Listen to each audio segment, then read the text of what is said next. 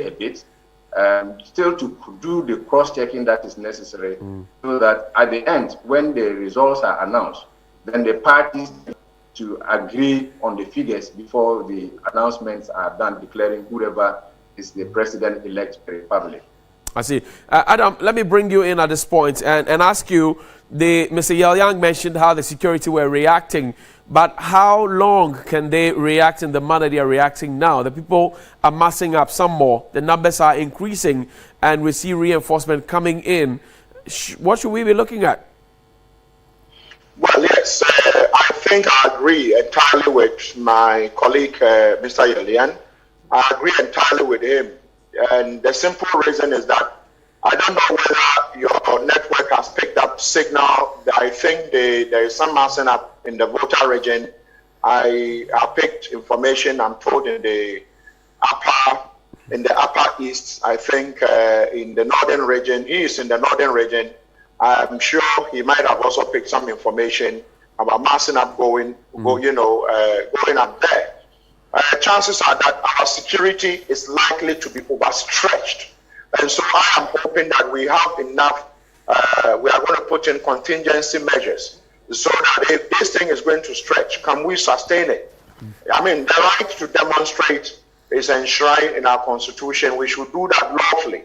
I would hope that, just like Yel-Yang said, the EC should be allowed to do it well. The EC should, make sure that if there are some dodgy figures, if there are some wrong figures that were sent from some location, they back it up with the past people. I don't know how they do it, but they would have to go through this documentation and make sure that I think that would help us. But if we are not careful, we'll push the EC to quickly do a declaration. I did a post yesterday and advised that because the EC, I didn't get the EC proposed.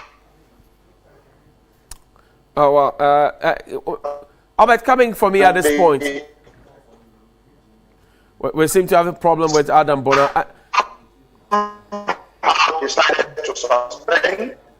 Well, we will connect with Adam Bona and Albert Yel-Yang shortly when the internet starts behaving properly. But the chief observer of the EU has said that even though there have been pockets of violence, political violence here and there, the electoral process has been free, fair and transparent, and that it will not be good to generalize, even though he believes that there have been instances of vote buying and all. Here's a report. Up to now, with these tragic events that happened, that were isolated cases, when I came here, I was shocked to hear two Spanish words that for me were not very nice: vigilante and macho. And it was, let me say, some concern, to say really concern, about what could be the action of those vigilantes and machos. At the end, there were minor, they were isolated cases, some of them very tragic indeed, but I repeat, the horizon, it is from one side of the earth to the other. So if we just consider isolated cases, and we say that those isolated cases are generalized, this is a mistake. I am so sorry. I'm very much, let me say, solidar with the suffering of the people that were affected by this violence. But in general, the elections were in a peaceful and inclusive way. We had 349 places that we observed, so it was not some of them. Even we had very good relation with CODEO, that is an institution that we respect.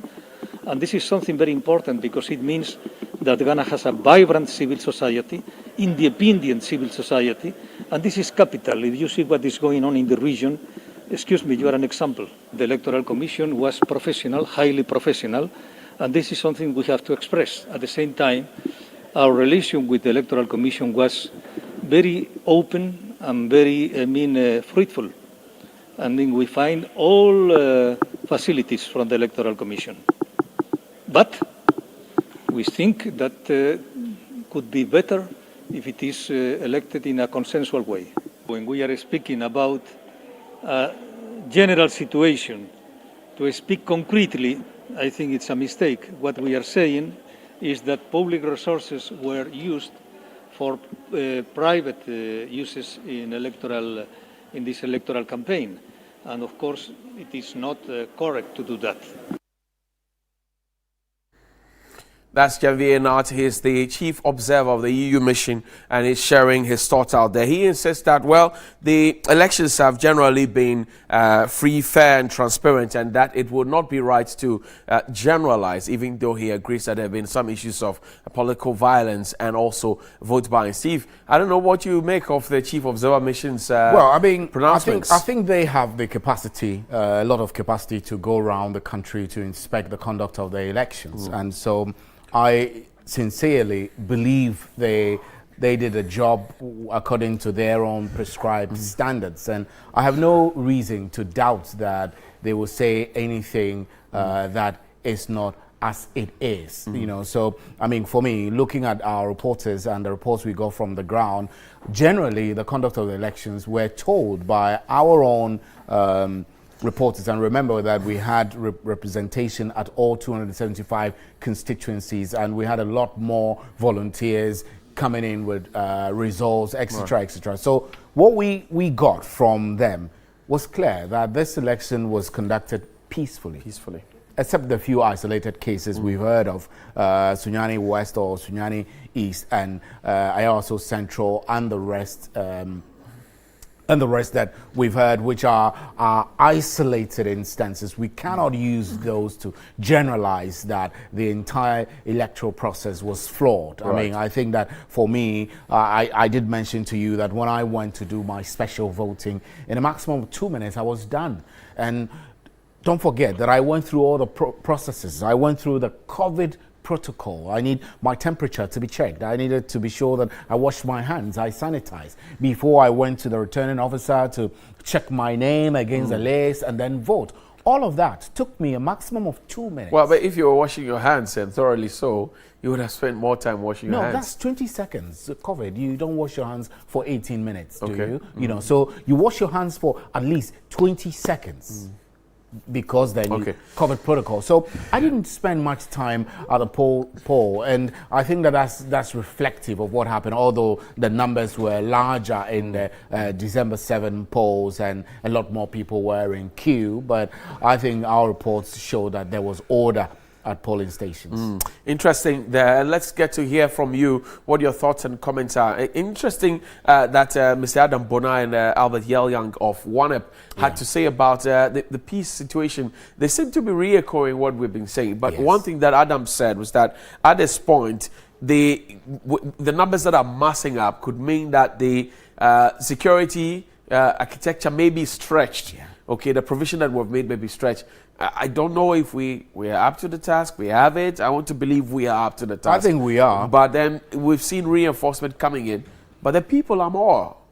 I think we are ready. I mean, I think we have a national force, security force, which can deal with a few insurrections. I mean, I wouldn't want to believe that these are they're just a handful. So what we need to be keeping an eye on, I'm sure that the security community will be keeping an eye on, will be the coordinated nature of some of these public mass gatherings. So if, for example, you are having a few people gather in Damango, and then you have a few people gathering in Accra, and then you have a few people gathering in Kumasi, for example, then you're looking at how you will coordinate your operation to ensure that you deal with each of these situations so that it doesn't cause any problem. So I think that I want to believe that the security services are up to the task, and I think the IGP should be watching and strategizing and planning on how to deal with this. But at the heart of this, I want to say, is the fact that the political parties themselves should be speaking to their supporters. That's what's most important. Should the other gentlemen and ladies on the presidential ballot sheet, the 10 others who are not in contention at this time, should they also be speaking publicly? I think it won't be bad, but their influence reflects in the outcomes or results that we had. So I don't want to believe that they have that much of an influence on people hearing them and they will listen to them gathering. For example, GUM. GUM, as a reverend minister, is in a church, controls a large portion of the population and has some following. Maybe when he speaks, his following will listen. But don't forget that these other small minority parties, their supporters are not part of this mass mobilization. The only thing they do if they ever come together to talk is just a photo op to show that they are together and they support peace. That kind of thing is a public relations strategy. But I really don't think that will lead to calming tempers down. Well, who's been speaking? Guess who? The Christian Council of Ghana has been speaking. They have a statement which I'll read to you, and it's to all press houses. It's dated the 9th of December 2020. It says Ghanaians must remain calm and wait for the Electoral Commission. The Christian Council of Ghana is thankful to God for the peace and tranquility we've enjoyed in this year's electioneering process. Even though pockets of violence were reported in some polling stations, the elections were generally peaceful. The council thanks Ghanaians for once again putting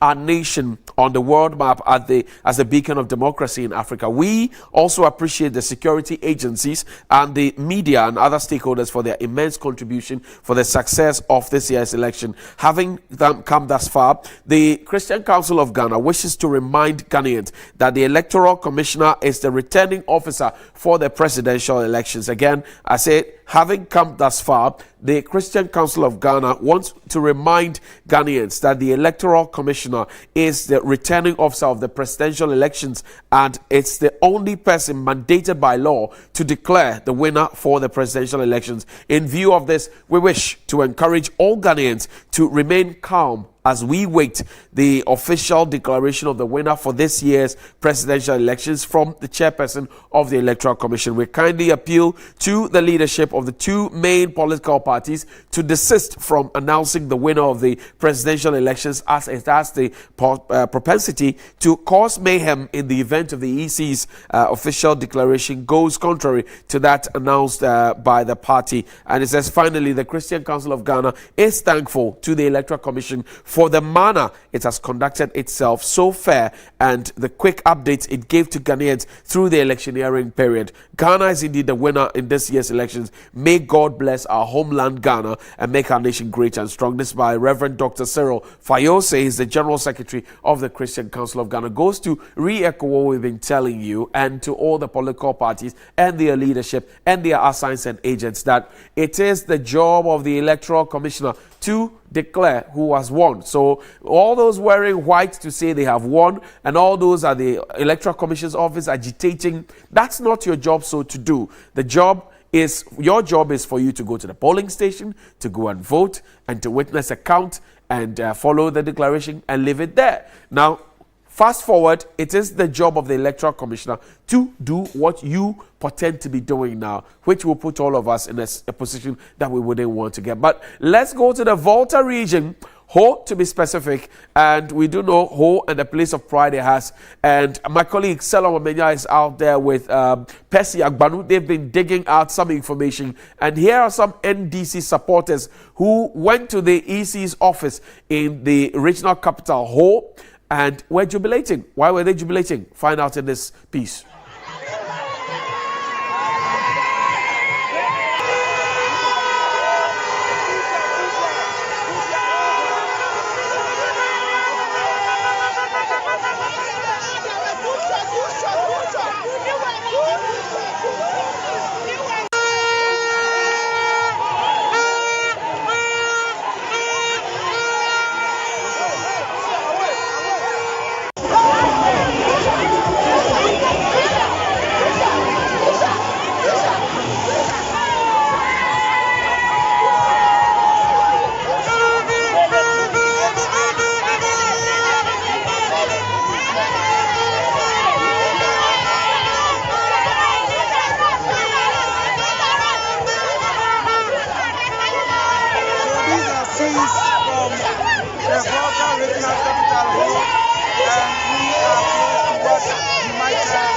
central presenter.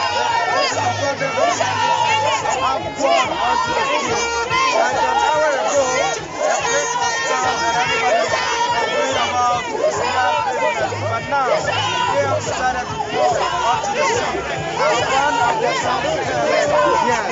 tell us your name. My name is Obey Evans. Okay, Evans, why have you brought out to the field? Yes, we are brought out to the field because in fact, whatever is good in this land, God also knows. This is an election that we have never done before. And elections are one of the politicians. We also have a strong room. Whatever we collected at the center was sent to the strong room. We also know that whatever we do, we have. And what the issue, because we are in democracy, and as a democratic people, we understand that elections are transparent. So,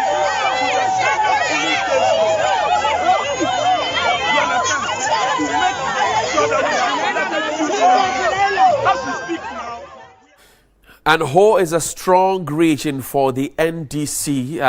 The NPP previously had 2 seats in there. Well, they lost that, and John Peter Amewu has gotten the Hohoe seat for the NPP in that particular region. Quite interesting, an interesting win there. It is an interesting win, and it doesn't actually put the NPP in any much better light in the Volta region than it had, although it was widely anticipated that John Peter Amewu would win that seat because of his influence in Hohoe and how he has been driving development in Hohoe itself. I don't know about the surrounding towns in the Hohoe constituency, but I think that it serves him good. He has been around. He was MCE before, during the Kufuor era, and he didn't make too many friends at that time, because from then till he won again, the gap had been widening between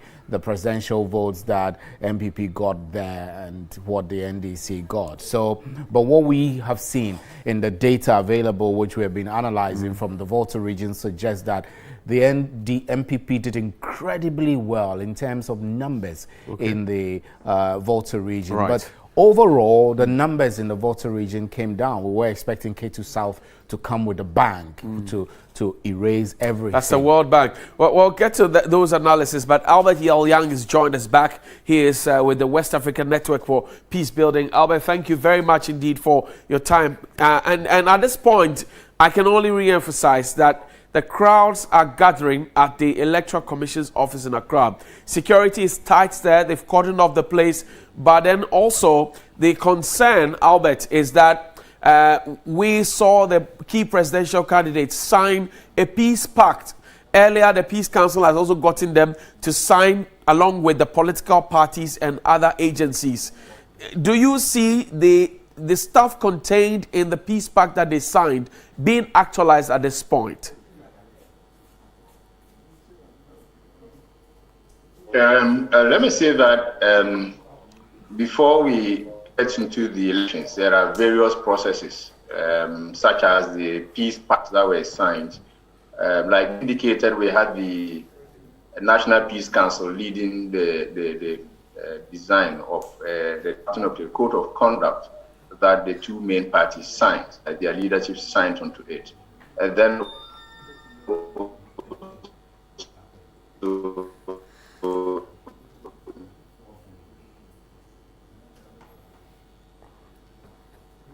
We seem to be having some challenges, and maybe we'll read them over the telephone and get to interact with them. But this is your Election Command Center. We're bringing you up-to-the-minute information, extensive coverage of Election 2020. We started on Sunday evening at 7 p.m. and we've been leading the pack since that time. This is our Decision 2020 studio. We also have the digital hub and we have the information hub, and we have the West Wing, where we're collating all the figures and putting them together. We've been working actively across the team. Now, the candidates who have lost the election at this point, I'm talking about the parliamentary candidate. Yeah. The Speaker is asking for them to reconvene after the elections. We saw how the chamber was empty after the NDC's primaries. We saw how the chamber got empty after the MPP's primaries. Now they have lost their seats. Would they be in the best frame of mind to be doing parliamentary work? Would they even turn up to do it? What do you see? I think they will. I mean, you're finishing your term, and at the end of that term is a beautiful ex gratia, which you don't want to miss. So if you start exempting yourself from the call by the speaker to assemble, then you're shooting yourself in the foot. So I think many of them are going to just go and take part in whatever procedures they need to take part, so that they will register themselves for that ex gratia period. You don't want to miss that, because then if you... Well, but the ex gratia will come whether or not, or whether you say... Yeah,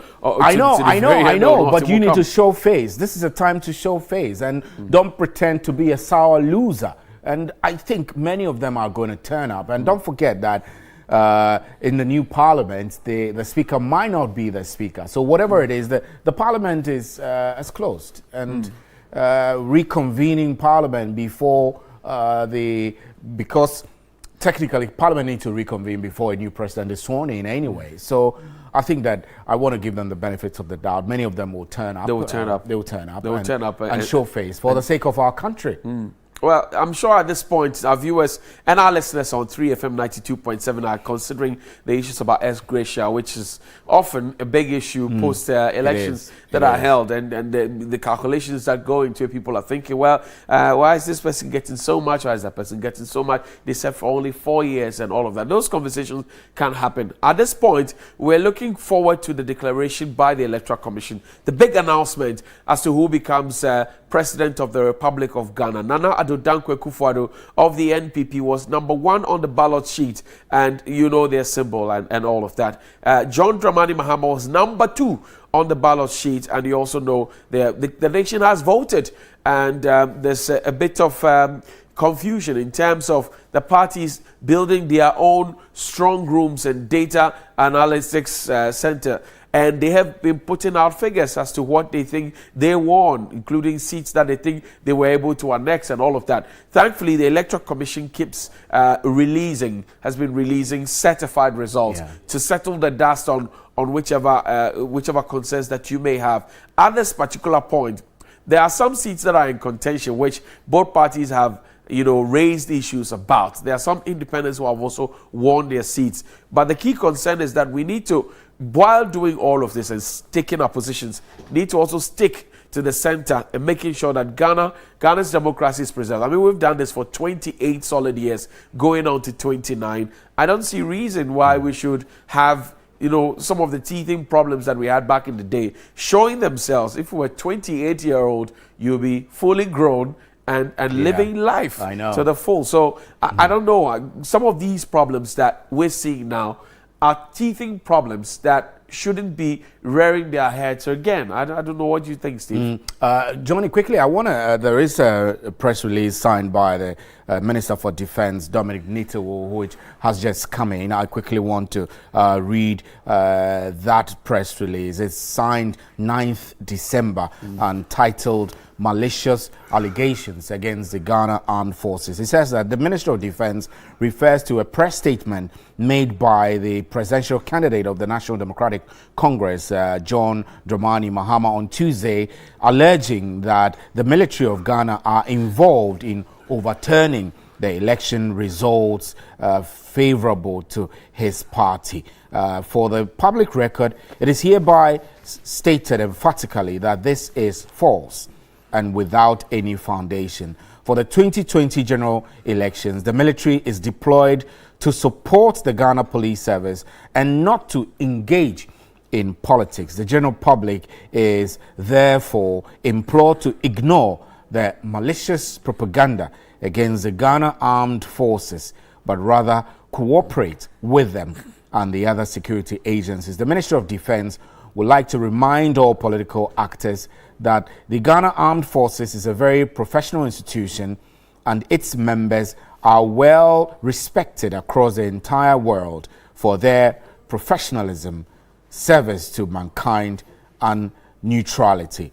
The Ministry of Defense will therefore not accept any unsubstantiated allegations against the Ghana Armed Forces as a body or any of its members without proof. Johnny.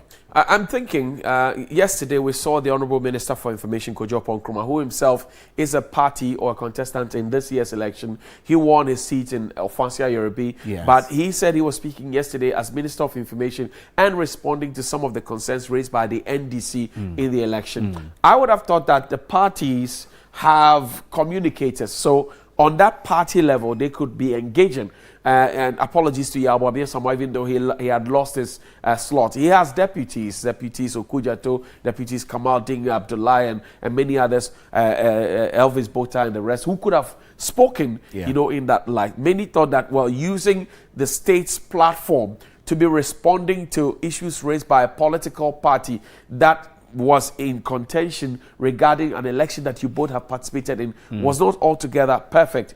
Now, the Minister for Defense, who is also MP for Bimbilla, who had contested and won his seat, is speaking. One would wonder why Colonel Agri-Kwashi, who is Director of Public Affairs, is not speaking at this point. We'll come back to that conversation. But Nana Kwekwedia, our colleague and a presidential correspondent, is as a resident of the President of the Republic, Nana Addo Dankwa Akufo-Addo, who also is a contestant in the 2020 election. Folks are wearing white there. Nana, share with us. Around him, so everybody wants to. So he has some announcement for the press. So if we can quickly listen to John Boydu to tell us exactly what the situation is right now. So pretty shortly we'll be going to John Boydu to tell us something. There's an announcement he wants to make to us. And then we will be listening to the General Secretary of the NPP talk to us right now. So basically, that is how it is now. We are gathered here. Most of the dignitaries are in. So John Boydu is here to explain to us exactly what he has to say. So, who voted during the special voting and again voted on the 7th of December. Those clear malfeasance and electoral breach of our processes. And as a result, our party insisted that we are not going to sign because he has voted twice. So we've been holding on to this for the past year. John, is explaining why the NPP refused to sign. You said there's an electoral official who voted during the special voting, but also voted again during the main voting. John Boydu explaining something to us. Let's listen. So that's overvoting. Yeah, not necessarily, but it's electoral malfeasance, malpractice, which is if the law frowns against that, and we are going to take that up. As a result, we're haggling with it. We're not going to add it on to the entire numbers because we felt that there's a multiple voting at that particular polling station. But we, in the interest of this nation, all 15 regions have brought their summary sheet to Accra. They are only waiting for the northern region to bring theirs. 18 constituencies in the northern region. It is only in Savlugu that is holding on. We felt that it is important that this nation moves on. We in the New Patriotic Party are a party of peace. We don't want to just win election for its sake. We want to win election to develop this country. So the leadership of the party, and thankfully the president was there, the national chairman was there, the national officers were there. We took a decision that we should go ahead and sign the parliamentary declaration form under protest so that we can take it up through the law court to redress the issue. So this is how. But that will mean that Parliament will now be 137 for you, 137 for them with forming outstanding. But I have told you we are in the majority. You understand? So when I addressed the press yesterday, I told you we already have 137. We have about 4 or 5 constituencies under dispute that we are very sure that majority of them will come to the New Patriotic Party. So we don't have any problem with it. You see, the NDC thought that they could play the mind game by officially announcing that they have 144. At the end of the day, we are all seeing where the truth lies. As for the presidency, right from day one, we've said it, because we have an elaborate system. We are not only competent in government, we are competent in our party. As we speak now, we have a setup in our party office that has done exactly what our campaign setup has done. And it is the same. The New Patriotic Party candidate is getting over 151%. But we will still patiently wait for the Electoral Commission to announce. It's a legal matter, so the Deputy Attorney General is going to speak to us here on Metro TV. Yeah. So just as I've said, very soon the Electoral Commission will announce it. Yeah. And how long will this take? How long or how far along will this? Just as we signed. Hello, you are in my camera. How long or far this will take? I'm saying that just as we finish signing, the constituency will proceed. Even the regional returning officer is there. They will proceed and do the needful, and immediately after that, fax the whole and the entire summary sheet to the national for them to put it together. So maybe in an hour's time we should be able to come to an end. So clearly, some issues the General Secretary has cleared. Right now, what is happening is they have the same number as the NDC in Parliament. He's saying the NDC is claiming to have majority in Parliament, but according to them, that's not what it's going to be. It's the same, but there's one outstanding issue they'll be pursuing in court. It's a court issue now, so probably Parliament will start with the same number. But the NPP says they're going to pursue this issue. So clarifying it, they had a meeting with the president, the vice, and some leadership of the party right now. When they finish, this is what John Boydu is telling us. One outstanding issue is there. That will be the tiebreaker in Parliament. So basically, that is what the issue is. More and more people are trooping in leadership of the party. More people are coming in. Party members are coming. We are waiting still for the Electoral Commission to declare. Then we know exactly what it is. But for the NPP, they are saying they won. The figures they collated says the NPP has won according to them. But we are waiting still for the Electoral Commission declaration. That's why a lot of people are here for that. And when that is done, definitely the president will be speaking to all of us, the nation, and we'll hear him out. And we'll be bringing you up to speed on that as your Elections Command Center, the topmost. And we are bringing you everything, every detail of this election from the presidency.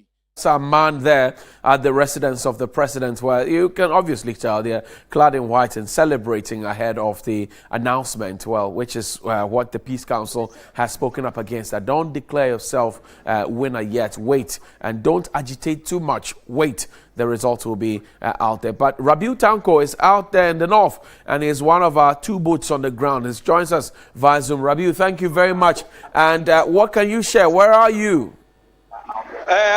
Thank you very much, Johnny. I'm currently in Bogatanga constituency. I'm currently at one of the bays of the New Patriotic Party, and then on my left is NDC base, and then across the street too is another MPP and NDC base. So here at the Old Chaco Market, it's been surrounded by political parties as I speak. As you can see, they are all watching television to monitor the situation. So, in terms of jubilation, it has not started yet because all the youth there are monitoring the various television stations to see what is happening.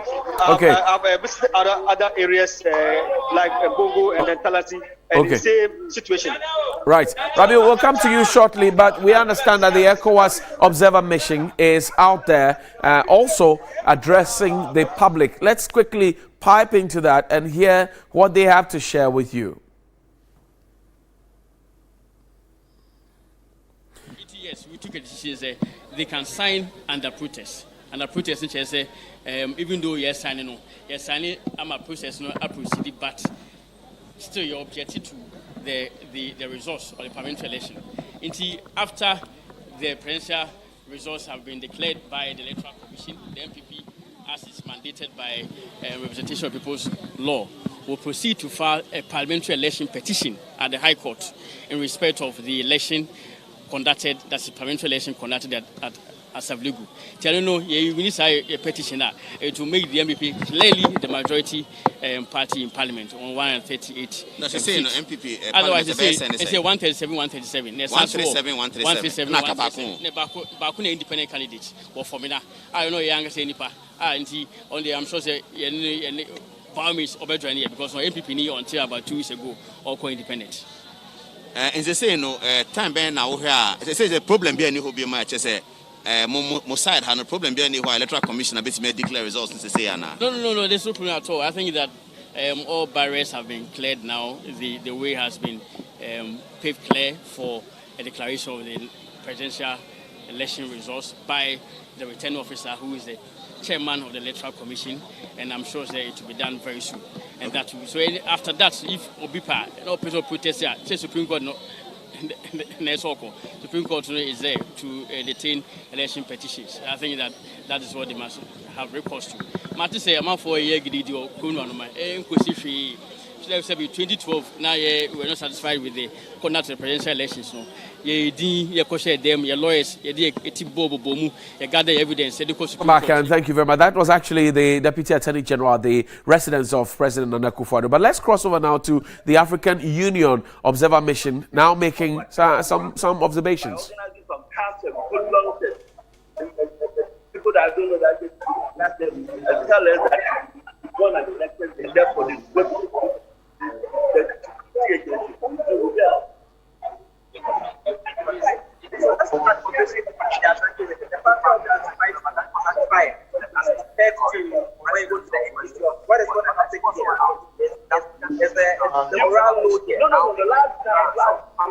we have to see that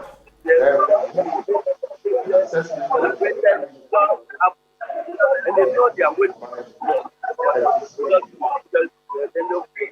These elections.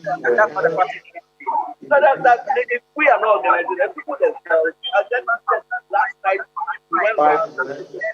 Ghana managed to conduct all the key aspects of the electoral process. Spent line with its constitutional provisions. The AU Election Observation Mission witnessed the signing of the first high-level presidential election peace pact on 4th of December 2020 by the New Patriotic Party and the National Democratic Congress, the NPP and NDC respectively. The spirit and intent of this pact are for the parties to commit to a peaceful and non-violent election.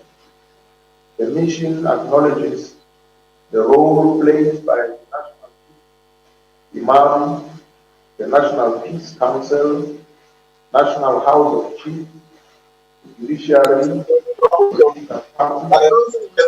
Institute of Democratic Governance, as well as the people of Ghana, and commend them for their commitment to the promotion of peaceful elections.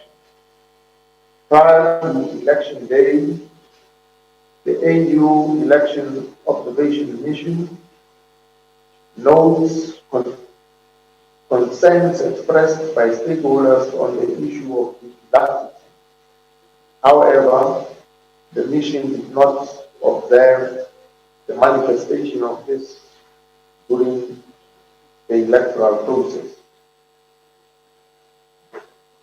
The 7 December 2020 elections were conducted within the legal framework for the elections in Ghana.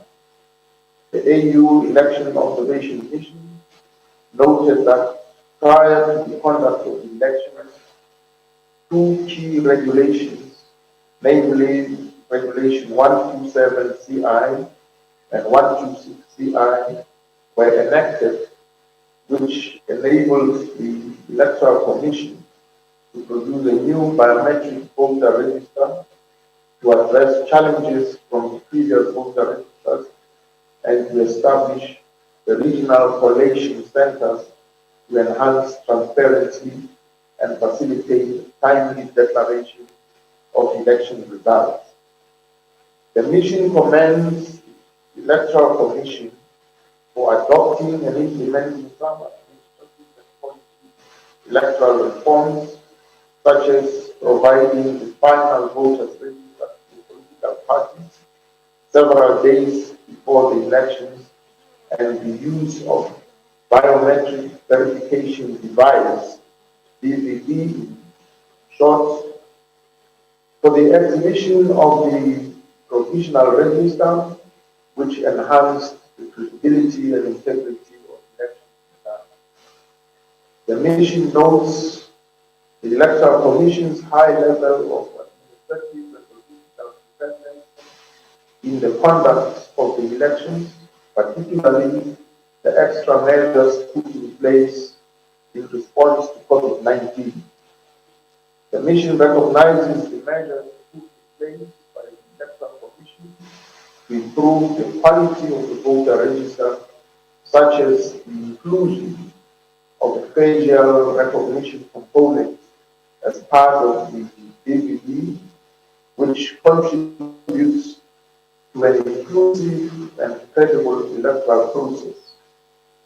The mission affirms the high level of women's participation in the electoral process, reflected by 51.7% of total registered voters. However, the AU Election Observation Mission observed that women's political representation remains low, as only 126 or 18.7% female candidates out of 914 contested in 2020 parliamentary elections, and 3 out of 12 presidential contestants were women.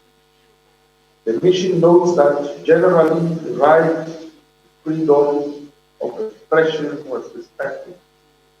At the same time, reports received by the mission indicate that the state-owned media granted access to political parties during the electoral campaign, but fell short of providing equal space, particularly for smaller parties, in line with Article 55.12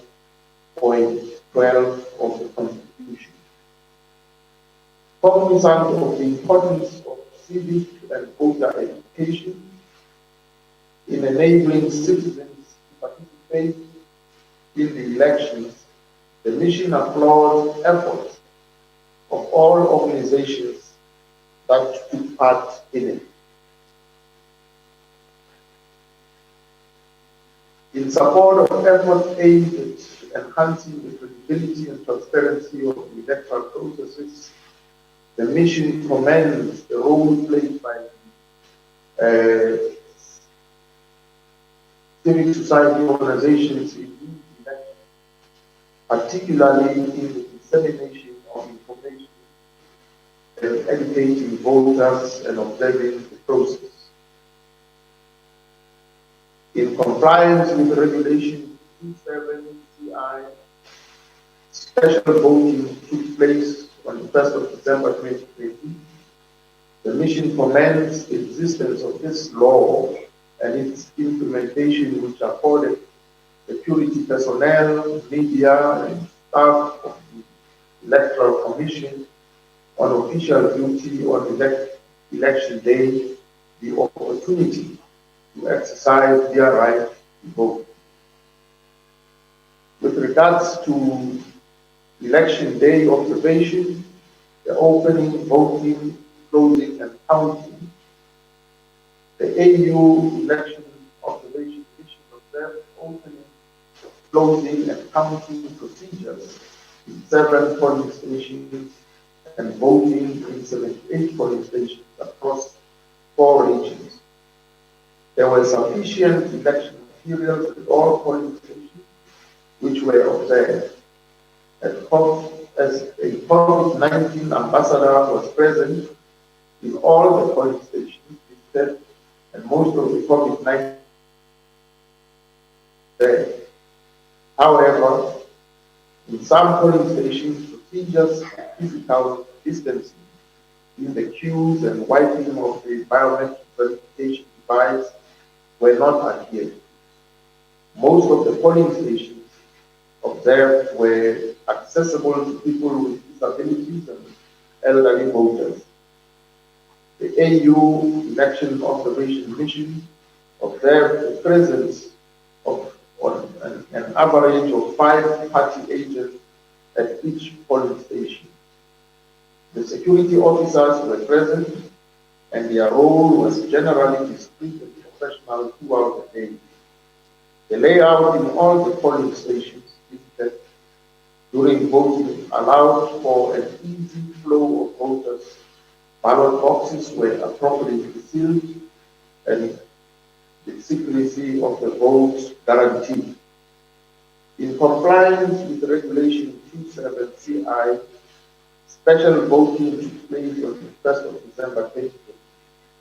The mission commends the existence of this law and its implementation, which afforded security personnel, media staff, and the EC officials on duty during election day the opportunity to exercise their right to vote. The presence of women at polling stations as voters, polling officials, and citizen observers was noteworthy. On average, 60% of polling officials were women, while only 24% of the party agents were women. Closing procedures were followed and party agents received copies of the result sheets, which were also posted at the polling station. Overall, the opening, voting, and counting process was peaceful. Polling officers adhered to the procedures and party agents were knowledgeable about their roles and responsibilities. In conclusion, the African Union Election Observation Mission commends the people of Ghana and all key electoral stakeholders for holding an orderly and peaceful election under a challenging COVID-19 context. Your Excellencies, ladies and gentlemen, whereas this statement represents our initial assessment of the electoral process thus far, a more detailed report will be released at the end of the election process. The final report will examine the extent to which the 2020 elections comply with the African Union and other international standards for democratic elections, and will also contain concrete recommendations for the improvement of future elections in Ghana. As Ghanaians await the announcement of final official results by the Electoral Commission, the mission urges all stakeholders to exercise patience and remain calm. The mission calls on relevant state institutions to continue to carry out their responsibilities with professionalism and transparency. And I thank you for your kind attention.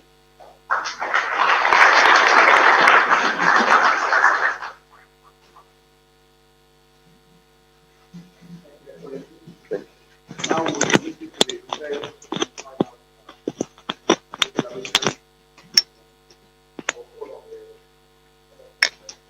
So that's the AU mission in Accra releasing their own statement or observation about exactly what they have observed and all of that. There were quite a number of things that were said, Johnny, and usually when we get observer missions issuing statements publicly and holding press conferences like that, it suggests that a couple of minutes we're inching closer to the declaration of the results. It may also be their preliminary one, because this is perhaps the first time I'm hearing them speak.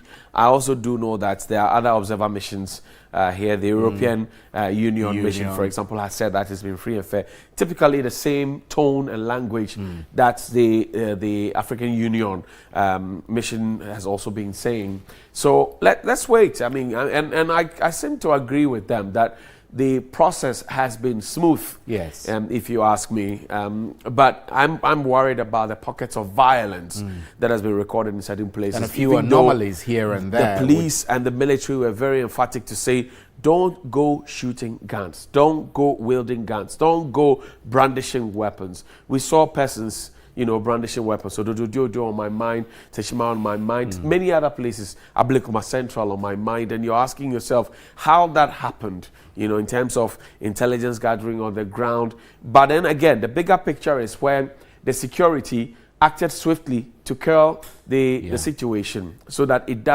didn't get out of hand. And for me, that's a good thing. I'm worried though about the two major parties at this point. NDC supporters massing up, MPP supporters jubilating and wearing white. I'm worried about it. It does seek to give a certain signal to their supporters that if the verdict doesn't go in our favor, you know what to do, which is not a good sign. That's not a good signal to give. I would have wished that everybody else reacts. And you hear some of the tone and language on both sides. And you just heard the Deputy Attorney General already deciding what, what venues are available, what's legal, what's not illegal, and you're checking it. And you're not so enthused about it. You heard Stephen Amoa saying that, well, whatever the NDC is doing in Accra, they can't try it in Ashanti region. Because if they try, they will see pepper. Those kind of inflammatory, temperate languages. And he caps it with, say, are you not a Christian? Well, Christians don't speak like that. Then you move away to the NDCs, gathering up at the the Electoral Commission's office, and you hear, minority leaders speaking up. So we need to tone down at this point. Absolutely, it's not a do or die affair. It's an election. It comes every 4 years. It's a cycle. We've been through it 7 times already. This is the 8th one. We have become the beacon of hope in Africa. We have become the focal point. And the good thing is that both the NDC and MPP have candidates who have lost elections before. Right. So this shouldn't be difficult. If any of them lose, we should just get to deal with the situation as it is. But this is still your Election Command Center, live from our studios at Desawe Kanda in Accra. We've been here since Sunday. We never stop reminding you that you have been with us all through, and we've gone to our social polls and our West Wing studios to get you to have a feel of what's happening there with the collation of our data from all the places across the country. Right now we're trying to swing on to some of our correspondents across the country to gauge the mood ahead of the declaration. William Evans Income is standing by. I know he's in the Ashanti region. William, welcome. What can you share at this point? Well, Johnny, I can tell you that people are anxious and waiting for the final declaration from the Electoral Commission. This is the MPP's party office, and pretty soon I will be engaging the regional secretary of the party, Mr. Samuel Pine, who is already on Unya TV, having some chat with Nana Konadu here. But I can tell you that, here it is very calm. I've spotted some few members of the party who are donned in white attire, waiting to celebrate should the results go the way of the MPP. Town is generally calm. People are going about their normal duties. Shops are opened, but not too much of trading activities as far as the Ashanti region is concerned. I've said that this is an informal sector, and there are a lot of people doing their own business. Better still to say belonging to the private sector of the economy. Yes, there's some level of movement. In the morning, the life in the business, life at the business district was very quite lively, but now it appears gradually people are moving to their various homes. Well, I cannot say for a fact that there's some level of apprehension, but let me see if I can get Samuel Pine. Mr. Sam Pine, okay. Let me see if I can get Samuel Pine as he also engages Nana Kuredi on the other side on Unya TV. So very soon I will engage Samuel Pine to also share with us what he thinks of the development. Because, Johnny, the fact of the matter is that in the Ashanti region, NPP did not perform well. I mean, that is the fact. I mean, they've lost some seats, they've lost some votes. NDC also appreciated their gains as far as the Ashanti region is concerned. What might have accounted for this particular development? Even if they win, even if at the end of the day they are declared the victors of this particular election, that is, even if there is still that one would say question. Okay. Why were they not able to win more votes in the Ashanti region? Okay, well, Bill, I know that's Bill. I know that's the Ashanti Regional MPP led by its chairman Ntwibwe Sako, popularly known as Chairman Mutumi, had said that they had agenda 47 over 47, and he had made a public pronouncement to say if he doesn't get all of it, he will just check out of the office. Have you heard from him? Well, Chairman hasn't spoken since for the past 48 hours. I know he showed up on Mutumi TV, but he hasn't made a mention as to whether he's going to go by his word or he will bow out. One will say either humble pie and bow out. But that one hasn't been stated clearly. But the fact still remains that one particular constituency that they thought they would win, especially the Lobonso constituency. And remember at a point in time, some results we're getting, provisional results we're getting, had indicated that the DC for that particular area was in the lead. But eventually when the certified result came out, it turned out to be another issue altogether. He lost that particular election. Another constituency that they have held on and been banking their hopes that, well, come what may, they will consolidate their gains as far as that particular constituency is concerned, was the new Edubiase constituency. But again, they lost that particular constituency to the NDC. Well, it was that has been a traditional constituency. One would say the political bona fide property of the NDC until the NPP came in 2016 through George Odru, the deputy minister for Agri. But now that constituency is also gone. Fomena constituency, absolutely. I mean, the man is still an NPP person, and they know that he is coming back to the party. There are a number of issues that I've had some chats with some party executives in the Ashanti region, and they say that, I mean, a number of issues really affected their gains as far as the Ashanti region is concerned. I wouldn't be surprised, Johnny, I wouldn't be surprised that if, and I'm just choosing my words carefully, if President Nana Addo Dankwa Akufo-Addo is declared winner, we are going to see some level of tsunami in Ashanti political. That is to say, a lot of people are likely to lose their positions because it reminds me what the president said at Fomena during his campaign tour of the region. And his assurance to the chief of Adanse was that next year he is going to sack a number of his appointees. Okay. And from what happened in the Ashanti region indication, but just quickly. I want to throw the first question to Mr. Sampine and ask him. The president had met Edeba in the Ashanti region and mentioned that he cannot work with an independent candidate because development may lack development. How does Sampine take the win of Fomena by an independent candidate? What's the plan going forward? Can they work with him? What do the people of Fomena stand to lose? Well, I wanted to, give the microphone under the earpiece to him by COVID-19 sake. So let me just ask your question. Right. The way you, So, Honorable Pine, Johnny wants to know that the president has said he will not work with independent candidates. But now you have one in the shape of Andrew Esiama. Is the president going to eat an apple pie, and that particular channel will have to be laid by the regional branch of the party? Yeah, it's early days. The president said something. In politics, we have lots of negotiations, lots of discussions. Is it possible the independent candidate himself would go and speak to the president or speak to party officials on his position to be in parliament. So I will leave that question to the president. I don't take such decisions for. It's not a regional party decision myself. But I know that yes, he won just because of votes from the MPP, not because of NDC votes. Therefore, I believe yes, he goes to parliament, the leadership of parliament to go and discuss issues with him, and possibly the president to also have discussions.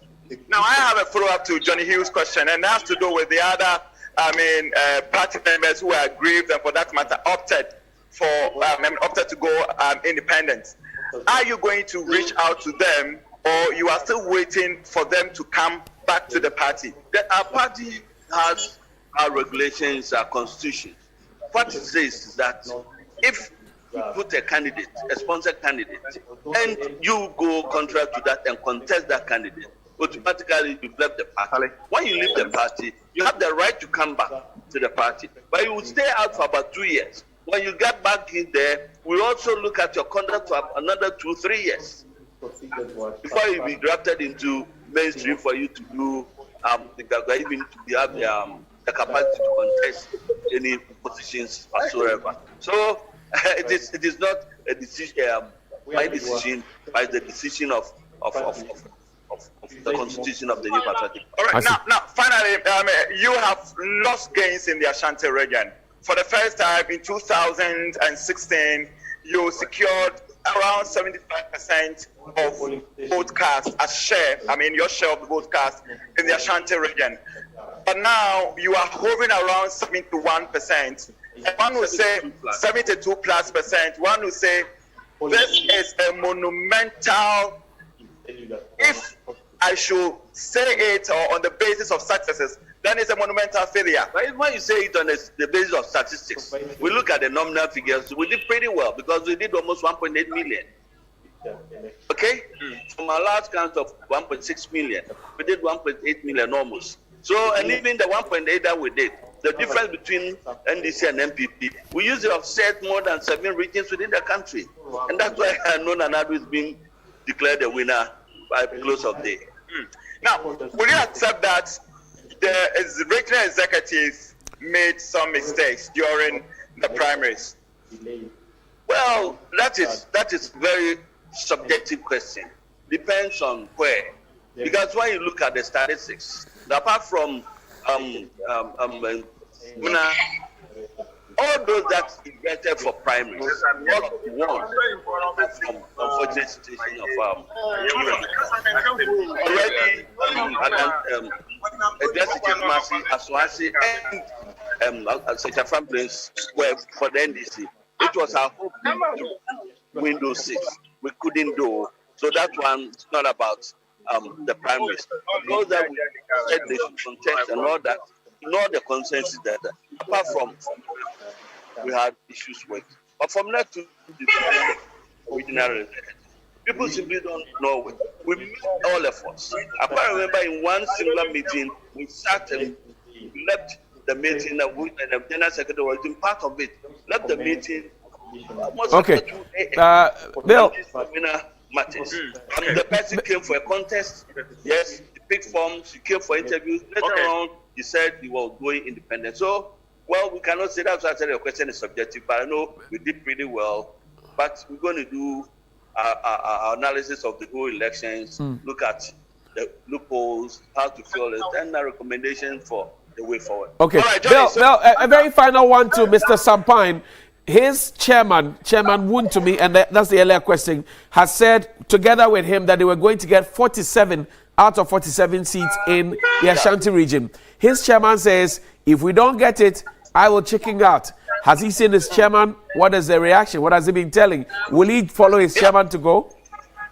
All right. So, Johnny wants to know, the regional chairman had made a vow that if he is unable to grab all 47 seats for the party, he won't chicken out.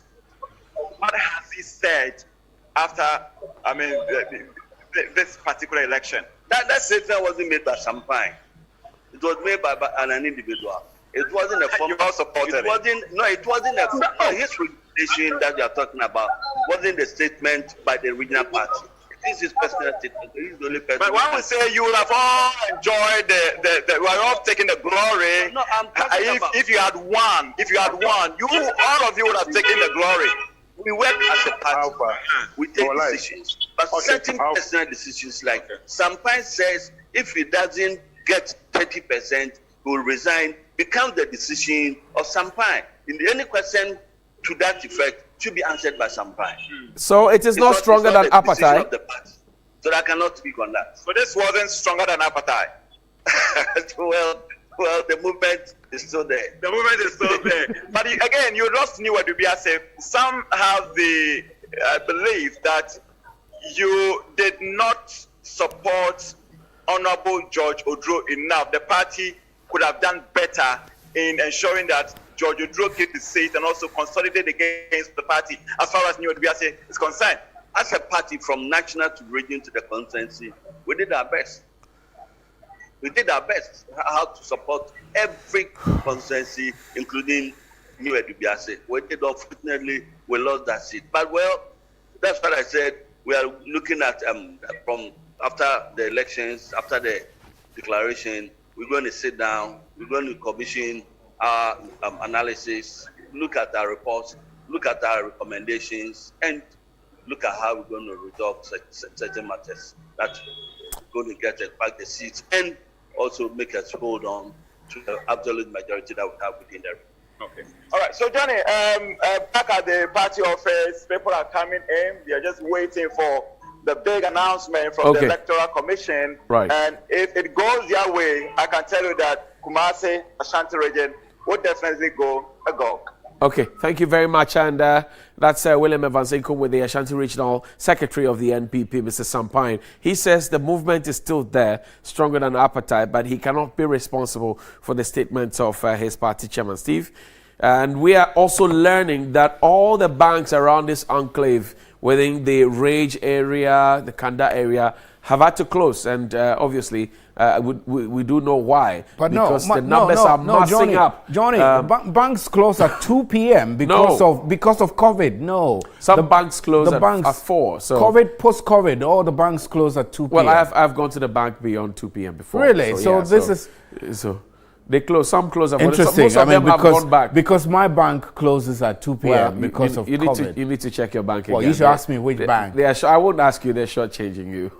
So anyway, but let's talk about the Ashanti region. The chairman, or the secretary of the party in the Ashanti region, Mr. Sampai, does not look like himself too excited as he would have, because they set up with a very, very huge target ahead of them. We had Dr. Ezekiel Norton, Dr. Sasanti's projections there, the higher point, the lower points, the midpoint. And we don't yet have all of what they were looking for. But Larry Kwesi Moses is out there in one of the Bono regions. We'll confirm where exactly he is and we'll share with you the detail. But Larry is joining us via Zoom at this point. Larry, thank you very much for coming out and for monitoring. What can you share?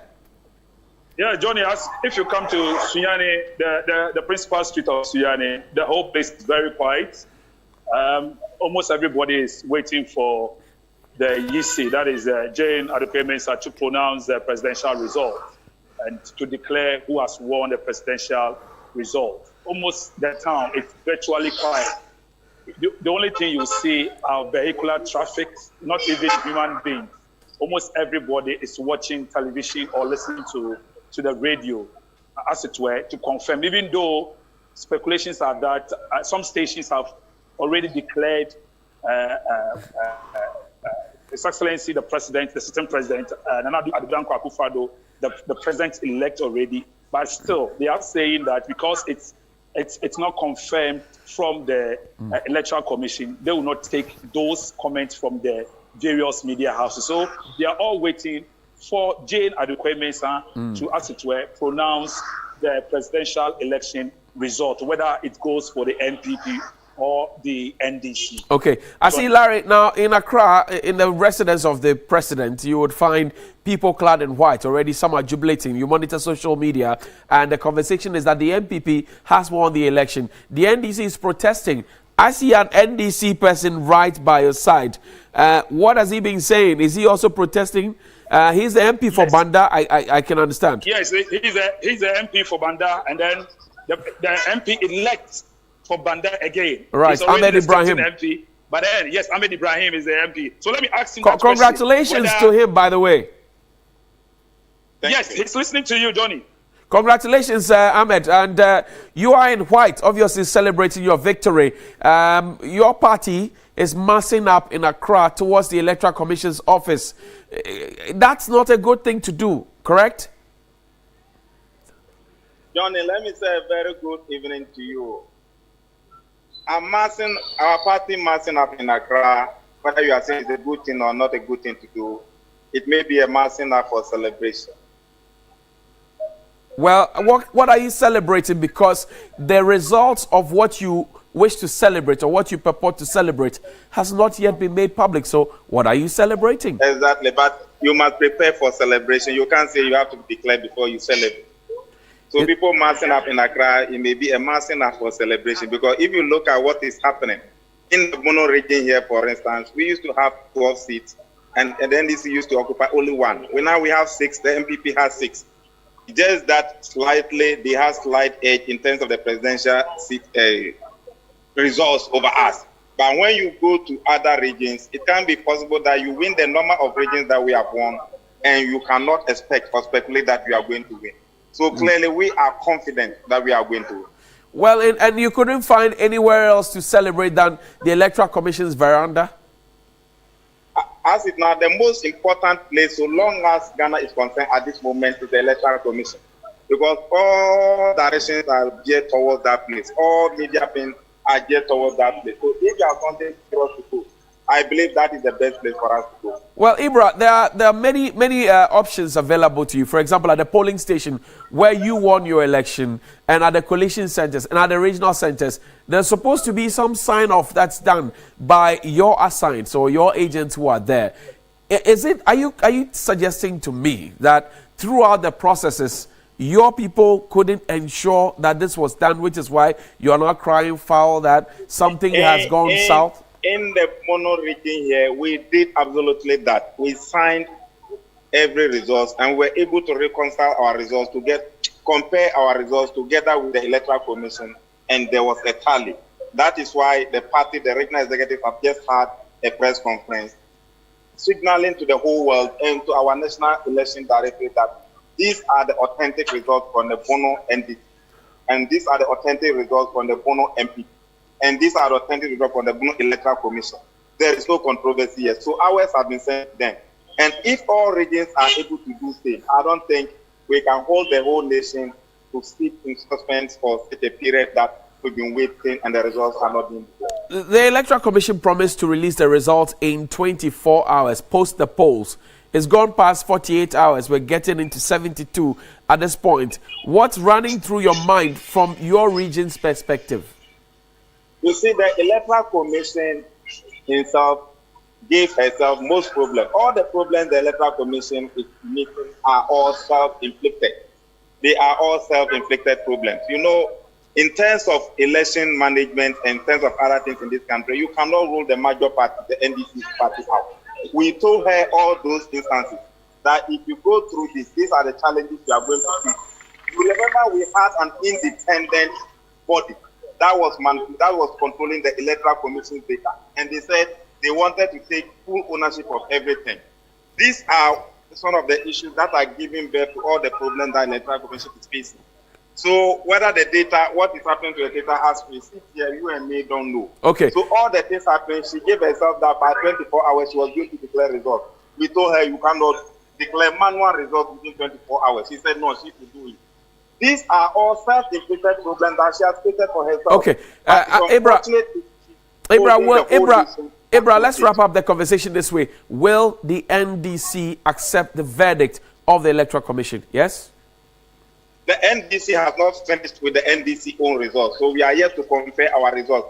You remember the flag bearer already said that she was not going to resolve or to accept a result of a flawed election. So if the elections are at the end of the day, whatever comes out, if it is not flawed, the NDC will accept. But if it is flawed, the NDC will not accept. Where flawed means what? Where flawed means what? Where flawed means? Where flawed elections means what? That's why we have our own collated results. So if the collated result that we had through the processes that we went through, if it happens that the figures are manipulated, it means the elections are flawed. Thank you very much, and so congratulations again. Ahmed Ibrahim is the new MP in his constituency. He's been re-elected. But Larry, paint for me a picture of what's happening around you. I see that vehicles are moving up and down. Have you seen people massing up, celebrating, jubilating? What are you seeing? No, they just finished addressing the media on some of the concerns that they found within the region during the election. It wasn't any, what do you call it? People are not massing up, as I said. It's just a normal press conference they held just to congratulate the party for winning 6 seats within the Bono region. That is taking other 5 constituencies to add to the existing 1 constituency that they have. But as I said, they are all sitting on tenterhooks, waiting for Jane Adequate-Mensah to pronounce the winner for the presidential elections. They said they are not going to comment.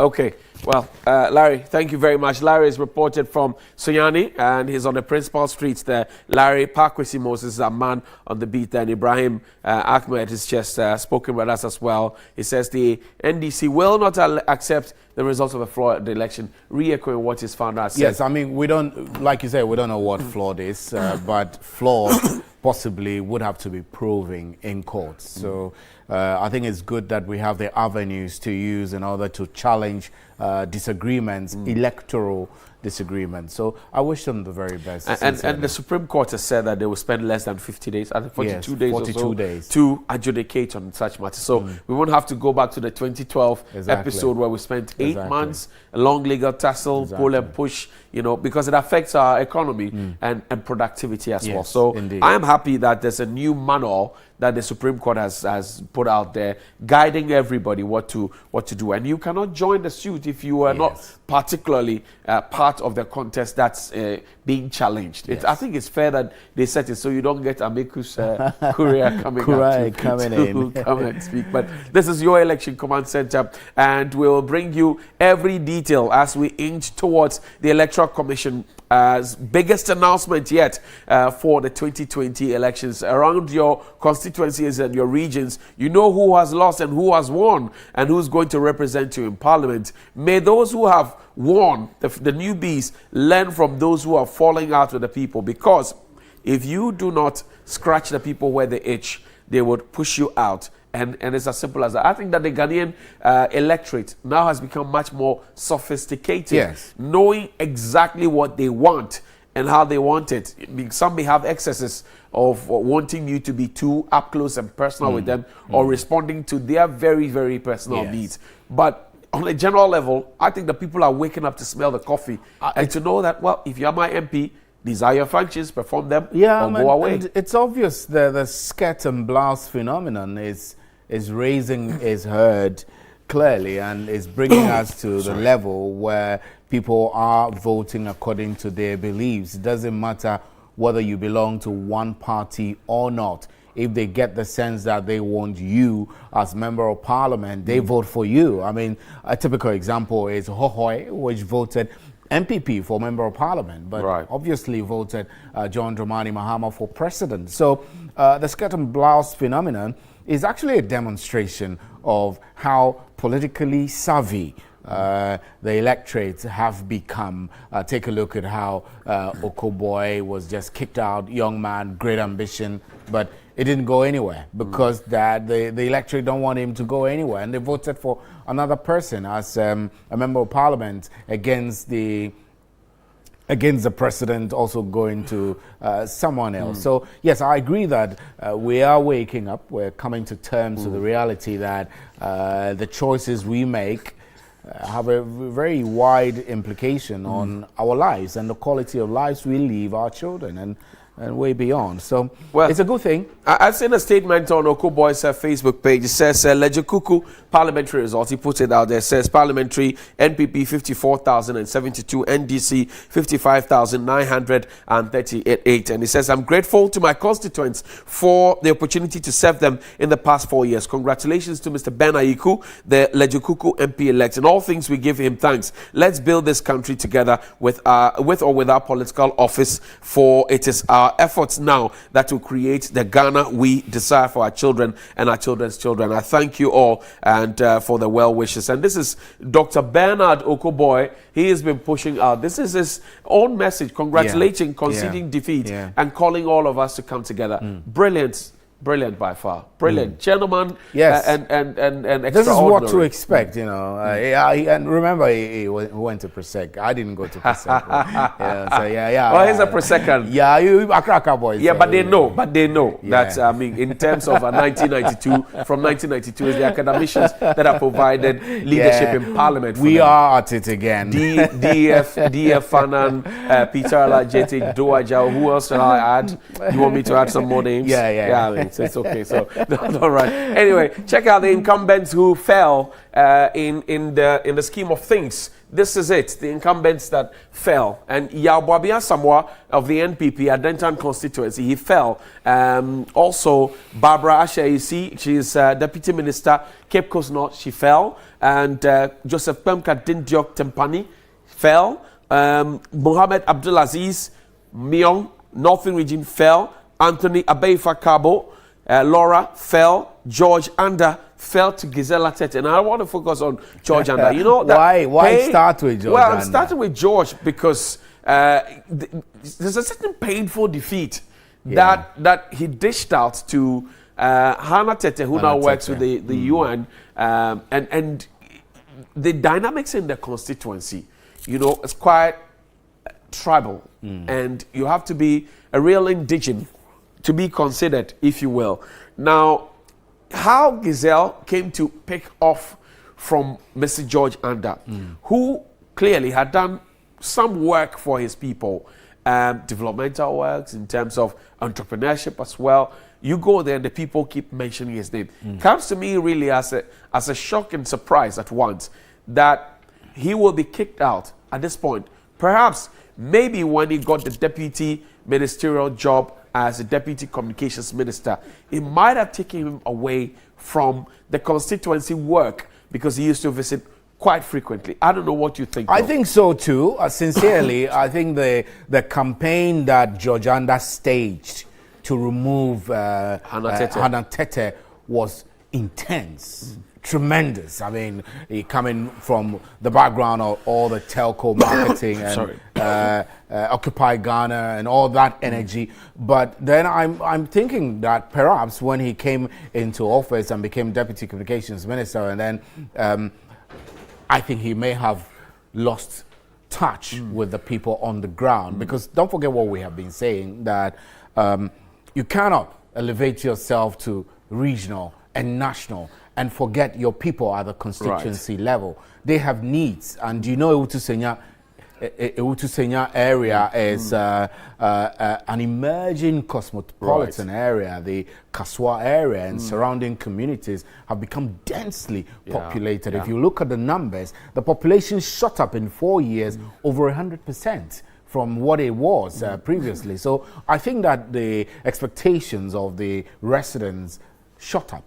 And rightly so, because Kaswa had all the problems of armed robbery, development, lack of roads and everything. It's a mess sometimes to live in parts of Kaswa which have no roads, sometimes difficulty in accessing places, and it's terrible. It's terrible. I unfortunately, that election that saw the exit of Hannah Tete and the advent of Mr. George Anda had gone quite personal, unfortunately, when people are not asking, show us your family, show us your wife, show us your husband. But this is Abdul Gafaru out there in the Upper West region sharing some images with us at folks riding their motorbikes. That's the flag of the NPP right there in your shot. It's been hoisted high. 2 flags actually. And I see somebody carrying, a crate of alcohol. Yeah, it's getting ready to enjoy maybe while it's frozen there. We'll get back to what Gafaro has to offer at this point. Maybe we'll check out the detail we were checking out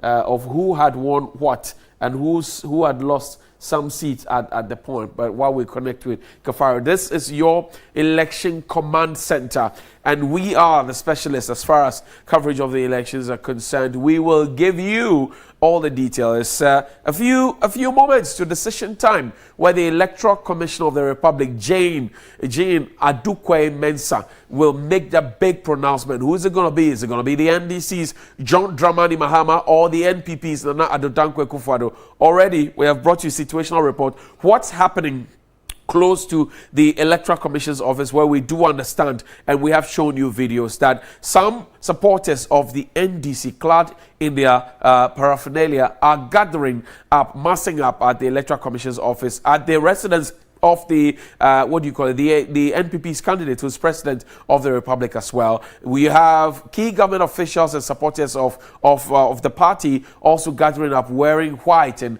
celebratory, smiling, all chatty and all of that. So these are the two situations you find. We'll take a break at this point. When we return, there's more here that you must know on your election command center. Remember, we're live on 3FM 92.7, TV3, Onuya FM, Connect FM, Akuma FM, 3news.com, and Onuya FM as well. Stay with us, we'll be right back.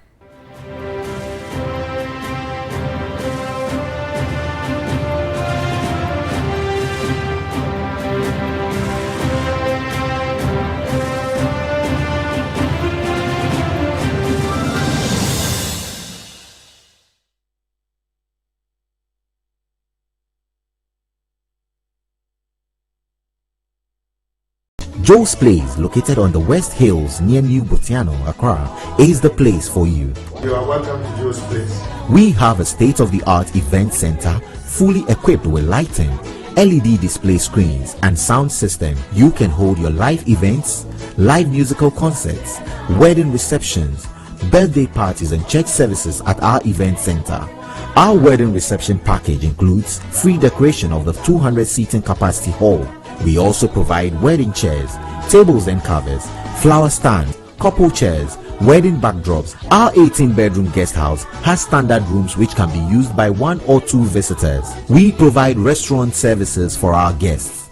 You can locate Joe's Place at Red Top, New Botiano, Accra, just some few minutes drive from the West Hills Mall. Please call 0302 961 906.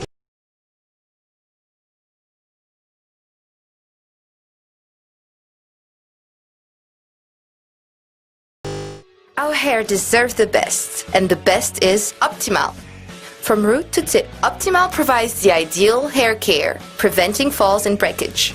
Formulated with fruit extracts, our hair is stronger, brighter, and 10 times softer. Maximum protection for all hair types. Optimal. Bring your hair back to life. Your family kills I am percent my generation is say if you are seeing my own number baby as an when you don't need too much to be happy. No fish show. But how?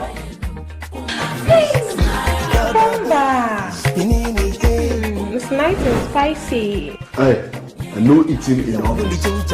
You're rich, you're numb. Barman, man, I'm I just saw no movie. The betray and no more. Wow. Oh, yes, spicy. Nam papa no. So me na official. I nam person who say we are jumapa, we are ketchupa. Kumba fish snack. And you're spicy. I saw you tasty. This advertisement has been vetted and approved by the FDA.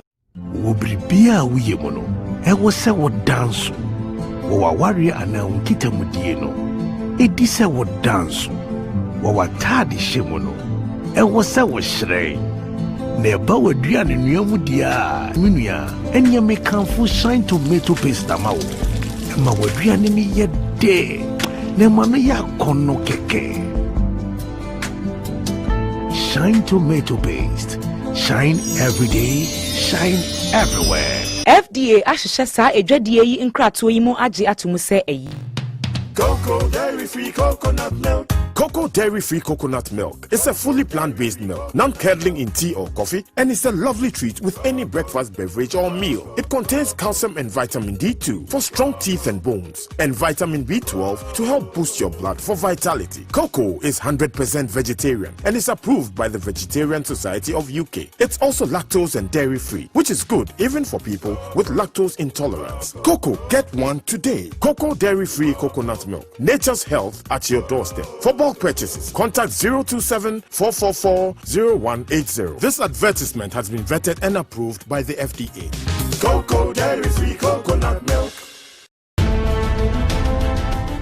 As a nation and a people, our journey towards democratization has been a checkered one.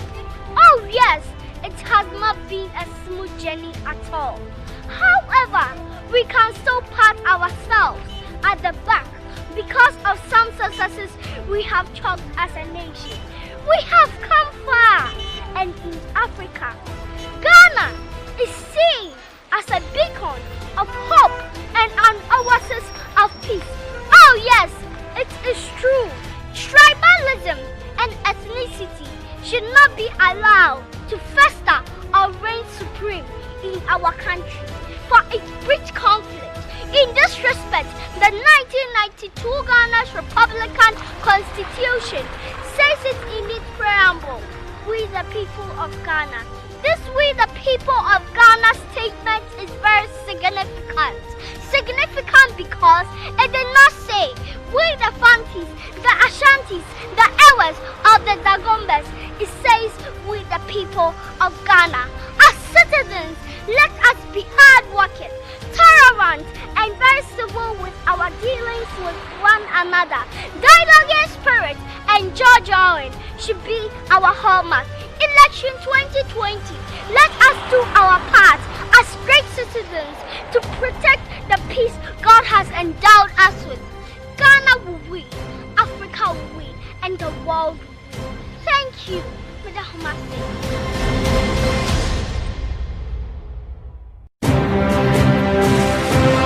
Undisputable analysis, trusted reporters, widest coverage, clear opinions, factual data, fair and balanced. This is your Election Command Center. My name is Komla Kluche. I pledge to peace. It's Aisha Yakubu. This is your Election Command Center, and I pledge to peace. I pledge to peace. My name is Johnny Hughes, and this is your Election Command Center. Stephen Enti. I pledge to peace. This is your Election Command Center. This is your Election Command Center. I am Nanekia Mensah Brampa, and I pledge to peace. Berla Mundi from your Election Command Center, and I pledge to peace. I pledge to peace. I am Alfred Okansei, and this is your Election Command Center. The Election Command Center. Hello, my name is Bridget Jobenuku, flag bearer of the PPP for the 2020 elections. Peace brings growth and development to the country. Do not give in to violence. I pledge to peace.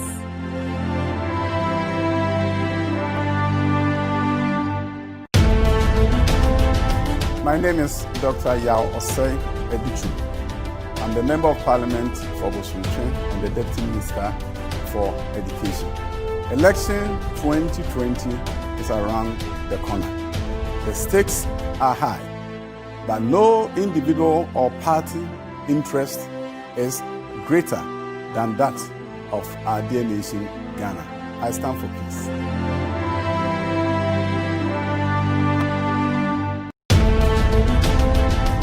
Fellow Ghanaians, my name is Dr. Hassan Ayerga, founder and leader and presidential candidate of the All People's Congress. The 2020 election is not about violence.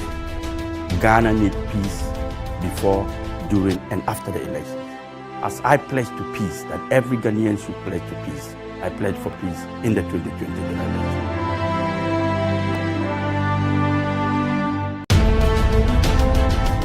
fellow Ghanaians, Ghana is at a critical crossroad in this 2020 elections. My name is Jacob Osei-Yeboah, twice contested independent presidential candidate. I stand for peace. Thank you.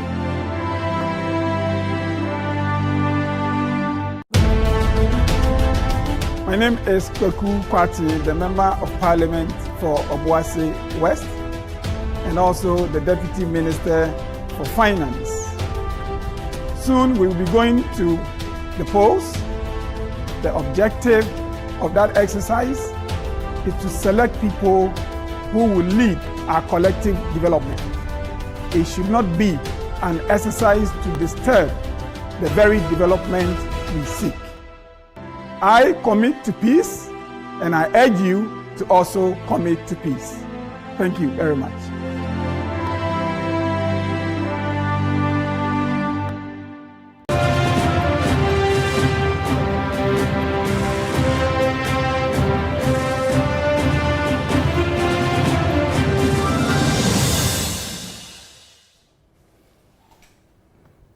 Hello and good evening to you. Welcome to the continuous coverage of the December 7 presidential and parliamentary elections here on your election command center. We've been with you since Sunday, 7 p.m. We're on with you down to the wire, and we're waiting in the next couple of hours. We understand all things being equal, and this we say this so that if there is any other change or intervention, we will be within that bracket to make those interventions.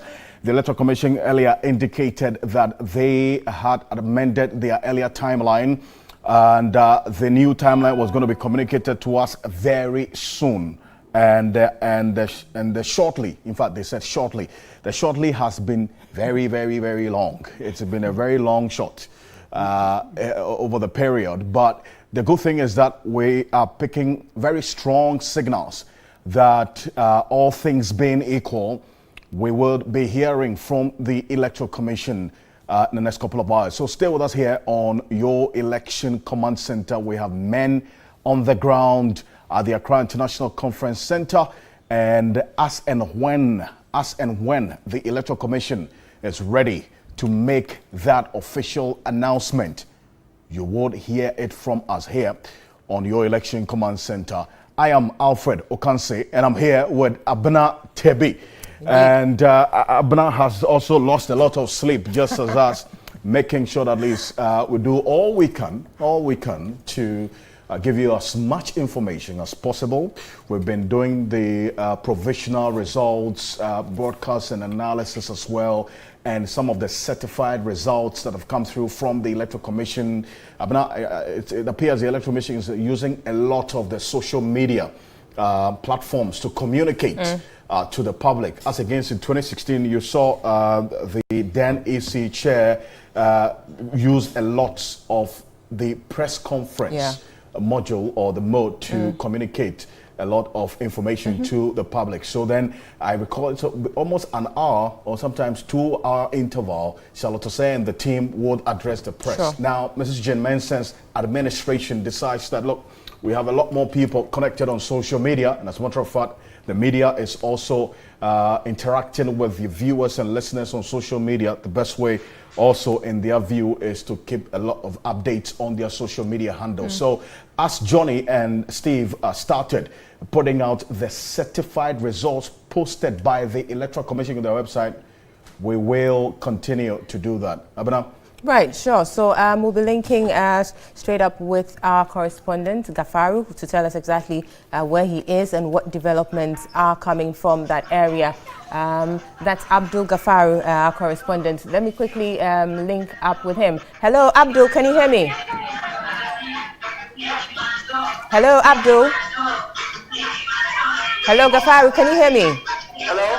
Yes, hello, can you hear me? Yeah, I can hear you now. Great. Quickly let us know. I can hear you. Sure. So where are you currently and what can you tell us?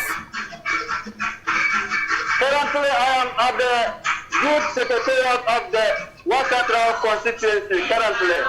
As you can see behind me is the office of the Youth Secretariat of the Wakatra constituency of the New Patriotic Party. I decided to come here not only because they started celebrating, but I moved to some other offices of both the New Patriotic Party and that of the NDC.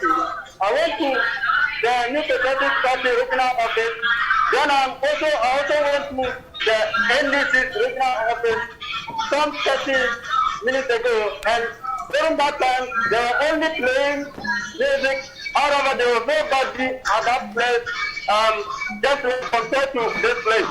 So, as I speak to you, party supporters, the youth of the NPP have started coming in, and they have started jubilating here and there. As I speak, the whole place is mobbed out with a lot of youth, and this is the crowd. Some of them came with a lot of motorbikes, but now they bomb back to town to showcase what is happening or how they feel about the elections.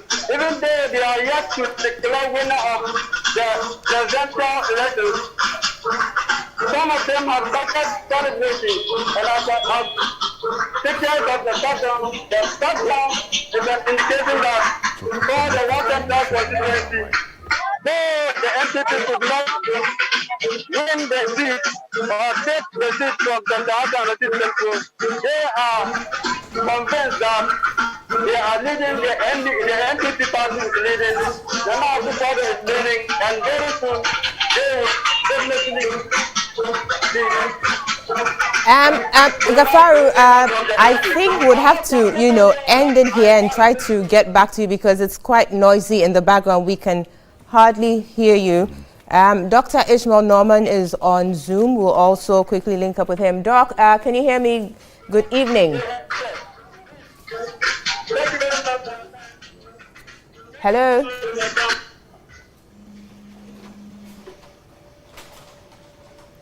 Hello, Doc. Can you hear me? Very well. Great. Good evening and thanks for joining us. I can hear you very well. Very well. Thank you so much. So, sure.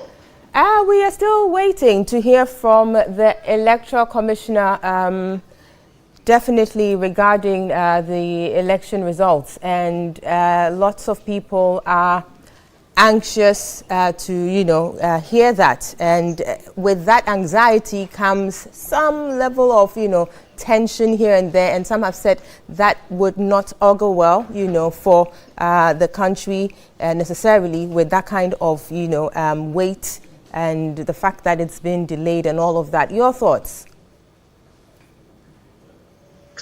I totally strongly associate with those sentiments. My fear is that we are getting into the evening, and darkness and transparency don't go together. And I always get worried when we have to do any kind of mass activity in the evening without a lot of light. And the pent-up feelings of people is going to lead to frustration and disappointment if their candidate doesn't win. And then, because it's in the dark, a lot of violence might happen. And I hope the security agencies are ready,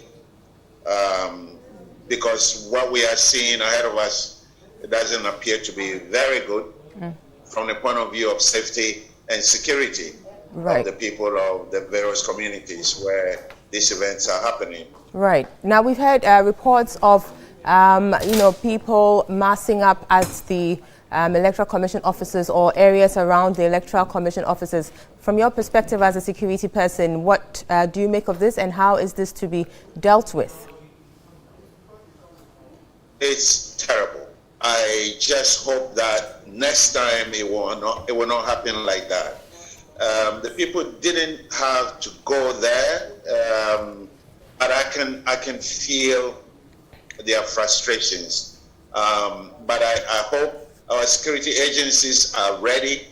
The last time I was at your studios, I actually said the security agencies should go into full alert. I just hope that they are there, they are prepared for route, for fire, because these kinds of activities often lead to violence, looting, destruction of storefront businesses. So I hope the police and the security task force, the election task force, are detailed along the principal streets of the communities where they suspect violence likely to erupt, so that when it happens, we can at least disrupt it. The fire attendants should be ready with water and dousing agents in case there's fire, because I anticipate that we're going to have a bit of theater when the results don't go in the direction that the masses expect on the street. Right. Now that we have you, let me have your thoughts on this issue that happened earlier on today, where the police had deployed some men to the office of the former president, who is a flag bearer of the NDC, Mr. John Dramani Mahama. There was a bit of some, back and forth there regarding the deployment. There appeared to be some resistance from the handlers of the former president and the flag bearer of the NDC, saying that they did not want that kind of police deployment. What do you make of that? I think if you're going to protect me, you have to let me know.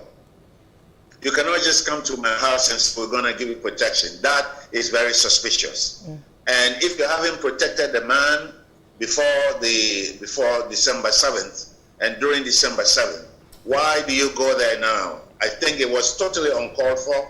This is something that could be avoided, but of course we know that it wasn't avoided. Right. There's a lot of intel on the ground, according to a fellow security analyst. The problem is with the interpretation of the intel that the security agencies are getting, and they are being skewed towards political lines. And so the implementation of disruptive activity against the security threats are being approached from the point of view of politics, or political party lines. And that is where we seem to be confused about how to actually respond, because I believe that this country is capable of disrupting any kind of threats that is going to be posed by supporters from either party or the various parties. So I believe that they should today, for all days in their lives, the security agencies, they should let go partisan politics and really, really protect Mother Ghana, because that is what patriotism is all about. You let go all partisan interests, all personal interests, and you go for the national interest. They must do this. Very well. Now, you do say that, you do say about the gathering around the Electoral Commission office, you say that is terrible, it shouldn't have happened, but it has happened. What would you recommend the police or the security agencies do? I think they should really be very cautious, because I can see that their guns are pointed down, which is a good thing. But it takes a split second to point the guns towards people. And so they have to be very careful to de-escalate any kind of argument that erupts, because there will be many of these arguments. There will be pushing and shoving, especially when the results are announced. There will be throwing of stones. So again, the water cannons should be ready particularly around the EC building. Fire service should be ready, and maybe in the background, the riot police should be ready. I do not appreciate that the police and the soldiers there have guns on them, and sidearms on them, and tear gas on them. I don't like that, because when people are afraid, whether they are trained soldiers or police men and women, they tend to resort to their firearms. And once they touch that firearm, the tendency to use it is very, very high. So I don't like the fact that they are there. Those with the firearms should be pulled back, and those with batons and shield should then be in the front in anticipation, because the citizens that have gathered there have a right to be there. The citizens are not armed. So when you see heavily armed policeman or police woman and a soldier, it raises a lot of concern. And my afraid is that people don't get a chance to shoot their guns. So a lot of them are trigger happy. And I have been there. I know how it feels. They should push the people with the guns back and bring people with no guns in the front and make sure that when disturbances break out amongst the people that have gathered around the EC building, that they are able to control them and not start shooting them. If they... Too bad it's frozen right there.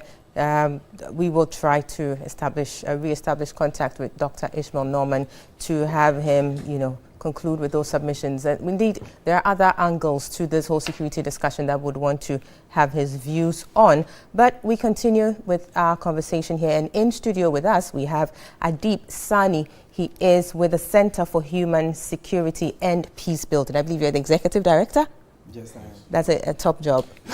A big man, yes, indeed. Great. Yes. So, you've been with us all throughout. You've also lost sleep, like we all have. I can feel it in my eyes. I know, but let's just, we're hoping that it will be over very, very, very soon. Yes, and then we can all have that sleep we deserve. But quickly, your take on all that is happening now, the massing up at the EC office area. Indeed, this isn't the first time it's happened. I believe in 2016 or was it 2012, we did see something similar. And why does that seem to, occur every time, or most often? Well, let me first of all say a very good evening to Dr. Ishmael Norman. I'll get in touch pretty shortly. The thing is, there are 3 stages to election security. We have the pre-election security on the election day, and of course, after the election.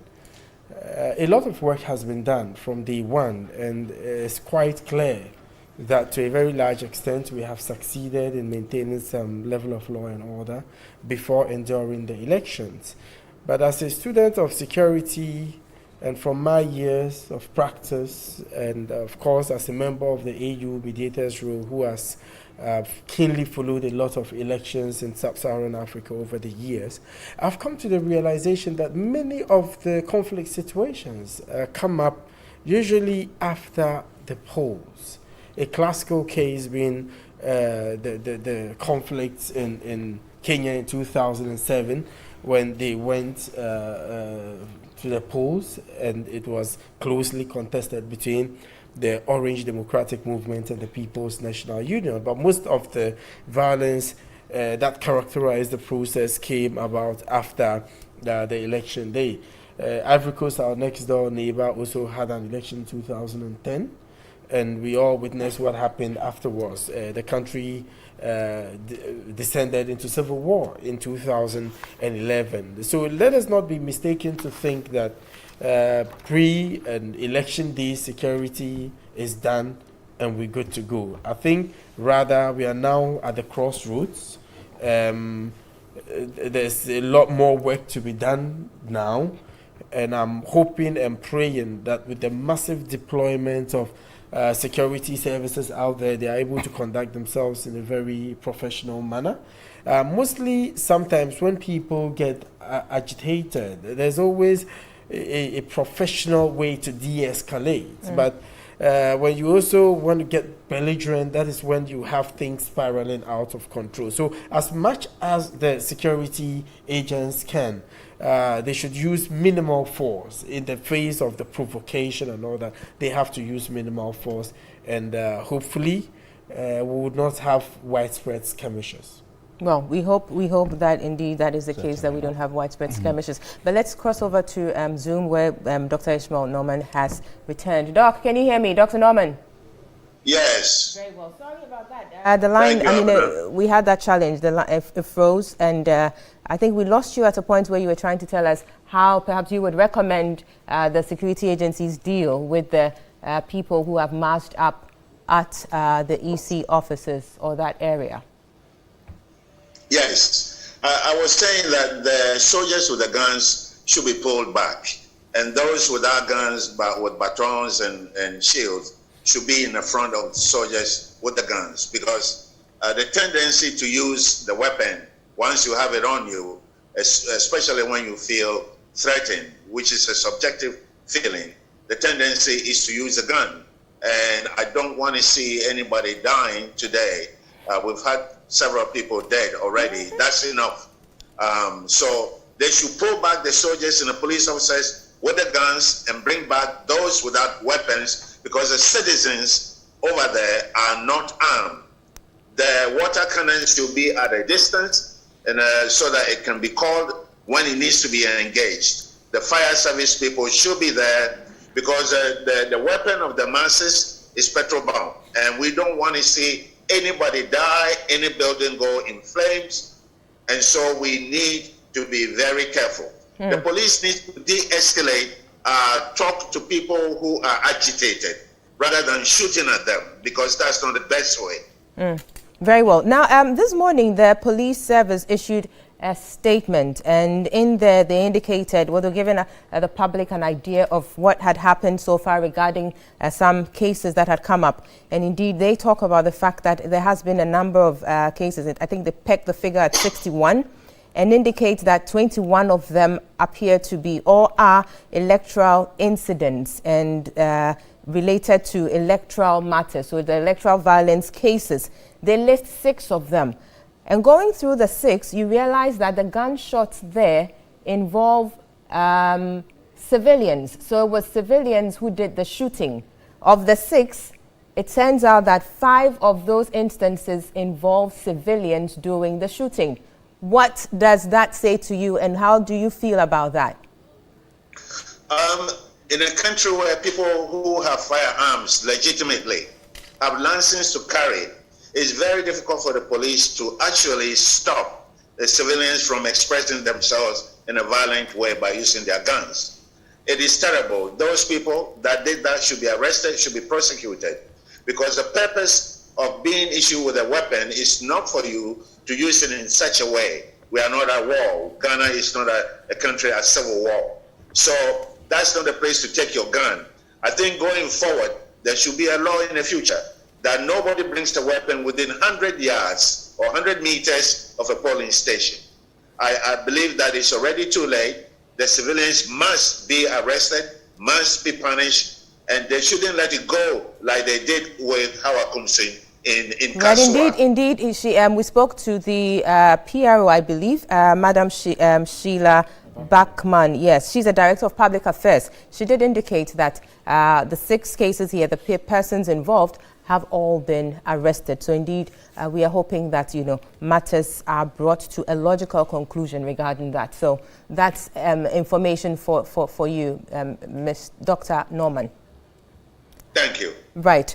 So, Alfred, yes. I just wanted to make a point. Because that question is very critical, especially because of the details that the police gives in that statement that you just read. Here's the case where, in the run-up to the elections, the Commission on Small Arms and Light Weapons indicated that less than 40% of the guns in the system are registered. And that creates a serious concern of the proliferation of small arms, so that it is not even for us to detect whether or not the civilians involved in these instances, the weapons they used are licensed or otherwise.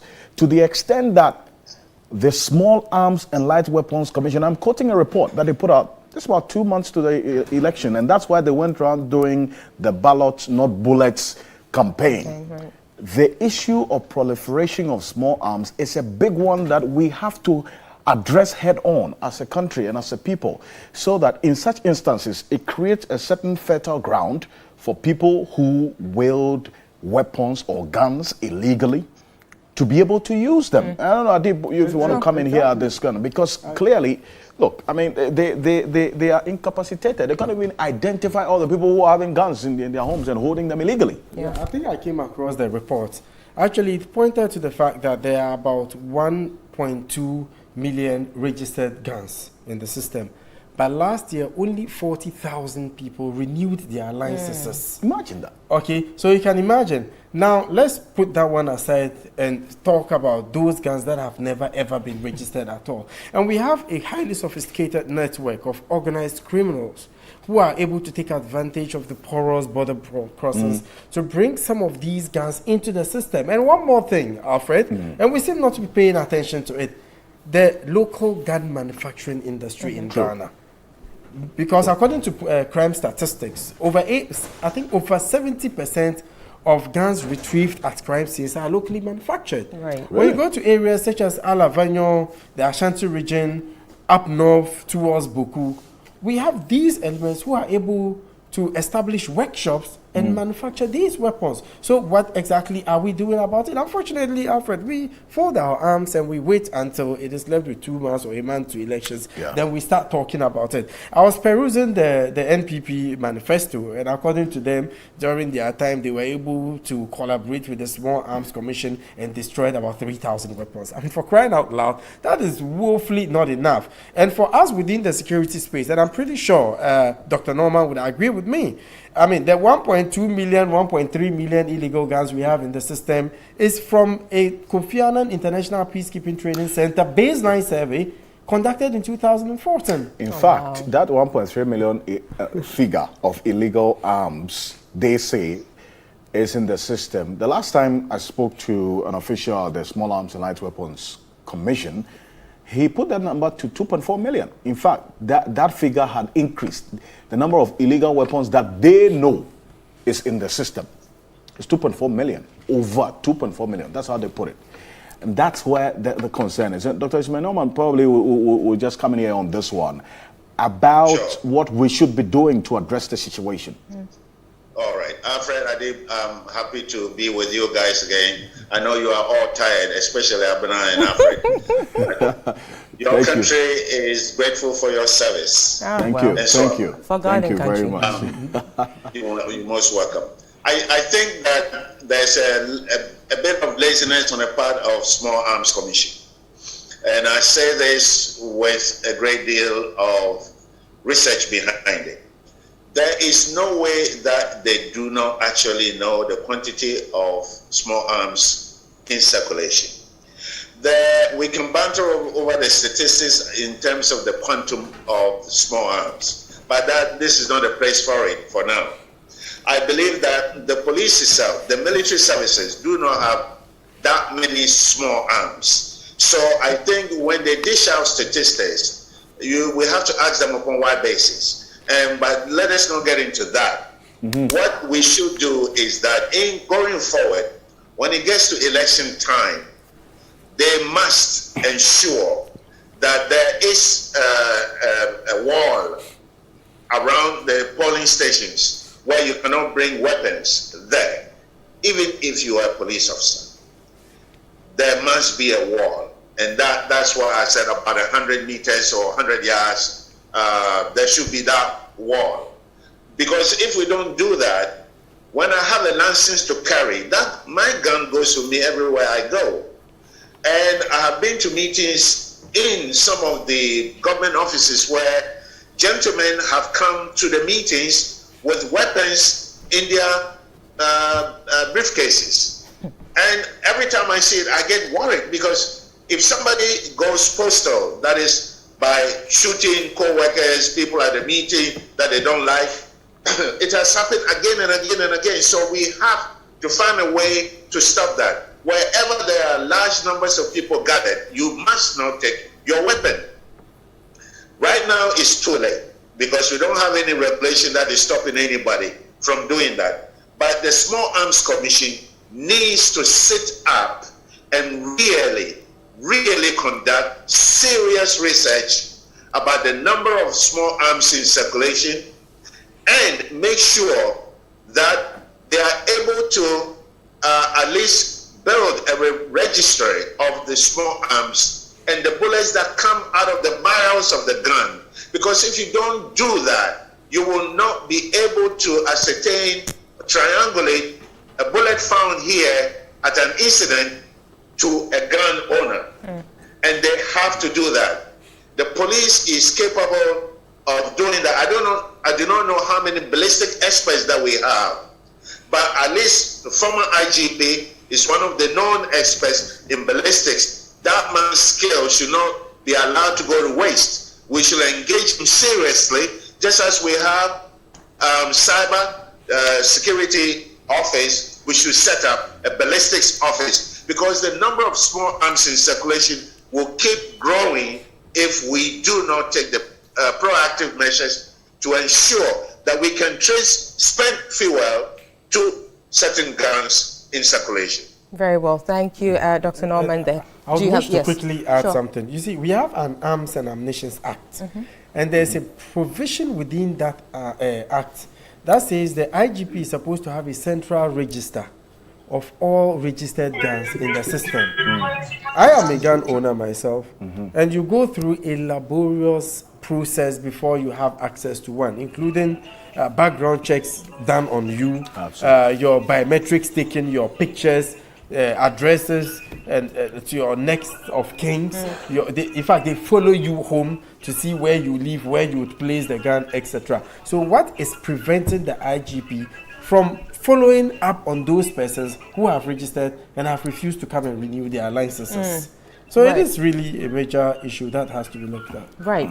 It's important to do that, as you say, but perhaps moving the conversation from the guns and the, that whole bit about the Small Arms Commission and the likes. Another thing the police raises in their statement has to do with fake news and how it spread. And they talk about the fact that they are working on that to ensure that, of course, the perpetrators are brought to book. But it raises questions about our cyber security matters. Indeed, Dr. Norman, just before he finished his submissions, made mention of that regarding the ballistics and everything. But Adib, let us understand this whole bit about this. I know there's a department or a division of the police that is supposed to be, working on or have that as their focus. How is that going? Well, the issue of cybersecurity has been something that I've personally been very worried about, because when you take a closer look at the preparations towards this elections, most of it has to do with physical security, but we didn't really place so much emphasis on cybersecurity. Just before I came on there, I was granting an interview to a sister radio station, and I was asked to juxtapose between 2016 and 2020 elections. What has changed? I said it. In 2016, there were less people online than there are today. So the issue of cybersecurity is serious. So when President Nana Addo Dankwa Akufo-Addo was first elected, one of his first appointments was a national security minister. And then we had in the history of Ghana, for the first time, a cyber security advisor to government, obviously indicative of the importance the government attaches to that. Adib, let me pause you there so that we cross over to our correspondent in Chebi, Yvonne Nikwe, who is in Chebi. That's the president's hometown. Yvonne, can you hear me?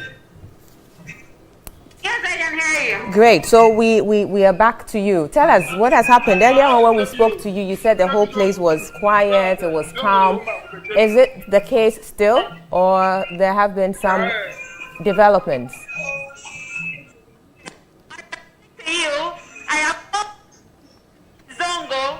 That is where the celebration is gradually picking up as people wait for the declaration of results by the EC.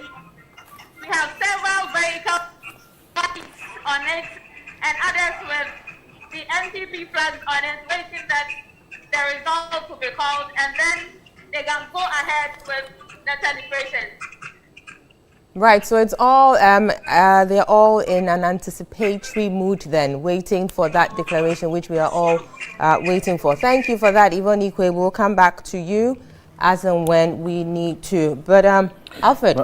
Let's just remind our viewers that you're so live here on your Election Command Center. The coverage continues of the aftermath of the December 7 presidential and parliamentary elections. Certified results are coming in thick and fast from the Electoral Commission, posting it on their website, and we're also taking it right from there, extrapolating the data, trying to put it all together so you see the complexion of the various regions, all 16 regions, and how it looks like per the certified results that the Electoral Commission has published on its website. Now, we can go with the certified. Over time, up until now, we've been also combining both the provisional results that we have that eventually gets updated, and then the full picture becomes very clear in a particular constituency when the Electoral Commission's certified results comes in. Now, we have quite a number of the certified results from the Electoral Commission. Martin Isiedudatan is going to get into it in a bit, and then we'll show you what's happening right there on your election command center. Stay with us, and we'll get into it. But we have updates from some constituencies where some issues were there. There was some results that were in contention. We can talk about Tamale Central, for instance, because if you recall, Tamale Central was one of the constituencies that the MPP actually raised some questions about. Now, what we can say for certainty is that Ibrahim Murtala Mohammed has indeed eventually been confirmed by the Electoral Commission as the winner for that particular constituency. Dr. Ibrahim Anyas Imoro, who is the MPP candidate who until not too long ago decided not to sign the pink sheet, we understand has addressed the press. He addressed the press a little over an hour ago and conceded defeat to Ibrahim Murtala Mohammed of the NDC. So that's one of a number of the results that were being challenged by the NPP cleared. So Ibrahim Murtala Mohammed congratulated by Ibrahim Anyas Imoro, doctor, who is the boss of NAPCO, who was the NPP candidate there. As a matter of fact, now he has signed the pick sheet and conceded defeat to Ibrahim Murtala Mohammed. We'll give you an update in the Savelugu constituency as well. We're getting information that the presidency, as a matter of fact, according to some reports we're picking, has impressed upon Abdullah Jacob Idris of that's Mohammed Abdul Samed Guno of the MPP to accept the result. And then, so now Abdullah Jacob Idris of the NDC, from what we're hearing from Savelugu, has indeed gone ahead, been elected the MP-elect for the Savelugu constituency for the NDC, Abdullah Jacob Idris. So Mohammed Abdul Samed Guno has eventually signed and conceded. But it is with a caveat. The MPP has decided to challenge that result in Savelugu in court. So the candidate accepted defeat in protest. Sure. So Godfrey Damit, the Deputy Attorney General, has indicated that as the law requires in Abuna, you are embedded in the law. So they say in the next 21 days, they will do as the law demands. Exactly. In the Savelugu constituency, the MPP has decided to challenge the parliamentary results there. Martin is going to paint a picture with what the figures look like. Right, and I think that's a good point. I mean, so you don't, as it were, stampede the process. True. You let it go, and then you go to court and have your concerns, addressed. Absolutely. Eventually, if, and definitely with these new developments regarding the court reforms and everything, there's a process or conscious effort to make sure that such, if you like, actions are dealt with expeditiously. Yeah. So we don't have the situation we had in Iowa to West Wogan some time ago, where it took a whole, almost the term of the 4 years before the matter was addressed, and definitely. So it's a good thing, I think, that's happening. And so with all these developments, at least now we'll see how the complexion of the northern region looks like. And that's what Martin is going to get into in a bit. Well. At least because these situations in the Tamale Central and Savelugu held us back a bit in painting exactly how the picture looks like, whether blue or green, for the northern region. So we're going to get into that analysis in a bit, with Savelugu out of the way and Tamale Central out of the way, now that both losing candidates have conceded, even though with Savelugu, the MPP candidate conceded in protest, saying that they are going to challenge the results in there. But Dr. Ishmael made a point about which I think is extremely important, about the dawn of darkness coming in, and how that creates in fact, it heightens the level of uncertainty about how people, especially the losing candidates, will receive the results. And we saw it right from when voting ended on December 7 at 5 p.m., when the counting began, and then darkness was upon us. It created a lot of situations. Exactly. And for me, I don't know if Adib will respond to that, how the darkness actually complicates the whole situation of bringing law and order to bear when eventually the EC comes out with the final declaration.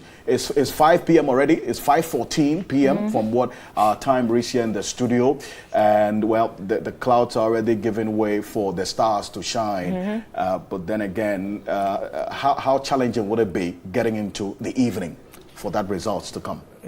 Alfred, before this election, I have been very vociferous about one thing, and that is the delay in announcing the results.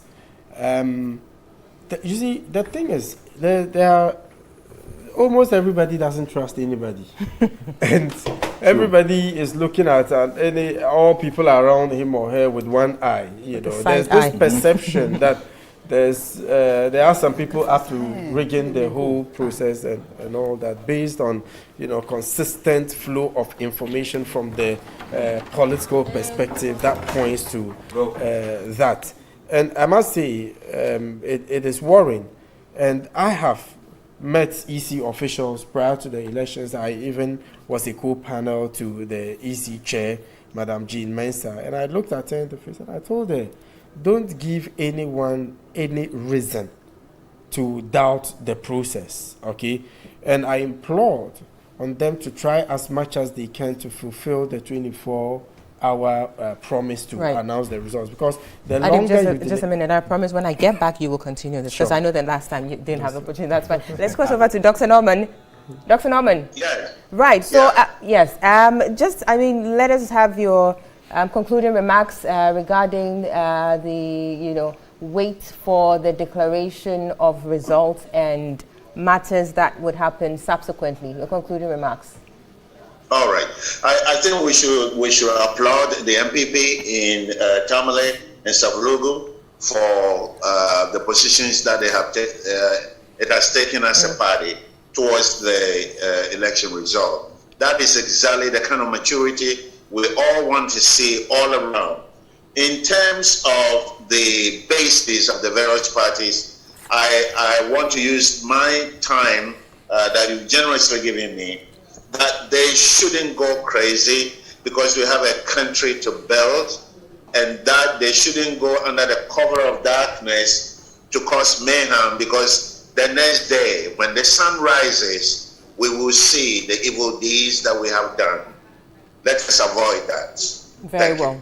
Thank you very much, Dr. Ishmael Norman, and we'll let you go at this point, but definitely we'll be linking up with you when we need to do that. Definitely, we would appreciate your time later on. Thank you so much, Dr. Norman. Dr. Norman is a security analyst we go to every now and then, and he's been with us all throughout this process. Absolutely. He's also been losing a lot of sleep. I know. But he made some very critical points, and I think Adib was on the path of reacting to a number of them. In fact, the issue about receiving intelligence and interpreting the intelligence, I think there are two different things. That's something he touched on. Because clearly, if the police or the security personnel show up at the flag bearer of the NDC's house uninvited, there must be some form of explanation and some form of communication to him.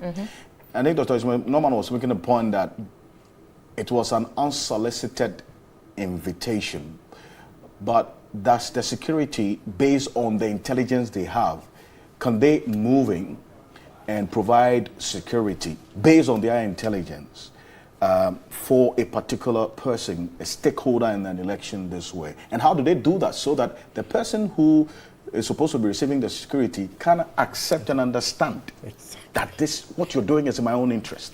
You see, information flow is extremely key. I mean, no matter how well-intentioned it was, the manner in which some of these things is done, some of these security arrangements is done, makes people who should rather feel protected, feel aggressed against. And suspicious. And that is exactly, and suspicious. And that is exactly what is happening. You see, you don't just have people go into a police station to make a complaint before security is provided. Security or intelligence is picked up from many sources, even on social media. People's statements, on traditional media, or intelligence that has been gathered by undercover agents on the ground. And based on these intelligence, adequate measures can be put on the ground to preempt and perhaps prevent anything untoward from happening. Exactly. So perhaps this deployment is in good faith, but the manner in which it is done, that just doesn't make sense. So I expected at least they could have had a meeting with not just the person you're providing the security, but even his handlers. Let them understand that, hey, we've picked up actionable intelligence on the ground that points to this. You mustn't necessarily give them all the breakdown, all the information. Who knows? Perhaps the threat could come from within.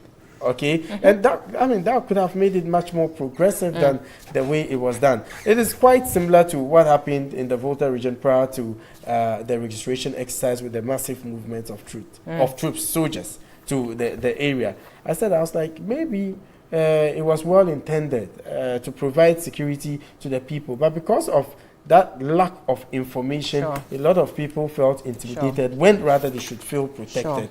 That lack of communication information there is exactly that's the point. Because I believe Dr. Norman indicated that if perhaps they had informed the former president ahead of time, that would have been good. But definitely that didn't happen, and so too bad. But well, we just hope things were settled.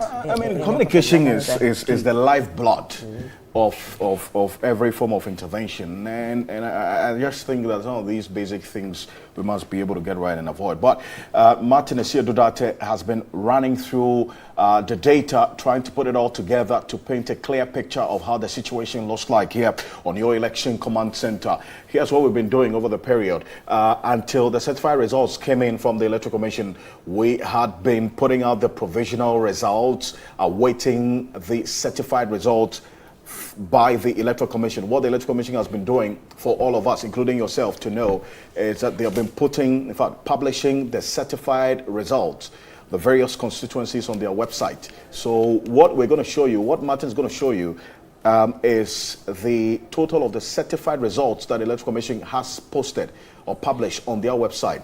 And then we put it all together and try to see how the regions look, all 16 regions. And because clearly the complexion of the regions are becoming very, very clear. I mean, in terms of whether it's green or blue, we will tell you. But whatever be the case, any party that has to get majority in parliament must win at least 138 of the seats, of the 275 up for grabs. We will see how the situation looks like. Both political parties are claiming majority, but the final word lies in the mouth of the EC chair, and that's why we're all waiting, including you out there and we here in the studio watching us. Martin Esiedudate is ready now. Martin, how does the regional breakdown look like?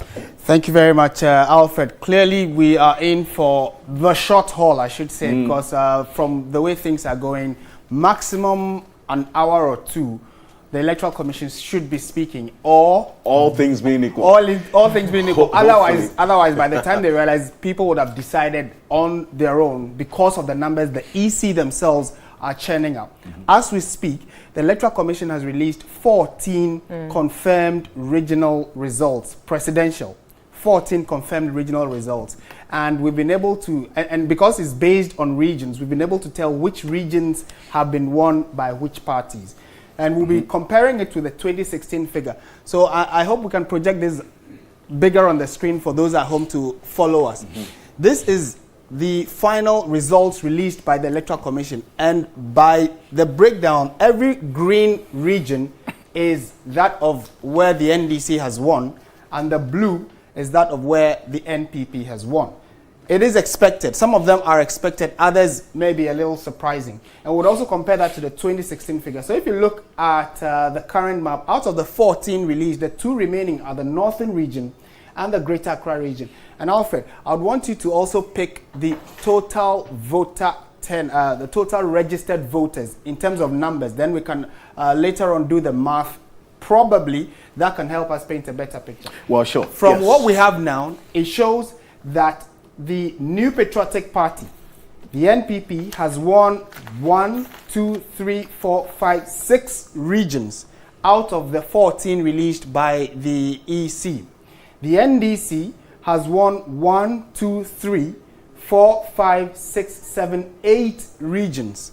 So, but we will lay a caveat shortly, so then that if that is at the back of your mind, you would better appreciate this picture. So, if you look at this and you think the NDC is winning, you might be wrong, because we are looking at total registered numbers in the various regions and the total number of those who turned out to vote. If you look at the numbers in the likes of the Upper West, the Upper East region, the Savannah, etc., sometimes you can add about these 3 regions and they will still not be up to the total number in like the Ashanti region, which is in excess of 1 million. We've also done the computation of the regions so far, and it looks as if the NDC is still trailing by some 47% as against the NPP's 53%. We have not added the other parties, so this is just on the face of the pink sheets that the EC has confirmed. And as it stands now, Western region, also bear in mind that some of these regions previously were one, now they have been split. Oti and Volta first was just one region, and now that it's previously it was almost always won by the NDC. However, in the Oti region in 2016, let me quickly bring in the 2016 chart. That can help us understand it better. You could tell that the NDC was leading had won the Oti region, but then the number they had in 2016, there was an NPP seat in there in the Oti region. So it meant that although the NDC has won the Oti region previously, the seat that the NPP had also been taken over by the NDC. And this is 2016, how it looked like. Both parties have retained a number of the regions they won in 2016. However, because we do not know the Greater Accra region and the Northern region yet, in 2016, Northern region voted for the NDC. But the current figures we are getting indicate that for parliamentary, both parties have split the total number of registered contestants in terms of the candidates parliamentary. It's been split. There were 18 contestants or 18 seats in the Northern region. That has been split or shared equally by both parties. Greater Accra has 34 seats. There have been some seats which were toss-ups. Some have been won by the NDC, others by the NPP. And that is what we're also going to be looking at. Now let's go back to 2020. So if you look at this, Bono East, for instance, has remained the NDC seat. Savannah has remained the NDC seat. Ahafo has also gone to the NDC, although the 2020 figure is painting a different picture. We're going to go through some of the numbers that the EC themselves have also put up. So the Ashanti region is the region that the NPP had the most votes. They had over 1,795,824. And if you look at that number alone and you compare 2 other regions, they may not be still up to that 1 million and over votes. And so we are going to stay with the 2020 regional breakdown of how the parties voted and what we are getting confirmed figures from the Electoral Commission. And that's what is on your screens now. Northern is yet to come in. Greater Accra is yet to come in. 1, 2, 3, 4, 5. 6 regions won by the NPP. Is 1, 2, 3, 4, 5, 6. Yes, 6 won by the NPP. But if you sum up the total number of those who voted and the numbers made up by the NPP, it is still more than that of the NDC. So percentage-wise, the NPP has got about 53% as against the NDC's 47%, although they have more regions, or they've won more regions. The parliamentary results are still coming in, is trickling very gradually. From what we have, there is a possibility we may be inching closer to a hung parliament. That is one of the things we'll be talking about shortly as we go on, because it looks as if the NDC has won 135 confirmed seats. 135. And Alfred, you mentioned that there's a magic number of how many seats you need to win in parliament to have majority. And so if one party has 135 now, the NDC has 135 seats confirmed. And then you need 138. You need 138. 138 to have majority. At least 138. At least 138 to have majority in Parliament. And if it stays in that way gradually, from what you're saying, that we suspect, I mean, it's looking like, but it doesn't mean that that's actually what is going to happen. Yeah.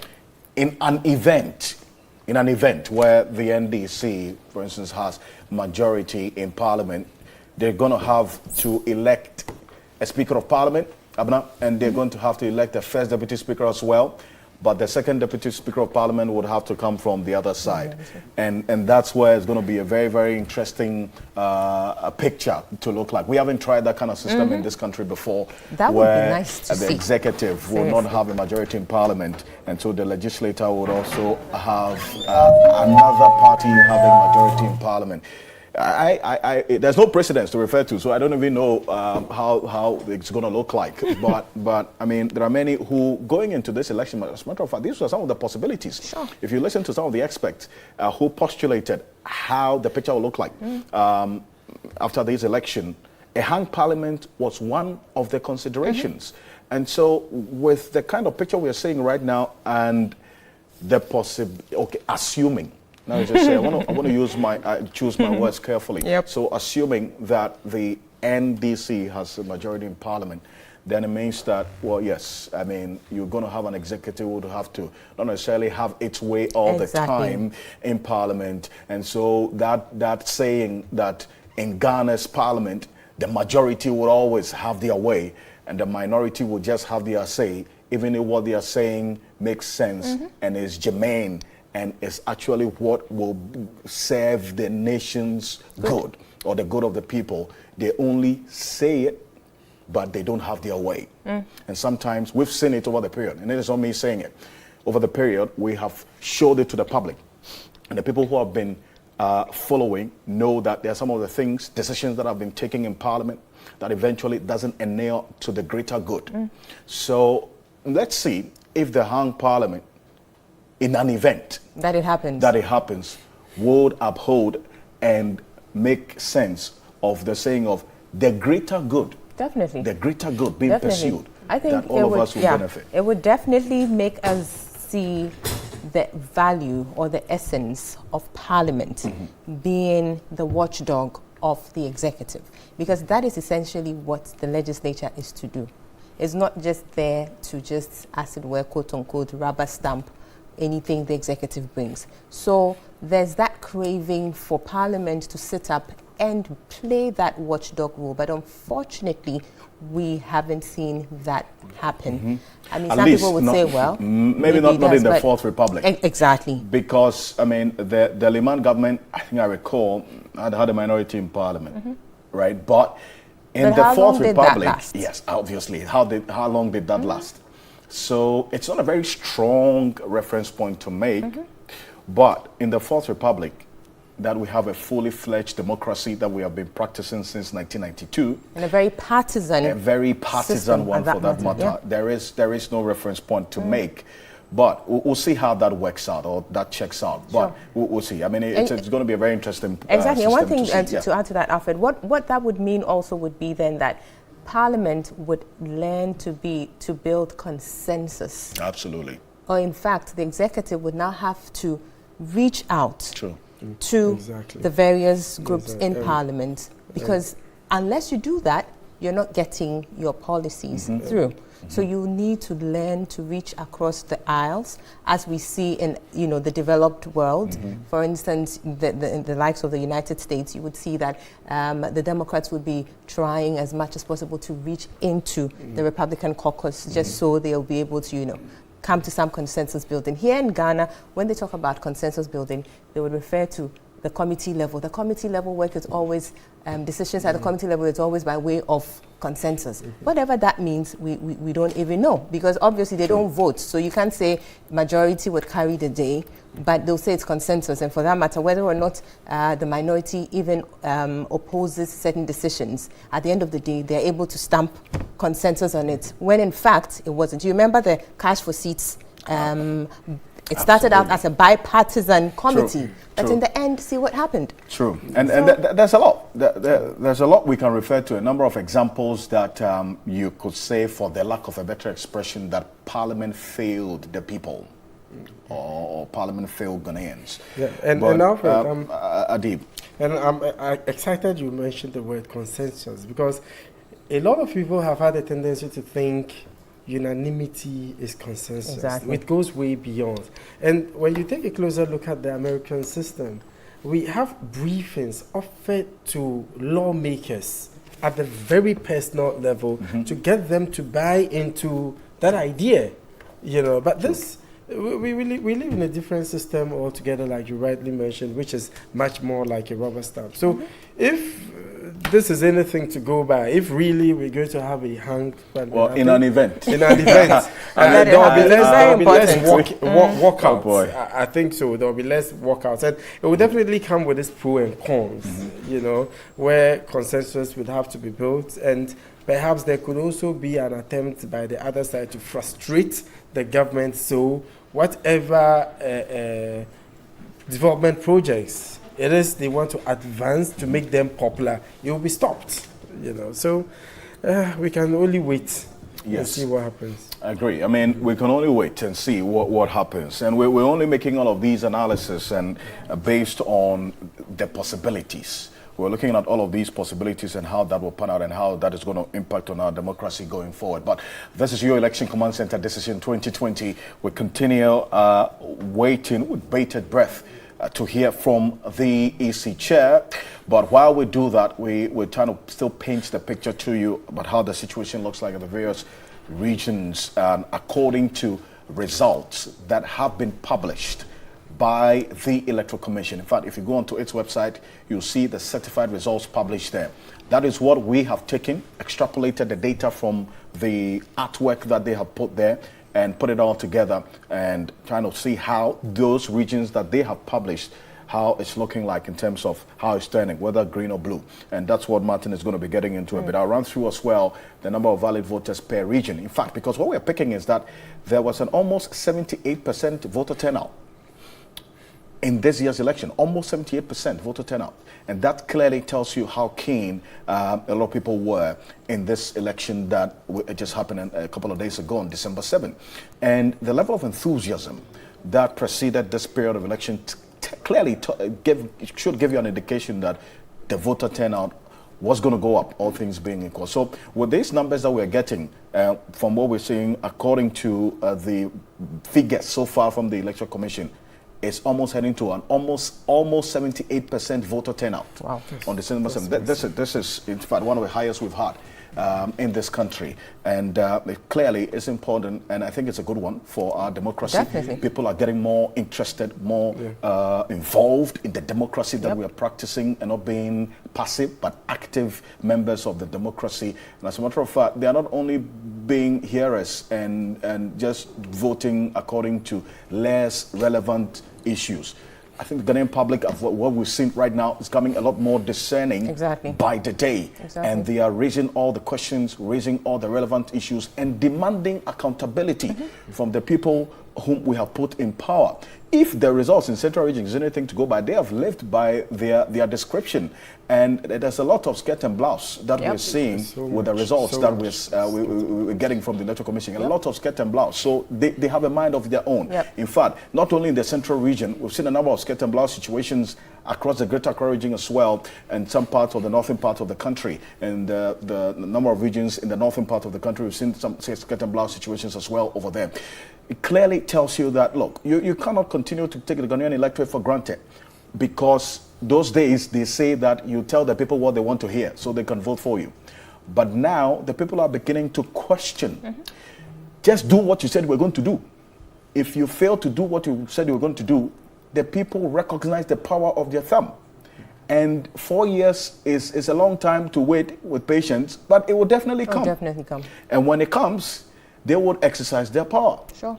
And it will be very, very evident And look at the number of members of parliament, sitting MPs who are falling. Yep. And that brings up another argument altogether for the political parties to pay attention to. You, as a political party, can choose your candidate who you want you, the party, to represent you at the constituency. But the constituents who are more than your delegates, who choose your candidate, will decide the fate of your candidate on December 7th. So the parties would have their way at the primaries level, but when it comes to the national level, you show have your say. I mean, and you see that look at the number of members of parliament that the MPP is losing, right? And you saw what happened in the run-up to the primaries. So you had almost 60 of them going unopposed. You recall that? And a lot of people raised questions about how that's going to cost the party. Yep. And because there had been signs earlier. In fact, the precedent was set by the NDC in 2016. True. Yet. And the NDC as well. I'm going to come to the other side, but look at what happened to the MPP. I mean, so if you decide to have MPs go unopposed, what it means is that you are depriving the constituents or even the delegates in those constituencies the right to decide who to lead them. But then the party decides I want to go. How many of those who went unopposed actually were able to retain their seats? I think it's something that we'll have to get into. But it clearly tells you how involved the people want to be. Definitely. So if you as a political party decide that you like this person and you are able to have your delegates vote for this person at your primaries and the person becomes your candidate, on December 7th, the people, the constituents who are more than your delegates will decide the fate of the person you say you like. And the Formena situation is so clear and evident that a lot of political parties, not only the MPP, a lot of political parties should learn from. Because going forward, if you deprive the people of a voice, they have a voice you cannot deprive them of. That's on December 7th. If you look at the NDC as well, they suspended some 13 candidates after they decided to go independent as well. Look at what happened in Adam Mutawakilo's constituency, Damongo. Adam Mutawakilo, I mean, he is a very, very strong member of parliament, for the lack of better expression, with the kind of work he's done in parliament, right? But then, look at what happened. Because of the division, someone decided to go independent, and he came up against a very strong contender of Samuel Abojinapo, the deputy chief of staff, who is the NPP candidate there. And as a result of the division, it cost him the seat. Because if you look at the margin of victory between him and Samuel Abojinapo and what the independent candidate got, it clearly tells you that if you have someone who is disgruntled in the party and decides to go independent, you should be weighing your chances as a party in that constituency. The same thing happened in Laura. Anthony Cabo benefited from the division between Bedzidin and then Samson. Yes, one in 2016. The difference between him and Bedzidin, then Anthony Cabo and Bedzidin in 2016, was a little over 1,000 votes. Now, fast forward in 2020, Bedzidin was able to patch up, iron out their differences between him and Samson. Samson becomes Bedzidin's campaign manager, kind of. So, prior to the declaration of the results, one of the analysis that I was sure of when we started talking here and we started the coverage was that these two, Damongo and Laura, was going to go either way. So Anthony Cabo lost that seat because of that unity. For seeing us through and bringing us to the end of a successful electoral cycle. Amen. Father, we thank you for the peace that we keep enjoying. Father, we thank you for the people of Ghana. Amen. We thank you for the Electoral Commission. Amen. We thank you for this victory. Ghana is the winner. Ghana is victorious. We are grateful to you for this. Amen. Father, we commit this program to your care. We pray for a successful gathering, successful program. May we finish and then the peace of God will spread through the whole Ghana. The hearts will be sober. That the heart of men shall be sober. Conference room of the EC headquarters, where we wait to hear what the EC chair has to say, but the prayer is being said. And let's cross over now. Powerful prayer. God richly bless you. Now, let me kindly introduce to you our commissioners here present, as well as the directors. We have with us here, we are privileged to have with us here the chairperson of the Electoral Commission in the person of Mrs. Jean Mensah. As usual, she's flanked by her two deputies, Deputy Chairman in charge of Corporate Services, Dr. Bosman Eric Asari to her left, and Mr. Samuel Tete, Deputy Chairman Operations to her right. We are grateful to have our commission members present with us here. Mrs. Rebecca Kabuki Ajalu, Mrs. Hadia Sada Tumaida, Mr. Ebenezer Agrifin, Madam Adwa Eswama Ebrifa. Permit me to acknowledge the presence of the former President of Liberia, Her Excellency Mrs. Johnson Sirleaf, Her Excellency the U.S. Ambassador to Ghana, Stephanie S. Sullivan. Madam, you're most welcome. Shall we also acknowledge the presence of our directors, Dr. Sribo Kweku, Director Electoral Services, Mr. Michael Ogwedu, our pastor for this afternoon, Director Training, Mr. Alex Poku Akubia, Director Research, Monitoring and Evaluation, Mr. Samuel Bwedu, Director Human Resource. All protocol observed. Thank you very much. Let me, at this juncture, respectfully call on the chairperson of the Electoral Commission, who happens to be the returning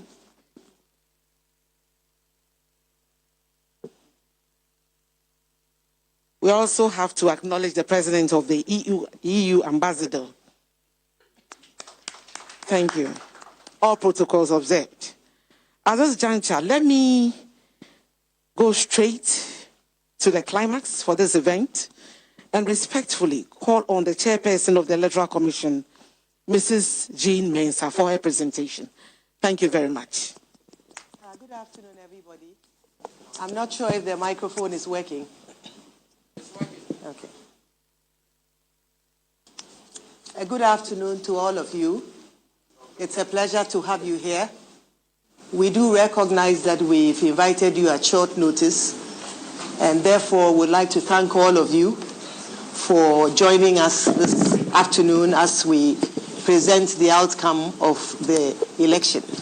And forgive me that I don't have, the details of everybody here, but I'd like to acknowledge the presence of Her Excellency Mrs. Johnson Sirleaf, former President of Liberia, who is leading the ECOWAS delegation. Also acknowledge the presence of Her Excellency Diana Konia, who is the head of the European Union delegation to Ghana, and Her Excellency Stephanie Sullivan, who is the U.S. Ambassador to Ghana. We'd like to thank all of you, both our local and international observers, for taking time to join us this afternoon. To God be the glory. Great things he has done and greater things he will do. On behalf of the Electoral Commission of Ghana, I welcome you to a significant moment in our country's history, the declaration of the results of the 2020 presidential election. As a commission, we had aimed at delivering the results 24 hours after the election. But as the saying goes, man proposes, but God disposes. We encountered a few challenges, including unexpected rains, which halted voting in some polling stations, leading to a few delays, coupled with the usual requests for recounting of votes in some polling stations. We regret the anxiety caused and ask that you bear with us. We hope that in subsequent elections, we will be able to live up to our timeline. Distinguished ladies and gentlemen, I indicate that this is a historic election because for the first time in the history of our country, the election day went by without major incidents and occurrences. It is no wonder that the BBC described this year's election as boring, and I put that in quote, a testament of the seamless, incident-free process that we witnessed on Monday. As a commission, we thank the Almighty God for his faithfulness and for how far he has brought us. We recognize without a shadow of doubt that we could not have come this far without him. And as the good book states, a horse is prepared for battle, but victory comes from God. And we remain eternally grateful and thankful to God for the victories he has wrought on our behalf, and they are numerous. Distinguished ladies and gentlemen, it is heartwarming to stand before you today to declare the results of the 2020 general election. We have come from far. We started this year with hope and promise, poised to reform and overhaul the core and critical aspects of our work and the very system on which credible, transparent elections are hinged. And here I'm referring to our biometric voter management system. We subjected this process to a robust and rigorous procurement process. Even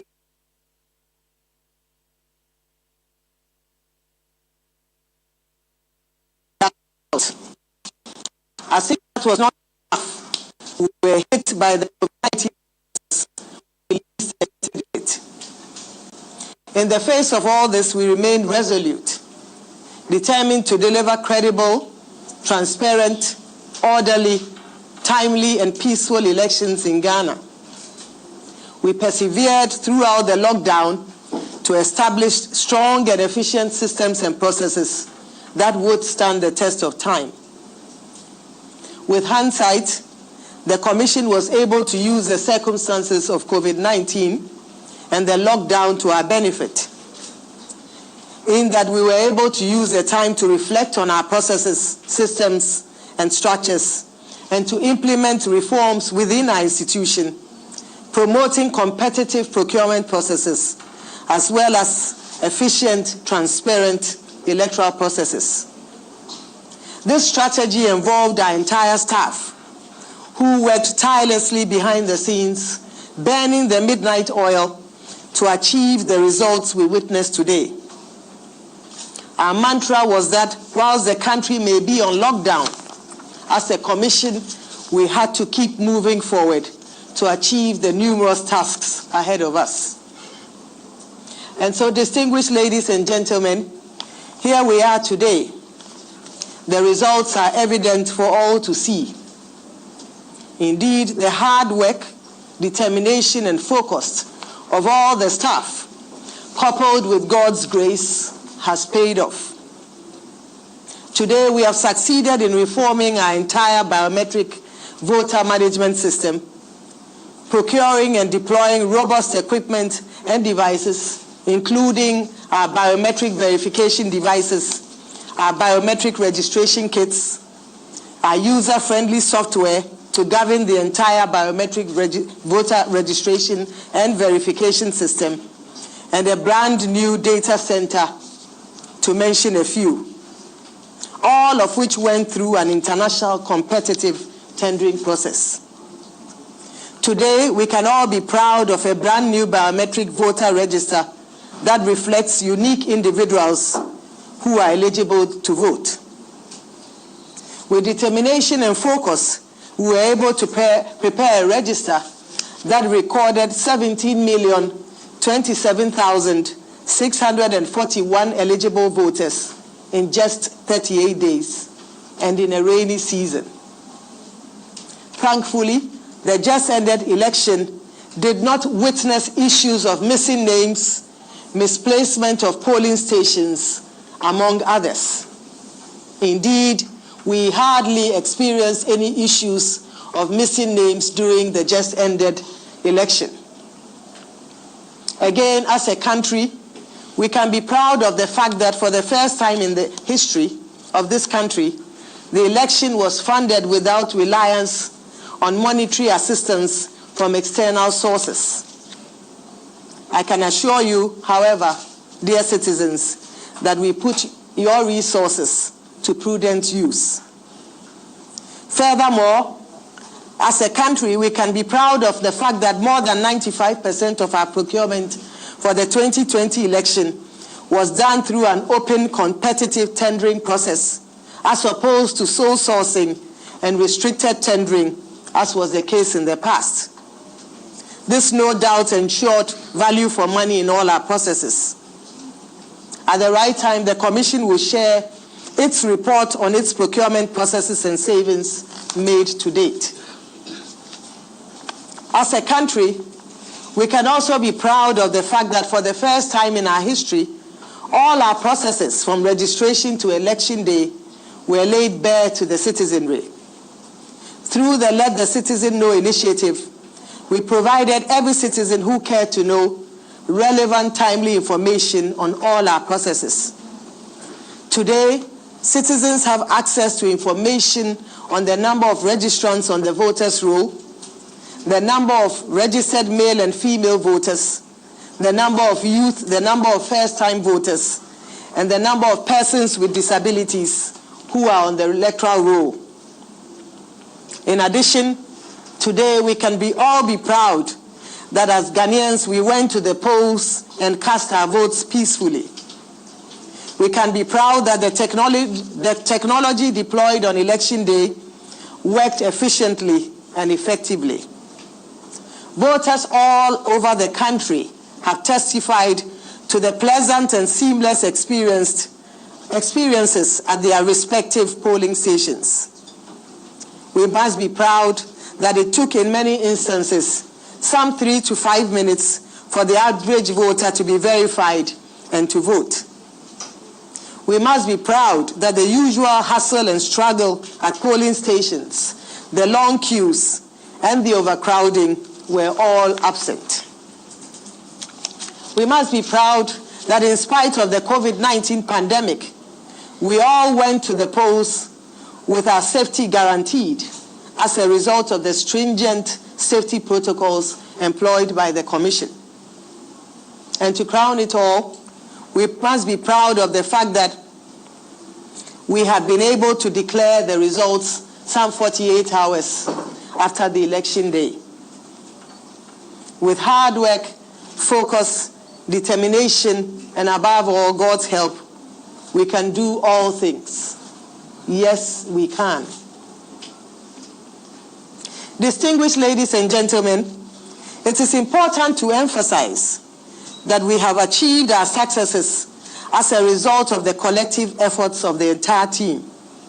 And here I'm referring to our commission members, our directors, our regional directors, our deputy directors, our deputy regional directors, our district electoral officers, our administrative works and mechanical staff.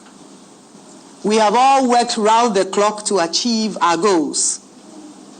To all our team members, I say Aiko, I salute you all.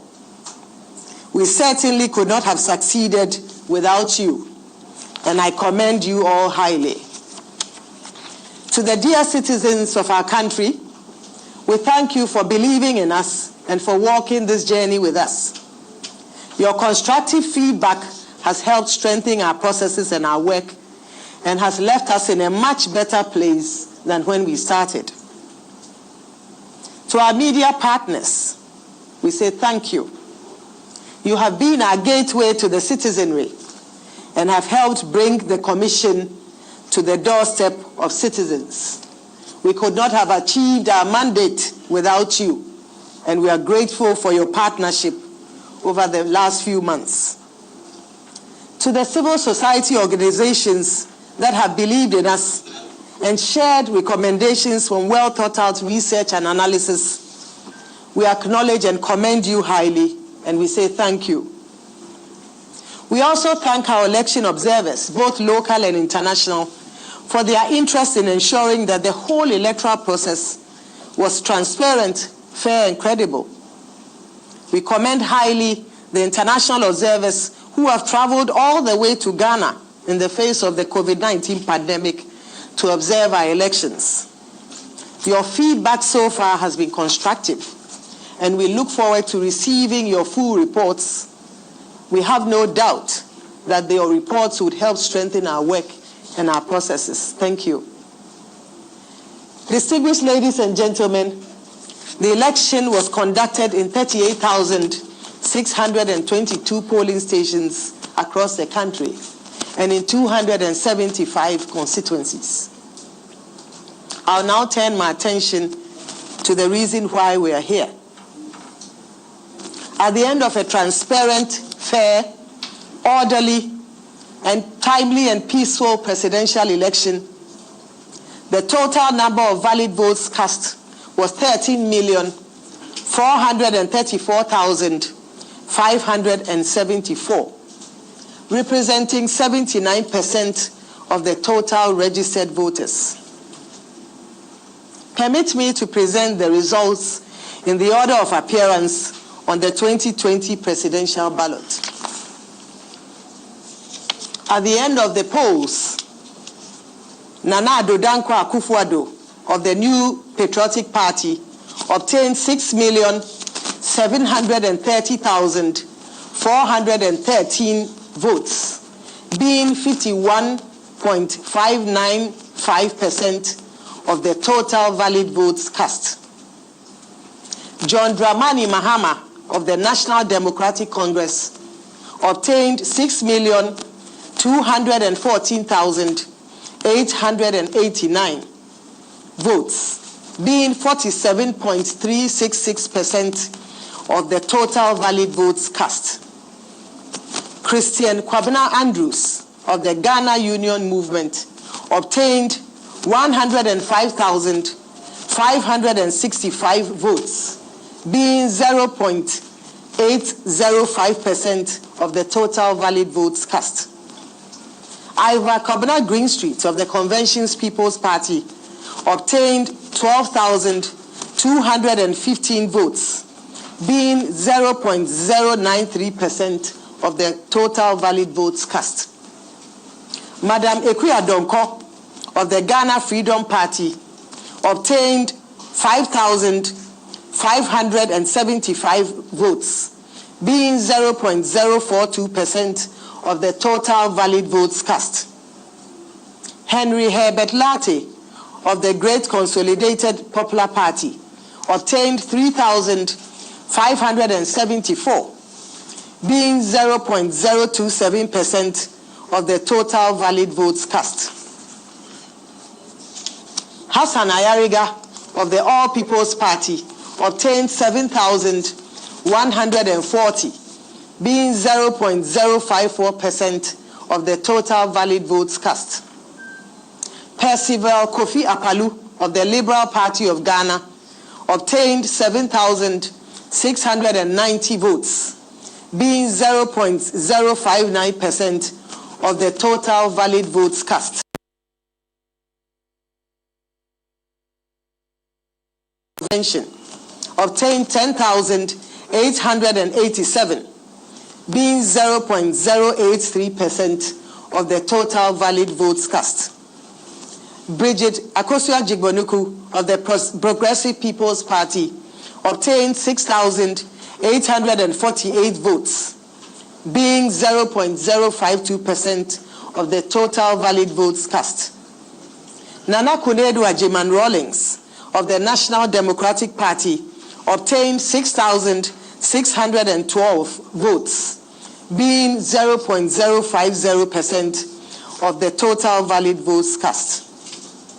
Alfred Kwame Asiedu Walker, independent candidate, obtained 9,703 votes, being 0.074% of the total valid votes cast. Distinguished ladies and gentlemen, currently the election results we have declared exclude that of the Techiman South constituency, which has a total voter population of 128,018. 128,018. The said election results are not ready because they are being contested. As such, collation has not been completed. It is important to note, however, that the difference between the total number of votes between the first and second candidates is 515,524 votes. As a result, if we were to add the 128,018 full results to the results of the second candidate, it would not change the outcome of the election. Hence, our declaration of the 2020 presidential results without that of Techiman South. Indeed, if you were to add the entire results or collate all the results from the Techiman South constituency and add that to the percentage and the votes of the second candidate, Mr. John Dramani Mahama, he would obtain 47.873% of the total votes cast. And Nana Addo Dankwa Akufo-Addo would obtain 50.8% of the total votes cast. It is on that basis that we say that the outcome of the election would not change. Hence, our declaration of the 2020 presidential results without that of Techiman South. Distinguished ladies and gentlemen, on the basis of the foregoing election results, and by the power vested in me as the chairperson of the Electoral Commission of Ghana and the returning officer of the presidential election, it is my duty and honor to declare Nana Addo Dankwa Akufo-Addo as President-elect of the Republic of Ghana. May God bless our homeland Ghana and make our nation great and strong. Let peace reign. Thank you.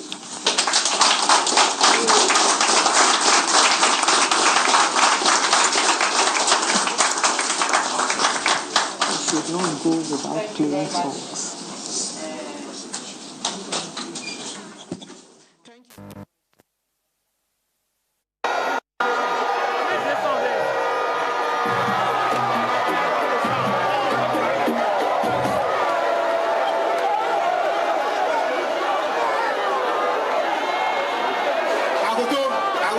Play music, play music.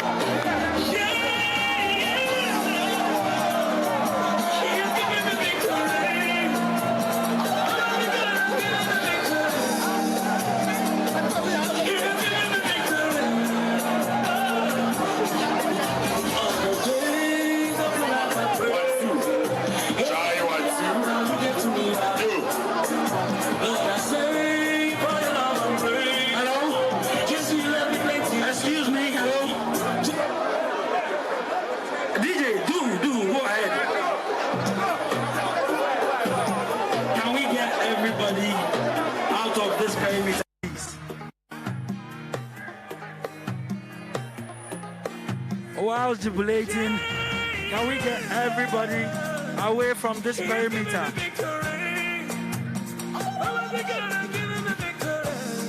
Can we get everybody out of this perimeter? The president-elect of the Republic of Ghana will soon join us. Everything that I have now, you give to me, Baba. Lord, I say for your love, I'm grateful. Yes, you love me plenty, you came to die for me. Jehovah Rapha, Jehovah Nissi, I am that I am. Ooh, oh, I search around, there's no one else like you. I love you, you're the man. God has given me victory. God has given me victory. God has given me victory.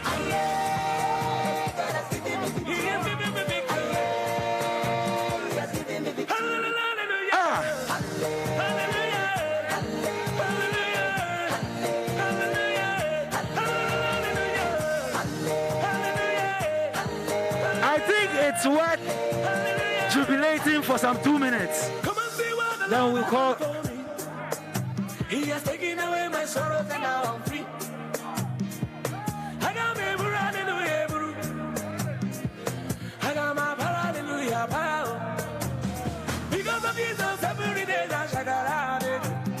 Double, heavenly blessing, I am at every receive. Ah, yeah. God, in your grace and mercy is always to follow me. Yeah! Everybody! Hallelujah! He has given me victory. He has given me victory. God has given me victory. God has given me victory. He has given me victory. Yes! He has given me victory. Hallelujah! Let's go! Hallelujah! Yes!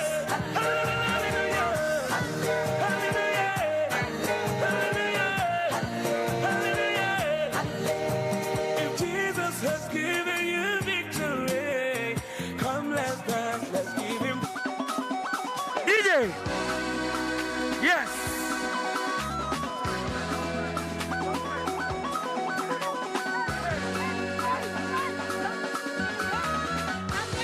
I want to hear everybody. Let's go. Over center power. There was the good.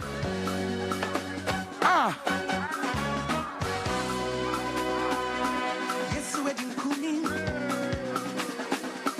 over Satan power. As I had in Kunma, I'm an overcomer. Yes, we're in Kunma. Oh, over Satan power. Number one. As I had in Kunma. See, I'm an overcomer. I say yes, we're in Kuni. Yes, we're in Kuni. Shall we find our seats, please? Please, let's clear the perimeter. I was told 10 of the music. I was told 10 of the music. I say yes, we're in Kuni. Yes, we're in Kuni. DJ. Over Satan power. Yes. Shall we please clear the perimeter? Please.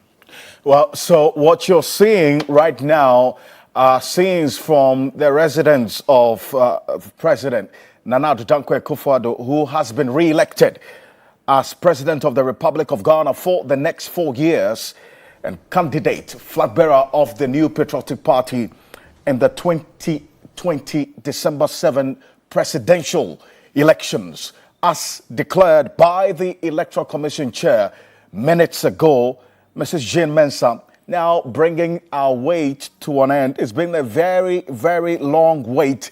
And finally, we have heard from the chair of the Electoral Commission of the Republic of Ghana. As put it right there, the candidate, President Nana Addo Dankwa Akufo-Addo, NPP flag bearer, re-elected as President of the Republic of Ghana with some 6,730,413 of the total votes cast. Let me just say this. According to the Electoral Commission, the total valid votes cast is 13,434,574. That's 13,474,574. This is against the total number of valid voters as published by the Electoral Commission earlier, 17,027,641. So, according to the Electoral Commission, we had total valid votes 13,434,574 out of the 17,027,641, and that represents 79% of the voter turnout. 79%. As a matter of fact, it's one of the highest we've had since 1992. 79%. And earlier, before the EC chair came out to make this announcement, Abena and Martin and Nadeeb, I said earlier that the information we had picked here on New Election Command Center put it at 78%. Now, because of the numbers that we got, and the EC chair put it in context, that this result is minus the Techiman South. Right. Techiman South constituency results because of the contention that surrounded the process of coalition. Those results are not yet in, and the Techiman South results in terms of the total valid voters there in the Techiman South constituency is 128,018. 128,018. So as we have it, Nana Addo Dankwa Akufo-Addo, according to the chair of the Electoral Commission, got some 6,730,413 as against John Dramani Mahama 6,214,889. Jubilant scenes across many parts of the country. Let's cross over to the Ayawaso East constituency now. Dela Michelle is specifically Nima, the Nima runabout.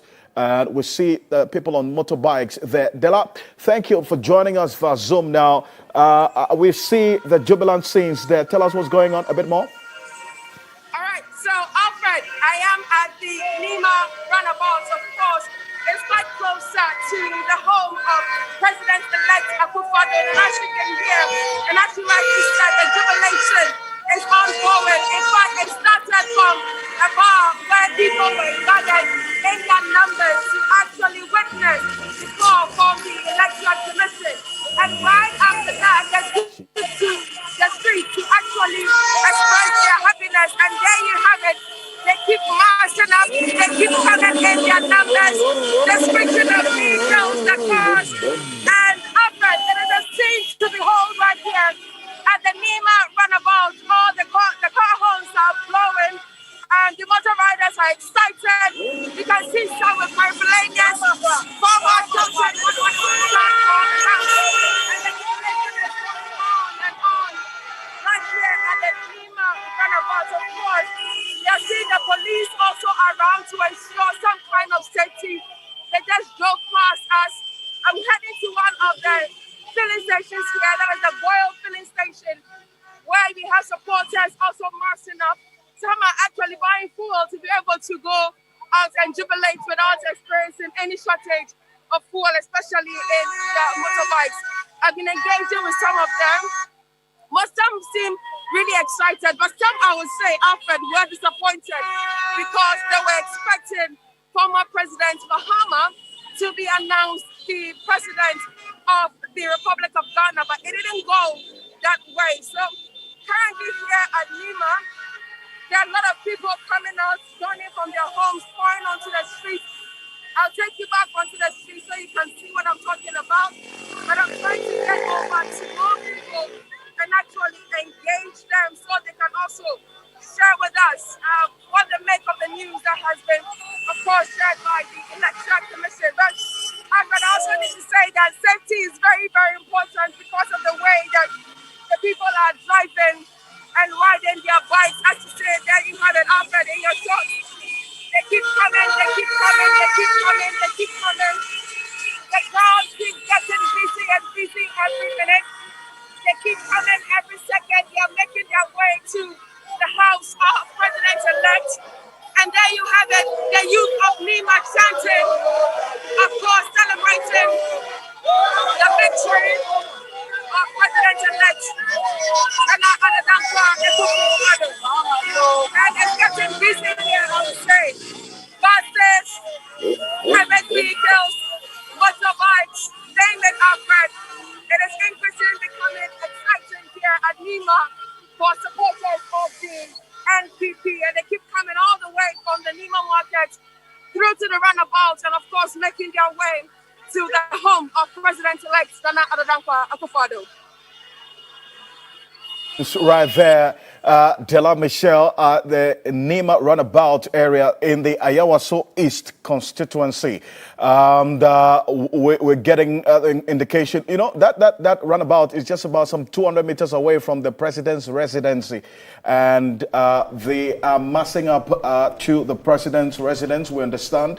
All the supporters of the NPP you're seeing on your screens right now, who are shouting and chanting the name of the president en route to the president's residence. That's just about some 200 meters away from the location where Dela Michelle is at the moment, the Nima runabout. But the information that we're getting as clear as expected, the jubilant mood we have experienced and observed across many parts of the country, especially in the Ashanti region as well, and many parts of the Greater Accra region. We will be gauging the mood in all of these regions as we go on. But what you're seeing now are live scenes from the Nima runabout, where supporters of the NPP are massing up en route to the President Nana Addo Dankwa Akufo-Addo's residence. That's just about some 200 meters away from the Nima residence. That's the Nima runabout. And we're bringing it to you live here on your election command center. You see them right there. And yeah, you cannot fault them, can you? I mean, that's what was expected. And let's, from the Greater Accra region, even though, Martin, from what you painted to us earlier, it appeared the NDC got absolute, in terms of the absolute numbers, more in the northern region. There's some jubilant scenes as well in the northern region. We want to cross over to the northern region now. And Christopher Amoako is our Northern and Savannah regional correspondent. He's led the team there since we started this coverage. Christopher, what can you tell us where you are now? Yes, so Alfred, currently in the capital of the Savannah region, which is Damango, the region of the former president and NDC candidate in the 2020 general election, John Dramani Mahama. And I must say that earlier, the NDC held a press conference to say that they were waiting for John Dramani Mahama to be declared. Unfortunately, the EC chair in her declaration declared Nana Addo Dankwa Akufo-Addo of the NPP the winner of the 2020 general election. And as you can see in the background, Alfred, scores of people are massing up on the principal streets of Damango, jubilating, singing, dancing, and doing all sorts of things to show that they are actually happy that Nana Addo Dankwa Akufo-Addo has been re-elected as the president of the Republic of Ghana. Don't forget that the Damango constituency seat as well has been annexed by the MPP's Abu Jinapor. And so the victory of His Excellency, the President Nana Addo Dankwa Akufo-Addo, is an indication that the Damango constituency has come out massively to vote for the MPP. So as you can see in the background, a lot of people massing up on motorbikes, jubilating and making noise to let the whole world know that they are really poised for power, and they have actually retained the MPP in office. So, Alfred, currently in Damongo, a whole lot of people are jubilating. Everywhere, the MPP are jubilating and making a lot of noise to tell the whole world that they are happy over the re-election of Nana Addo Dankwa Akufo-Addo as the president of the Republic of Ghana. But one key issue is that the security in Damongo is very tight. I can see a whole lot of military officers patrolling the Damongo township to ensure that there is no casualty amidst this jubilation. Wonderful. Christopher Amoako, thank you very much.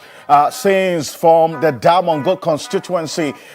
Christopher, I appreciate it, and good work done. And congratulations to you and the team in the Northern region and the Savannah region. And thank you to you as well, and leading the team for your election command center, the coverage in these two regions. Christopher, well done. Well done. Thank you.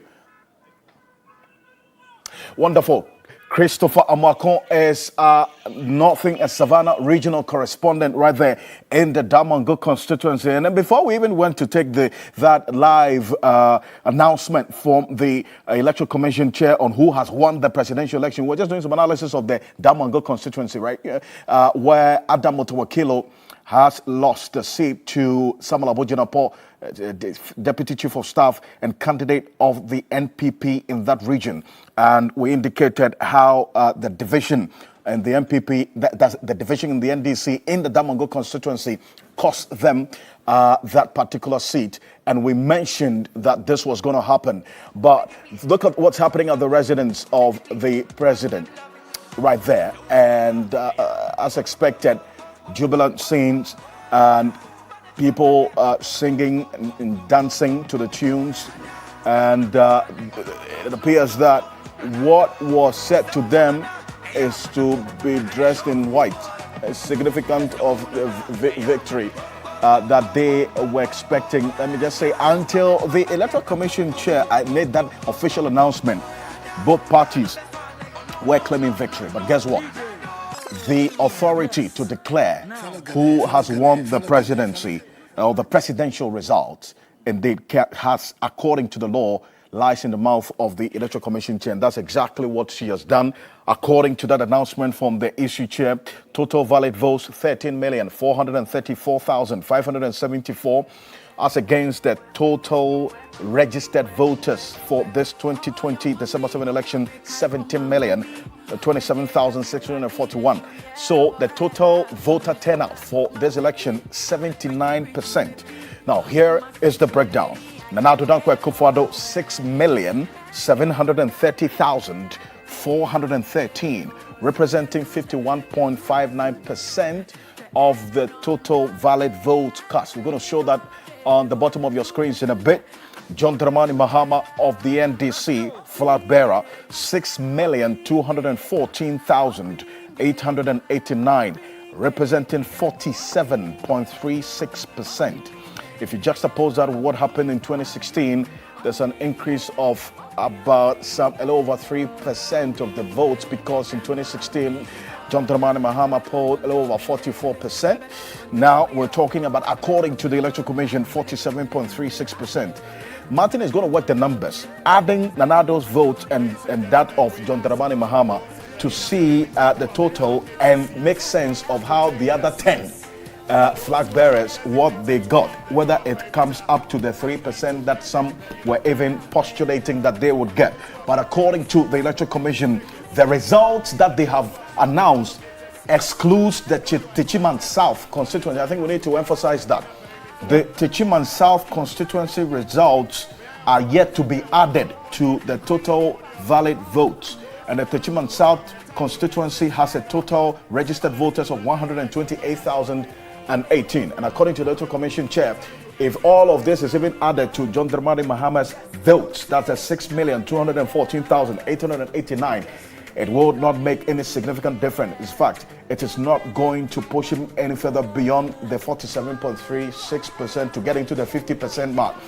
So that is what happened between John Dramani Mahama and Nana Addo Dankwa Akufo-Addo. That's led to the EC chair declaring Nana Addo Dankwa Akufo-Addo president-elect and he has been re-elected. Now, if you go to the third position, and this was expected, in fact, the Ghana Union Movement, the flag bearer of the Ghana Union Movement occupies the third position. So GUM becomes the third force.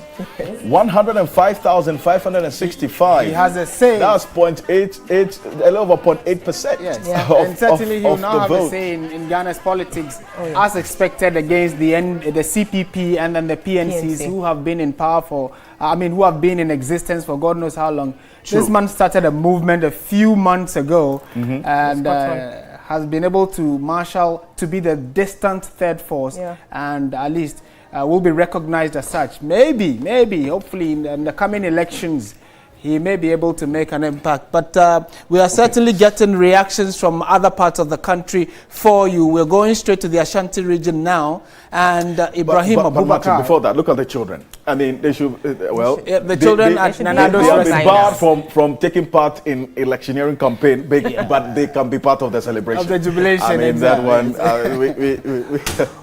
And we're going to Ibrahim Abubakar in the Ashanti region to give us a feel of what's happening in the Ashanti region, which is a stronghold of the New Patriotic Party.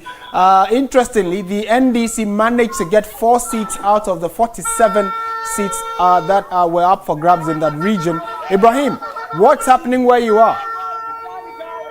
I'm currently at Asawase. This place we know is one of the stronghold of the NDC, but minutes after the elections was declared by the electoral commissioner, the whole street, people came out of the street and they are jubilating. In fact, early in the morning it was the NDC who were jubilating because for them, because they've won the parliamentary, they are okay with it. But this evening, I'm not even supporting their fans. And as you can see, a number of the MPP supporters are poured out. And indeed, this is Asawase, and we can't expect such crowd to pour out. And let me briefly engage with some of them and find out how the excitement has been like.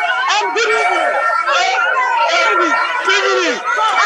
So what you said, how is the feeling like? We are moving back. We are feeling God what has done for us.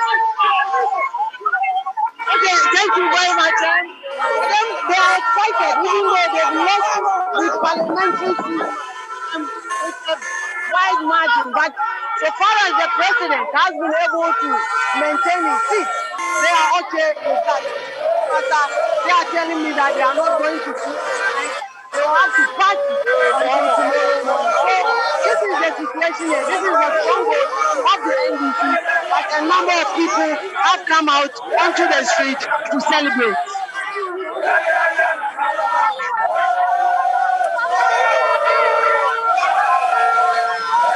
Is it whatever? What?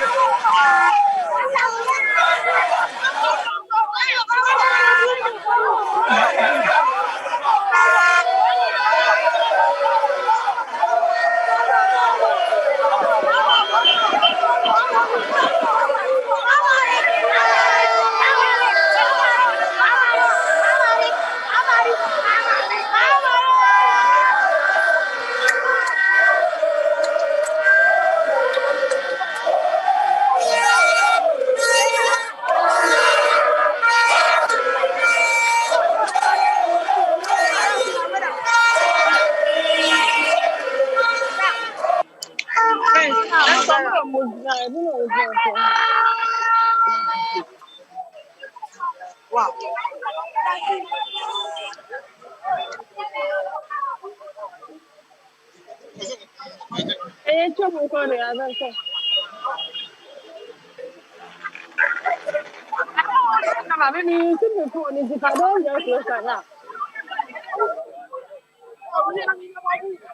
We are in our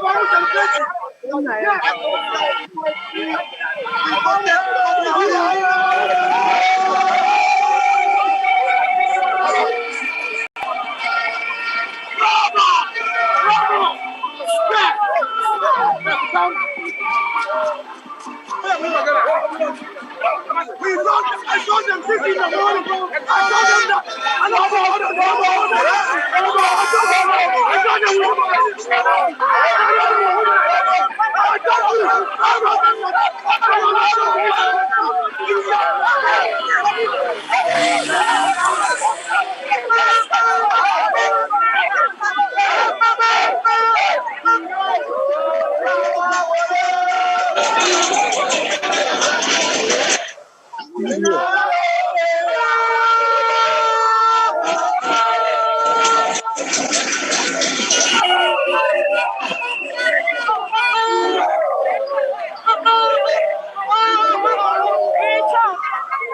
This is still your election command center, and clearly we are going to take you through the last part of jubilations across the country. And you can see on your screens, our reporters are getting in touch with us to get to know exactly where they are and what's happening. Joseph Armstrong is on the bottom of your screen. Joseph, we are told you are positioned currently at the premises of the Electoral Commission. What's happening there? Moments earlier, we saw a gathering of many NDC supporters who were stopped in their trucks by some security personnel. What's the situation now?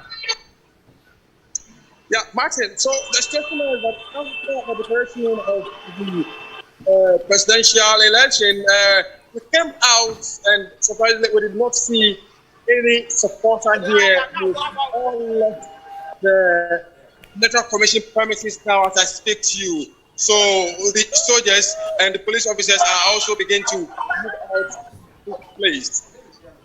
All the supporters have left the premises of the Electoral Commission. Armstrong, can you confirm that again? You say that all the supporters who had marched up there have left, and then the security personnel are still there. Is that what is happening?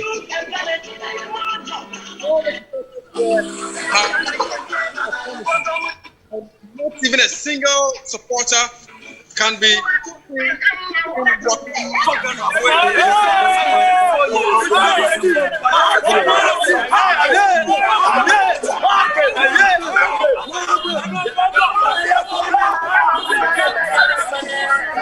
Clearly, our reporter has also been, overshadowed by some of the persons who are gathered there. But so, what is the next line of action for the security personnel there? What are they doing now that the supporters that they were preventing from going to the EC have left? What are they doing? Hello, Armstrong, can you hear me?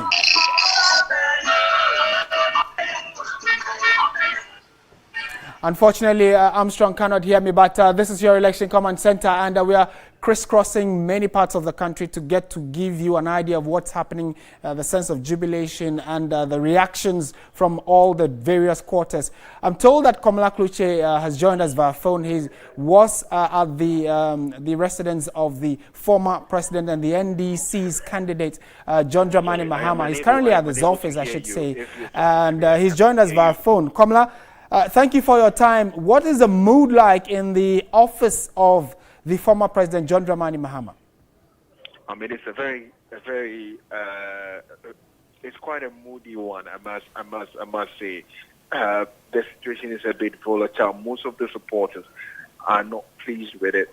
They are not happy about the declaration of Nana Addo Dankwa Akufo-Addo as the next president of the republic. I mean, most of the supporters who have been in the office or the office area of John Mahama have quite displeased. They sat down, they watched the declaration, but have not been pleased with the outcome. In fact, they said that they are not going to take the results.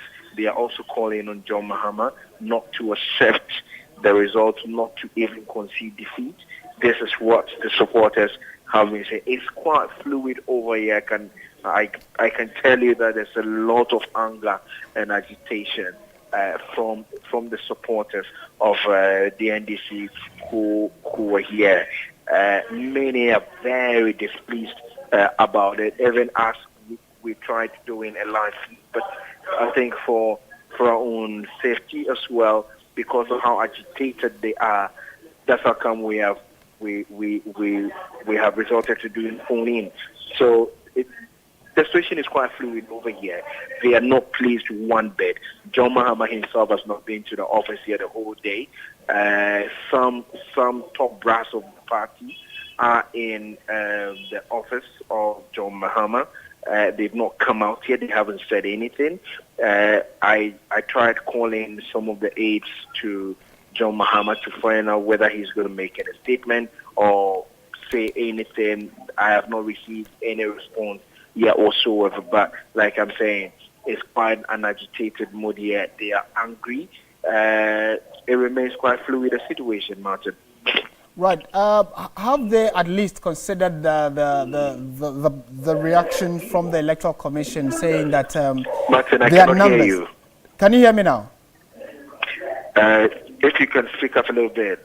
All right. I was asking that quite apart from the supporters there waiting for their flag bearer and former president to speak or at least make a reaction, what is the sense of what they have been saying? Have they considered the numbers as well? Whether the flag bearer has been to the office here the whole day. No, he has not been here. He hasn't been seen the whole day. I understand he is home. His home is or has not been opened to us yet with our cameras to go there. But it's his office that we are. But the running mate was here. The running mate has been here in the morning. She met with the Peace Council, which meeting has been inconclusive, and the Peace Council left because they drove them away. The supporters said we're not going to agree for anything. They still insist that this election they've been done in. They are not going to allow anything to happen to the result, for which has been declared for Nana Akufo-Addo. They were expecting that the chairperson of the Electoral Commission would declare the results for them. As it is now, nobody knows what is amid.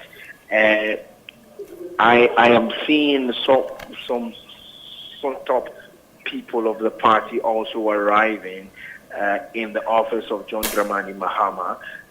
Some are locked up in there. Not too sure if there's a meeting. I can see far away from where I am, for safety's sake.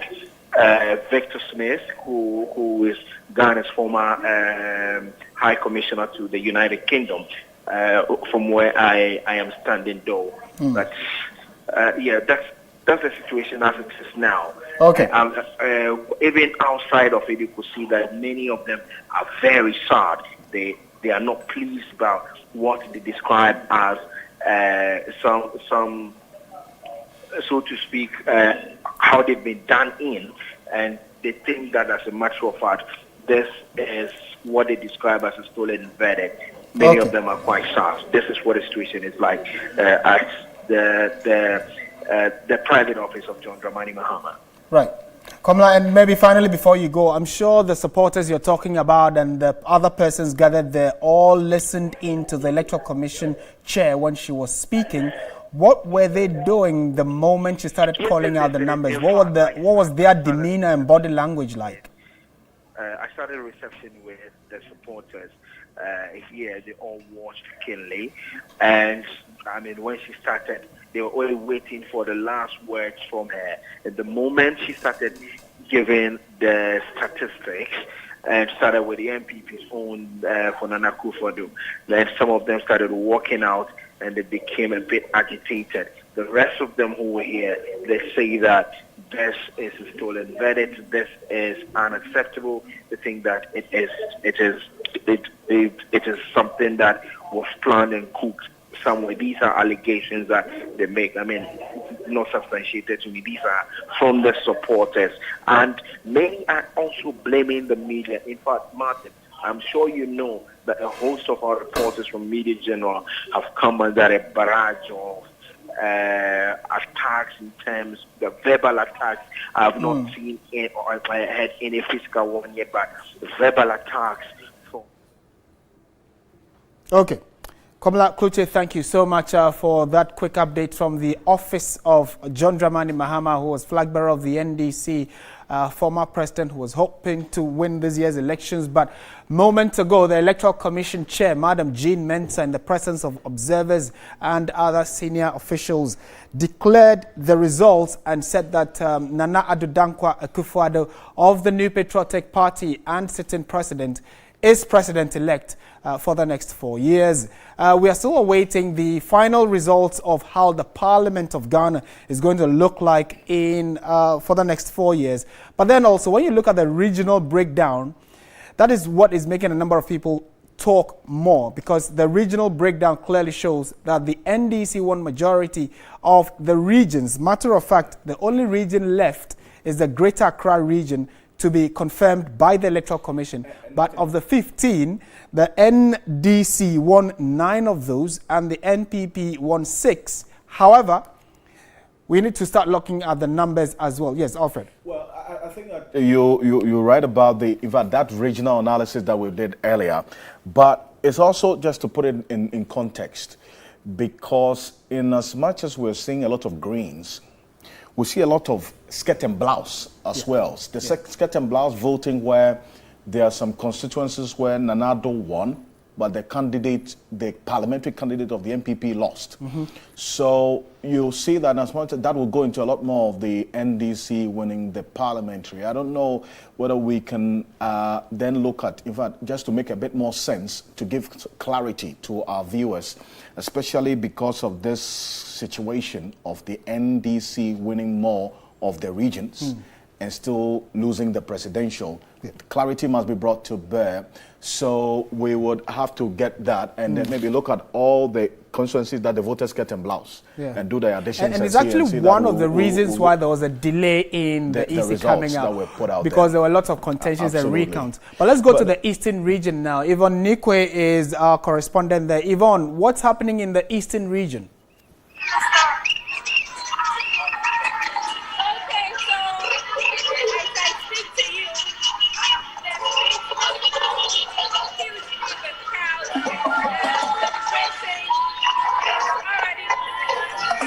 Unfortunately, the sound from Yvonne is very low. Yvonne, if you can kindly speak up, at least we would like to hear a bit of the ambience around you. But if you can maybe move away from the crowd a bit and tell us exactly where you are in the Eastern region, which is the home region of the NPP's candidate, Nana Addo Dankwa Akufo-Addo. That's his home region. And so we are going to gauge quickly the mood there. So while we try and sort that out with Yvonne Nikwe, let's go back to Della Michelle, who is here in the Greater Accra region. Earlier, she was a few meters away from the residence of the president-elect, still around Nima, which is close to where the president's residence is. Della, what can you tell us the mood is like as we speak?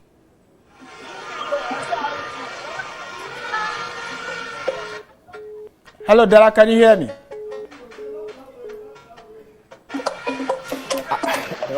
Unfortunately, we are unable to connect to Della Michelle, who we are told is still within the Nima area, where earlier she showed us visuals of many people on motorbikes jubilating following the announcement of Nana Addo Dankwa Akufo-Addo as president-elect.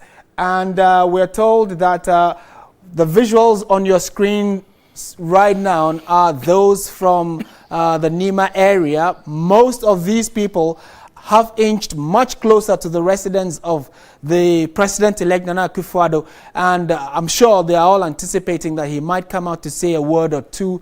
We do not know that for sure, but our reporter will be telling us when she joins us, or we are able to make better connection to Della Michelle, who earlier showed us lots of shots of persons on motorbikes and jubilating.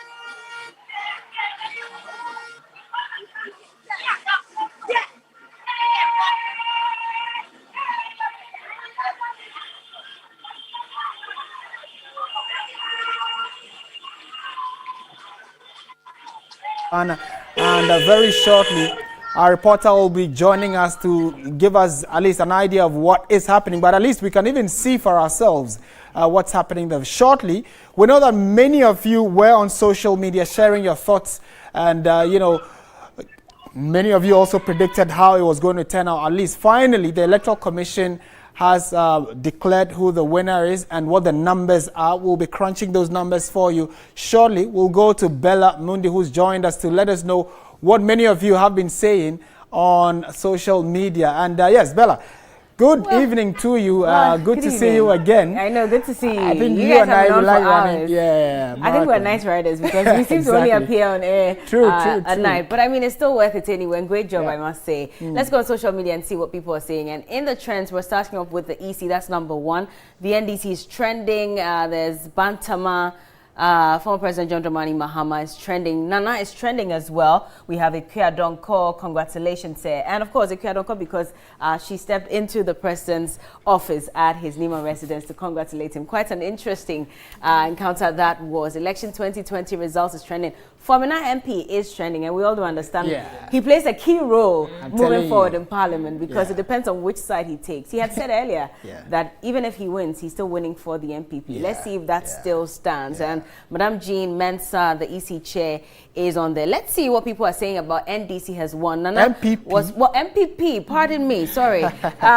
Before people come in, cheer me up this evening. So Augustina Dazi starts by saying, congratulations, President-elect Nana Addo Dankwa on another milestone. God has been good. And well, let's see what others are also saying. Congratulations, and that's from Jamma, okay, whatever that means. Insi Efia Gritty says, God, we're so much grateful. My president, Nana Addo Dankwa Akufo-Addo, NPP has won, and there's a photo of him. And this photo had actually come out earlier, you know, when the NPP had already started showing signs of victory.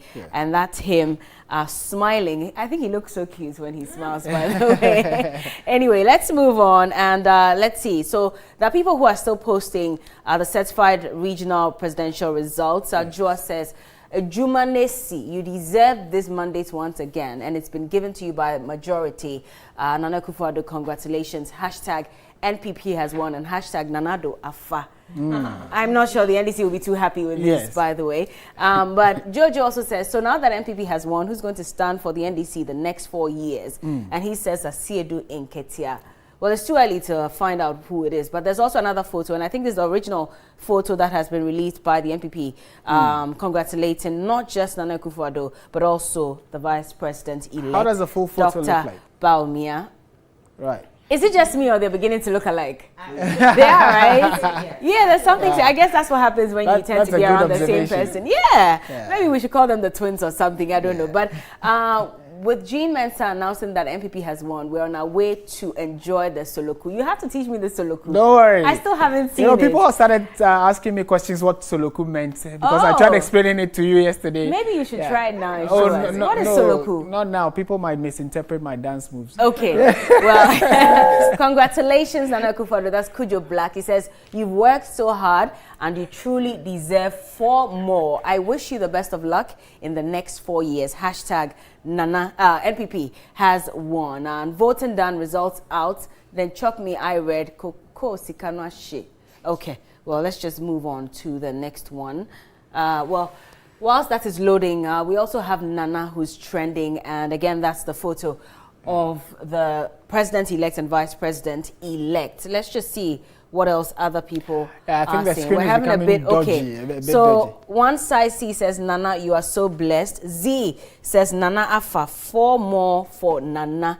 And well, yeah, we'll try and load some more screens as we move on. But okay, yeah, you remember this video and says, I tried asking Sammy Jemfi and the NDC how far. We'll jump that and say, I can say same for Nana. Today, I'll surely pay 100 Ghana to bolt. Nana, help me. I guess the traffic maybe has started.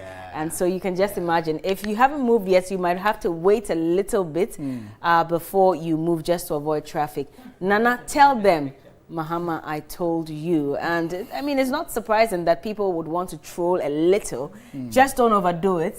Celebrate in moderation. Exactly. So Citizen Kofi Amwa has tweeted, and he tweeted 12 minutes ago. He says, Congrats to President-elect Nana Addo Dankwa Akufo-Addo and Vice President-elect Dr. Mahamudu Bawumia. My humble advice is that you may have campaigned as the NPP candidate, but I pray that post-swearing in, you will govern as president of all citizens. Our nation needs real unity. Very timely message.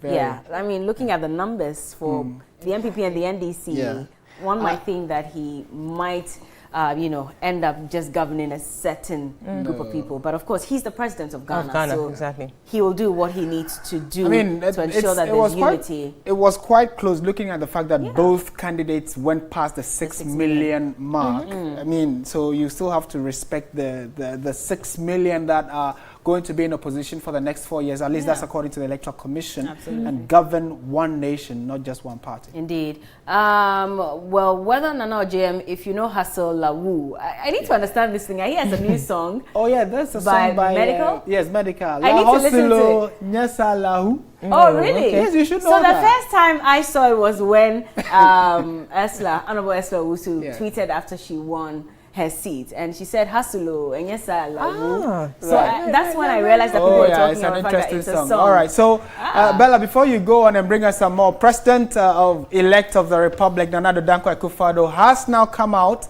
and you can see on your screen.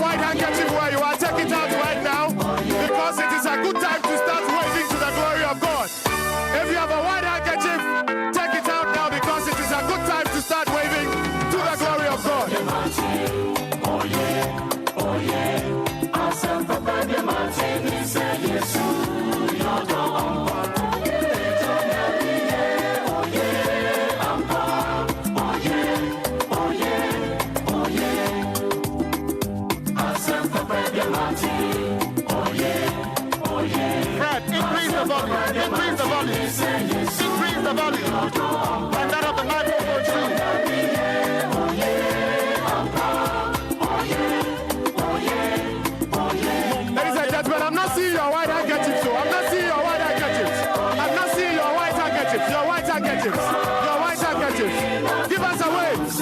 The President of the Republic and the Commander-in-Chief of the Ghana Armed Forces, as well as the President-elect, Nana Addo Dankwa Akufo-Addo is going to join us shortly.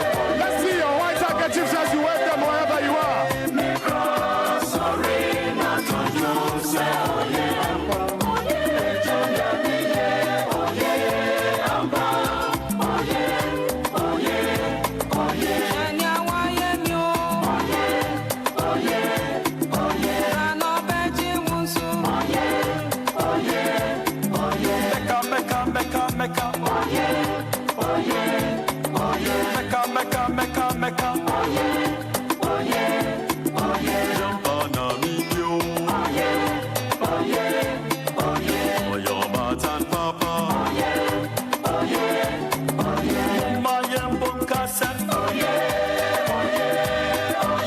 Fred, we need some volume on the microphones. We need some more volume on the microphones, Fred.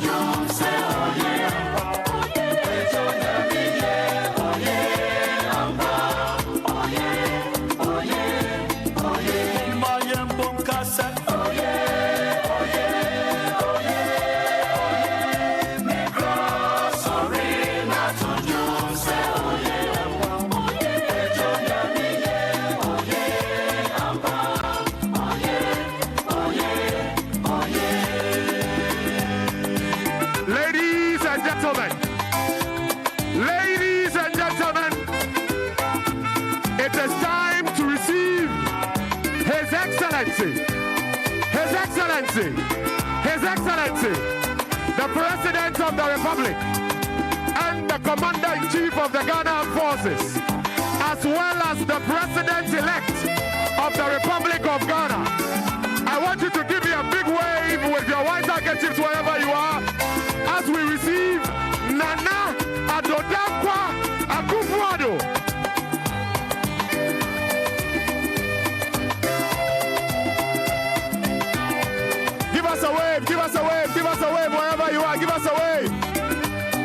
receive the President as well as the President-elect in the company of His Excellency the Vice President, who is also the Vice President-elect.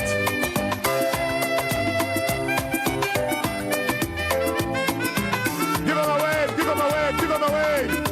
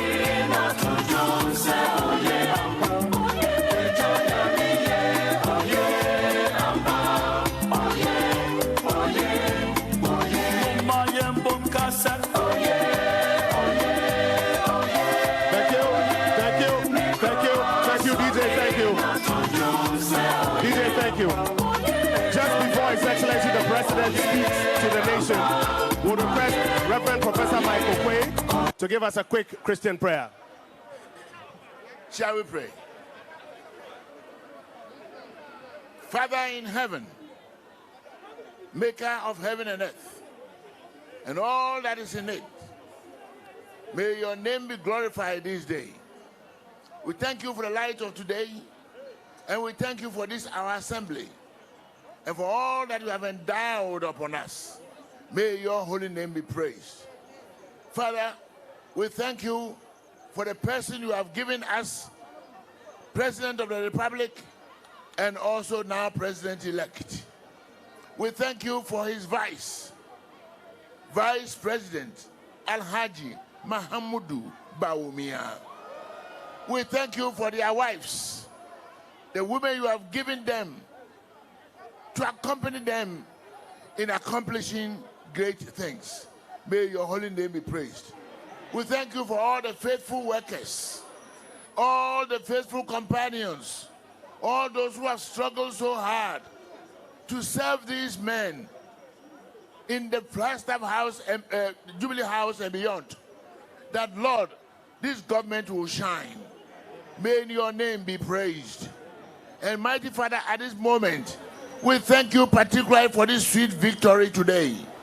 It's you who has done it, and we are praising your name for it.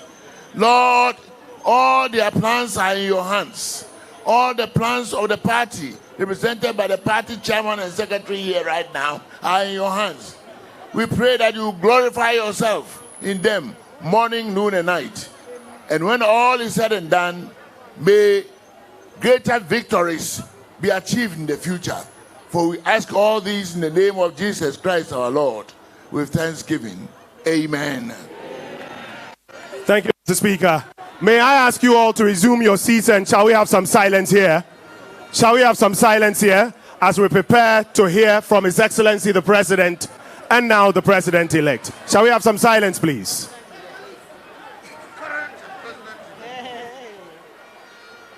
Ladies and gentlemen of the media, fellow Ghanaians,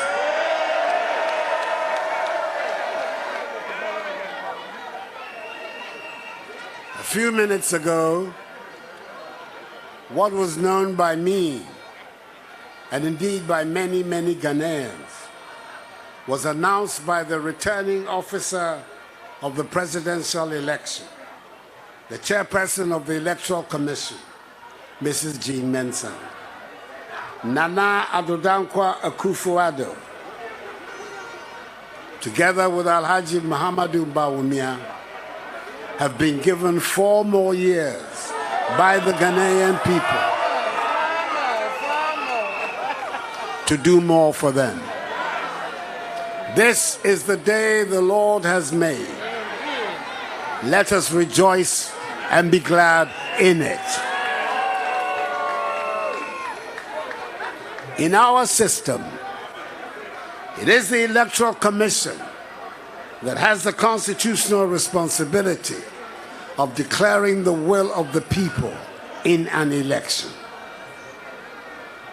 Prior to this declaration by the EC chairperson, I received personal congratulatory messages from some of my fellow presidential candidates in the election 7th December.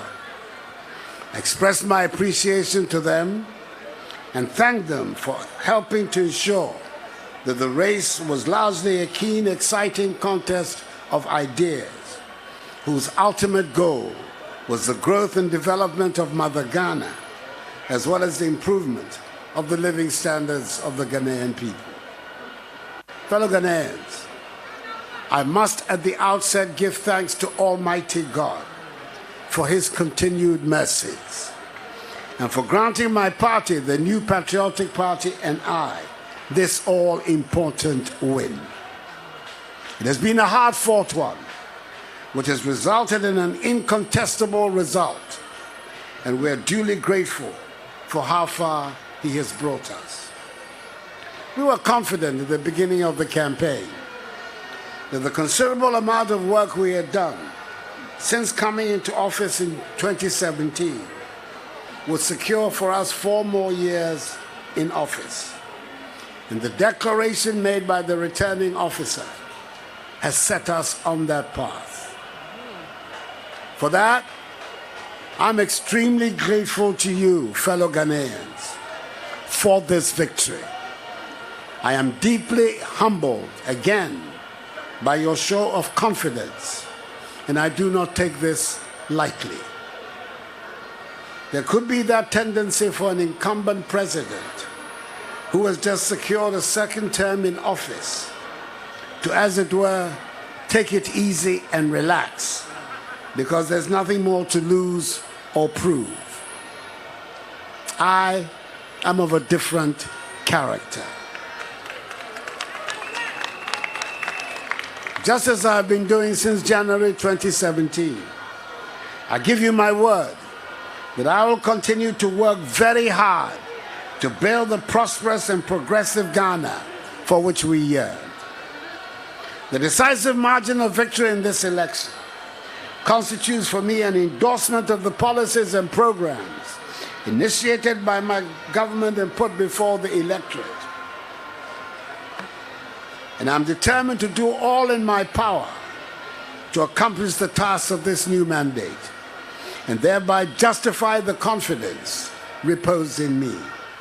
I assure you, fellow Ghanaians, that I'll do my best not to let you down. The period for campaigning is over, and the outcome of the election has been decided.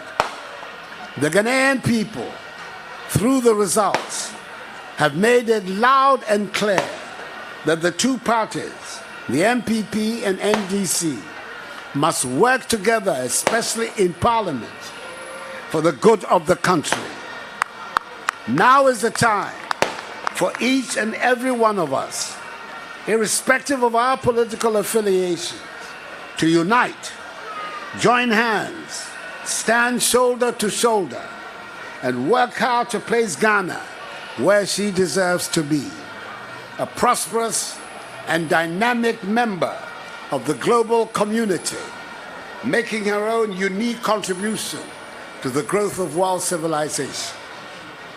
My immediate task will be to continue with the process of reversing the effects COVID-19 has had on our economy and on our lives, and put the nation on course for full economic recovery and development. Before the pandemic struck, Ghana in recent years was one of the fastest growing economies in the world. I give you my word, we will regain that reputation. Fellow Ghanaians, I say a big aiko to the chairperson, deputy chairpersons, commissioners, directors, returning officers, electoral officers, and the agents of our respective political parties for delivering one of the best elections, if not the best, ever witnessed in our history, which has won universal acclaim. The Electoral Commission, even in the midst of the pandemic, has done a yeoman's job, and we can only urge them on to continue along the path and achieve even greater strides in future. The orderly, commendable, and peaceful conduct of Ghanaians on election day is to be widely applauded. The high rates of adherence to COVID-19 protocols on the day ensure that the exercise passed off safely. To the security services who ensure the peace and safety of the process, Ghana will forever be in your debt. Your role has been invaluable in preserving law and order. And lastly, but by no means the last, the praise of the nation goes to the media for the extensive coverage provided before, during, and after the conduct of the polls. I also say a big thank you to the domestic and international election observer teams that have been in our country for the period of the election, for their concern. I condemn in no uncertain terms the isolated incidents of post-electoral violence in Odododiodo and Techiman that led to a few regrettable deaths. May their souls rest in peace. We must work to avoid the repetition of such events in future. I thank the national, regional, constituency, electoral area, and polling station executives, elders, and members of my party, the New Patriotic Party, and all the volunteer groups who canvass so effectively for us for their successful efforts. NPP supporters should understandably celebrate and jubilate, but desist from untoward acts. At the end of the day, despite holding different political views, we should all remember that we're all part of one family, one Ghanaian family, with a common overriding agenda, which is to oversee the growth and development of Mother Ghana. Let us continue to conduct ourselves with decorum and maintain the peace and stability of the nation, which is the envy of many around the world. To the Ghanaian people, I say that the work ahead is to advance further the peace, progress, and prosperity of our nation for all. And that is my solemn pledge to each one of you. The battle is the Lord's. May God bless us all in our homeland, Ghana, and make her great and strong. I thank you for your attention. Thank you very much, Mr. President. And before Mr. President takes leave of us, we'll take a Muslim prayer from the Minister for Inner Cities and Zongo Development. أعوذ بالله من الشيطان الرجيم بسم الله الرحمن الرحيم الحمد لله رب العالمين الرحمن الرحيم مالك يوم الدين إياك نعبد وإياك نستعين اهدنا الصراط المستقيم صراط الذين أنعمت عليهم غير المغضوب عليهم ولا الضالين آمين. Ladies and gentlemen, we are all heading to the New Patriotic Party's headquarters, where the celebrations will begin, and will be joined by His Excellency the President and the Vice President there at the party headquarters, where the celebrations will begin proper.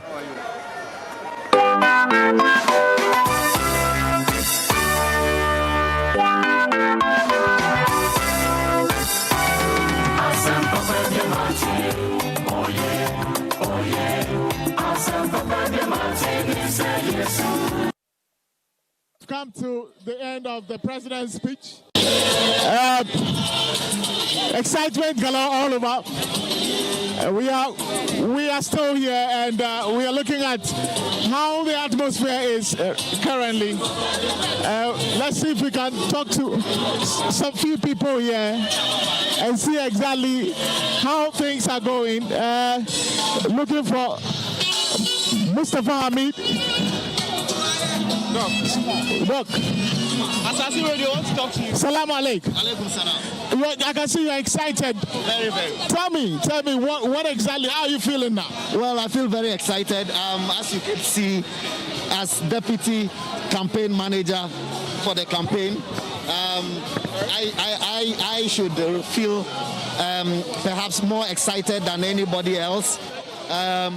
We being in the front lines of the battle and taking all the bullets and shooting some bullets on my side as well.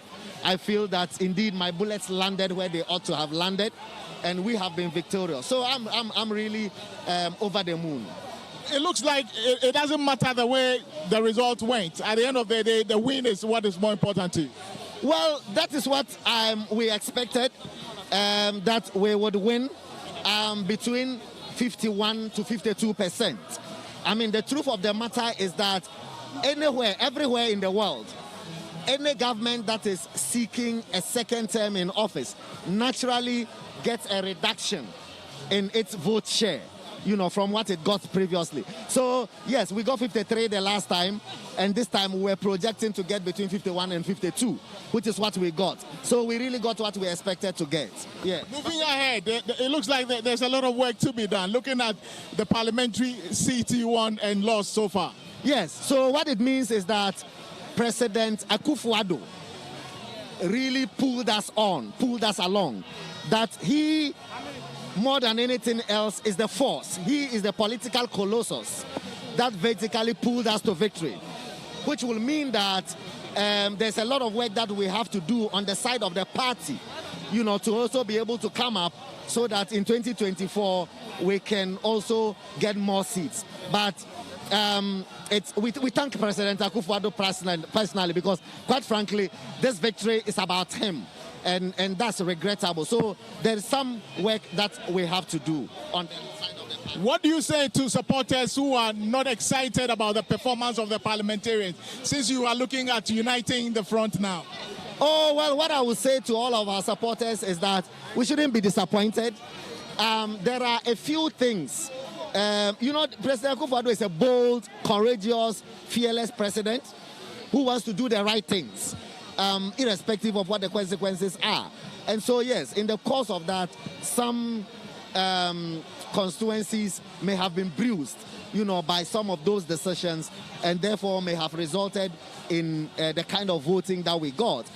Some of them also may have been as a result of some internal party wranglings and so on. But certainly, we will pick up the pieces, we will dust ourselves, and we are sure to rebound in 2024 and increase our parliamentary share.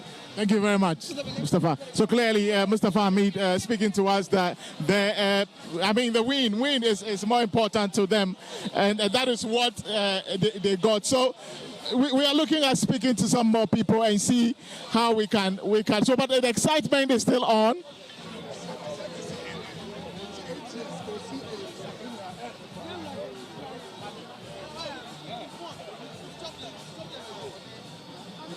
So we are looking at what it is now that we are looking at, speaking to some more people here and getting their views. But, I mean, excitement is outside, though, outside the premises. There are a lot of people excited throughout. People from Nima, people from everywhere are excited, and they've trooped to the residency of the president currently. So basically, a lot of people are excited. What can you tell us? What can you tell the people who are watching you? You are here celebrating. What is your mood now? I am so excited. Where I'm from Nima, where I am is only they are full of NDC. So if we had lost, I would have gone back to my village, so I'm happy that we got. Right now I'm overexcited, like right now, and I sell stuff. So right now, free delivery for everybody. So the exciting mood is still on. Some of the supporters are here, but Michael Quay Jr. is here. Let's quickly get to see what he has to say. Okay, thank you. Well, there you have. Honorable, congratulations is in order, isn't it? I think that, first of all, congratulations to the EC for the fantastic job that they did. We all had an inkling that this election was going to go around 51 point something %, because most of you, the media houses, were doing a fantastic job with all your new technology and putting things together.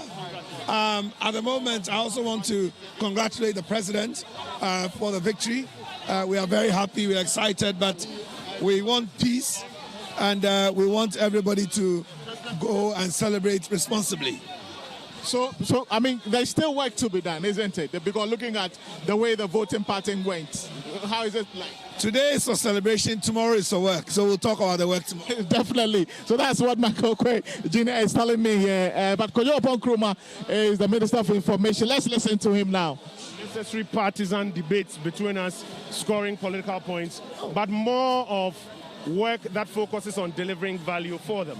And so that will be one of the very first priorities and postures of this administration that President Akufo-Addo is going to form in his second term, to ensure that we're able to work together with a minority to deliver value for the people of Ghana. When it comes to the presidential votes, it's a very emphatic win, over 500,000 votes as a margin on this new register, which has about 17 million people. Remember, the old register had a lower number of people, so you had lesser number of persons who were voting. If you look at the numbers, about 17 million people on this register. The turnout, very, very significant. And the results are quite clear that Ghanaians want the two parties to work together to deliver. And that's what the president spoke about this evening. What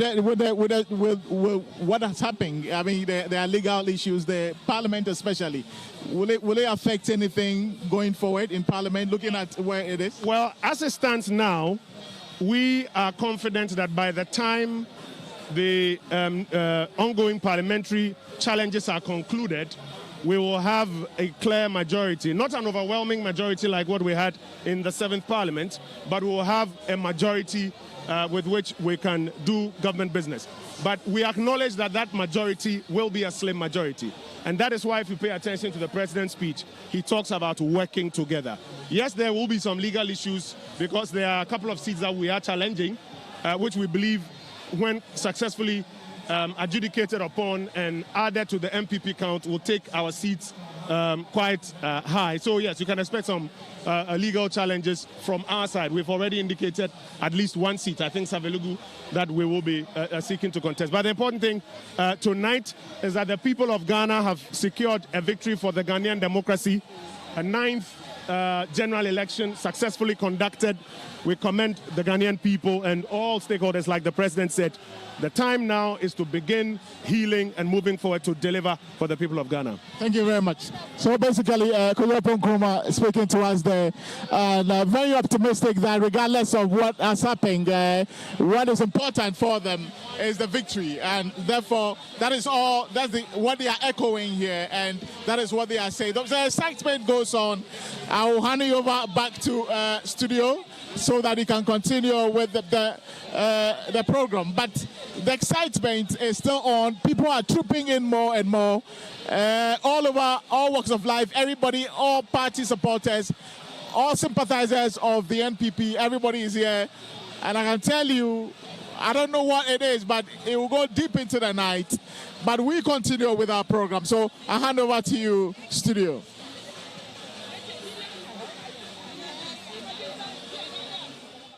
Thank you very much, Nana Kweku Edua, reporting from the residence of the President-elect of the Republic of Ghana, Nana Addo Dankwa Akufo-Addo. And as you heard earlier, they are heading to the party headquarters where the president is expected to thank the leadership of the party and also the supporters who have thronged to the premises as of this moment. In here in studio, my colleagues are still with me, and our guest, Adib Sani, security analyst. We've actually been having our own behind-the-scenes conversations about how the elections went and also what the prospects could be for future candidates and the NDC, the MPP, because as a media house and your election command center, we keep our lenses on every matter or every issue that is of interest to you, the citizen.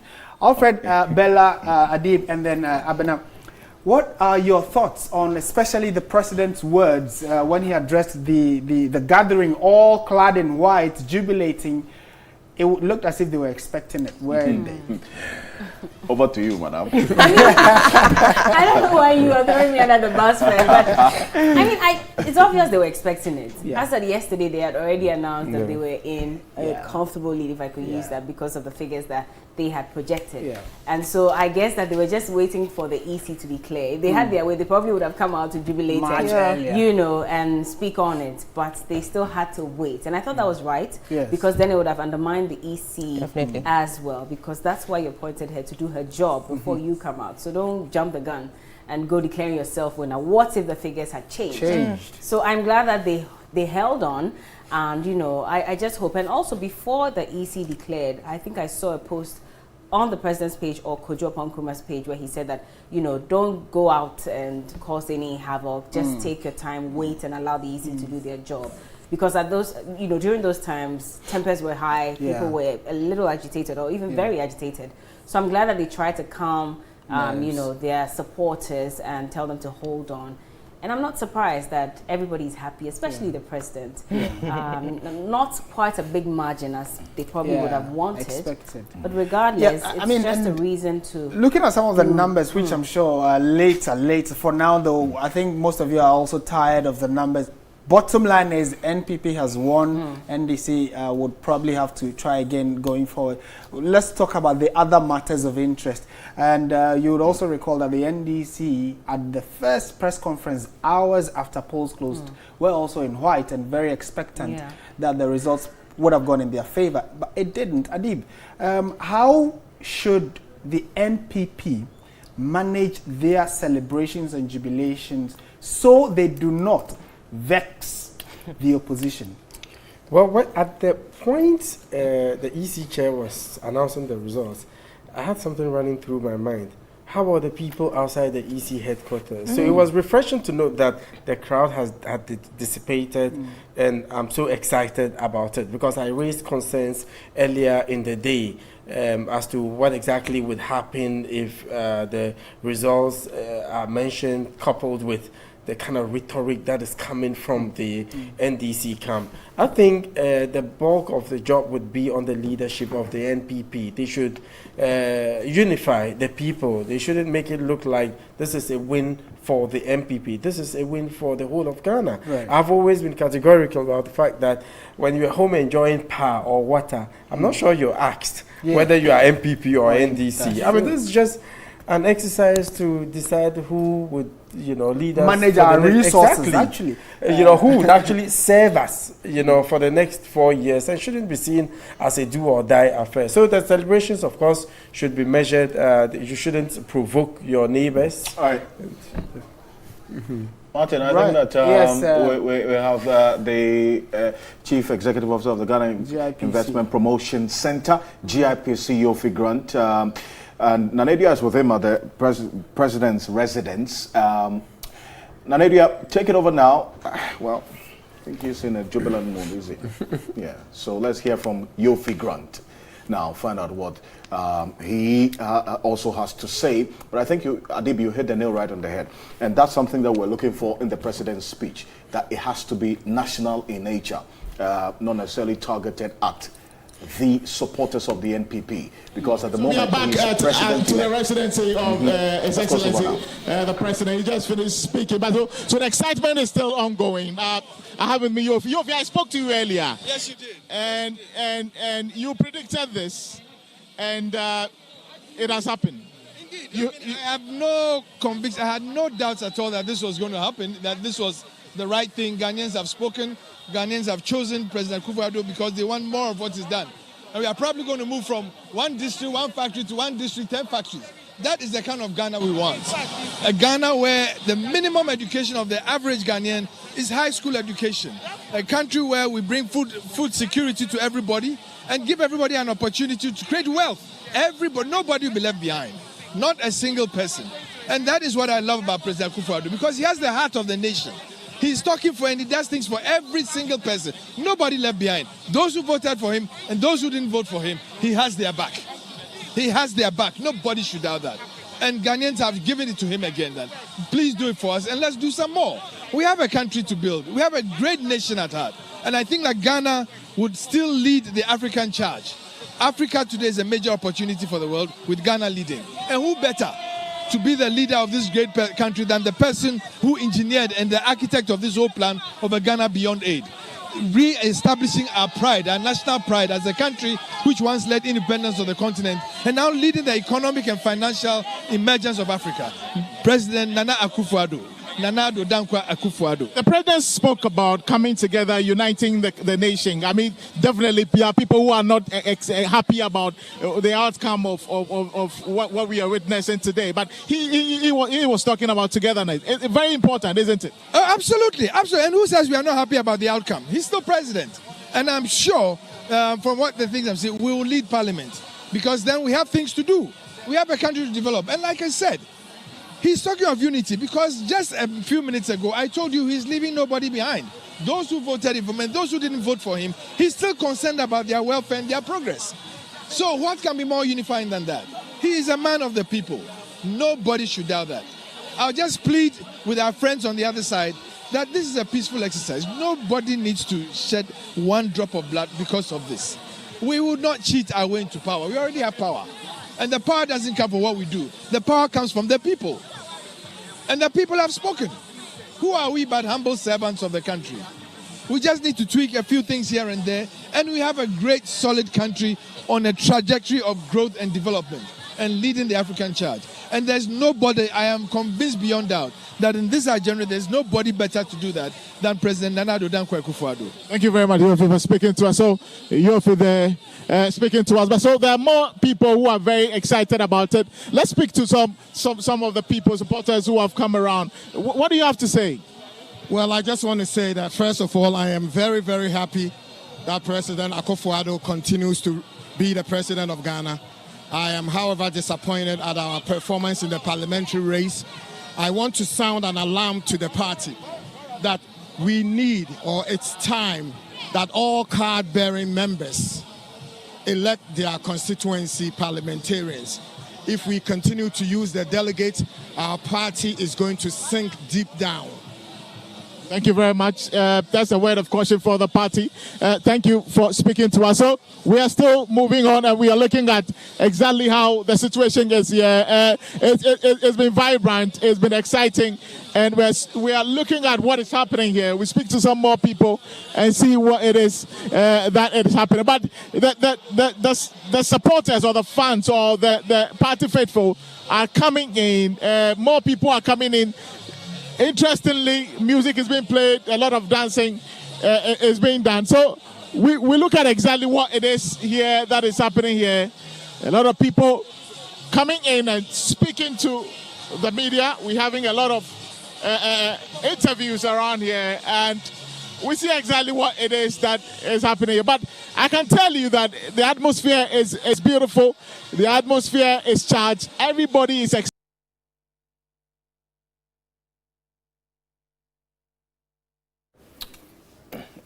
All right, so that's Nana Akufo-Addo. Unfortunately, we lost that feed, but certainly he is still the residence of the president-elect, Nana Akufo-Addo. And what we are going to do now is to, finalize our thoughts on what's happened so far. And hopefully, if we are able to connect with some of our reporters, gauge the mood in some of the regions quickly, and then knock off to also get our deserved rest. I'm sure all of you who've been following our coverage of the elections at your Election Command Center will bear with us that, we have done what we could to give you every information from almost every part of the country regarding the elections.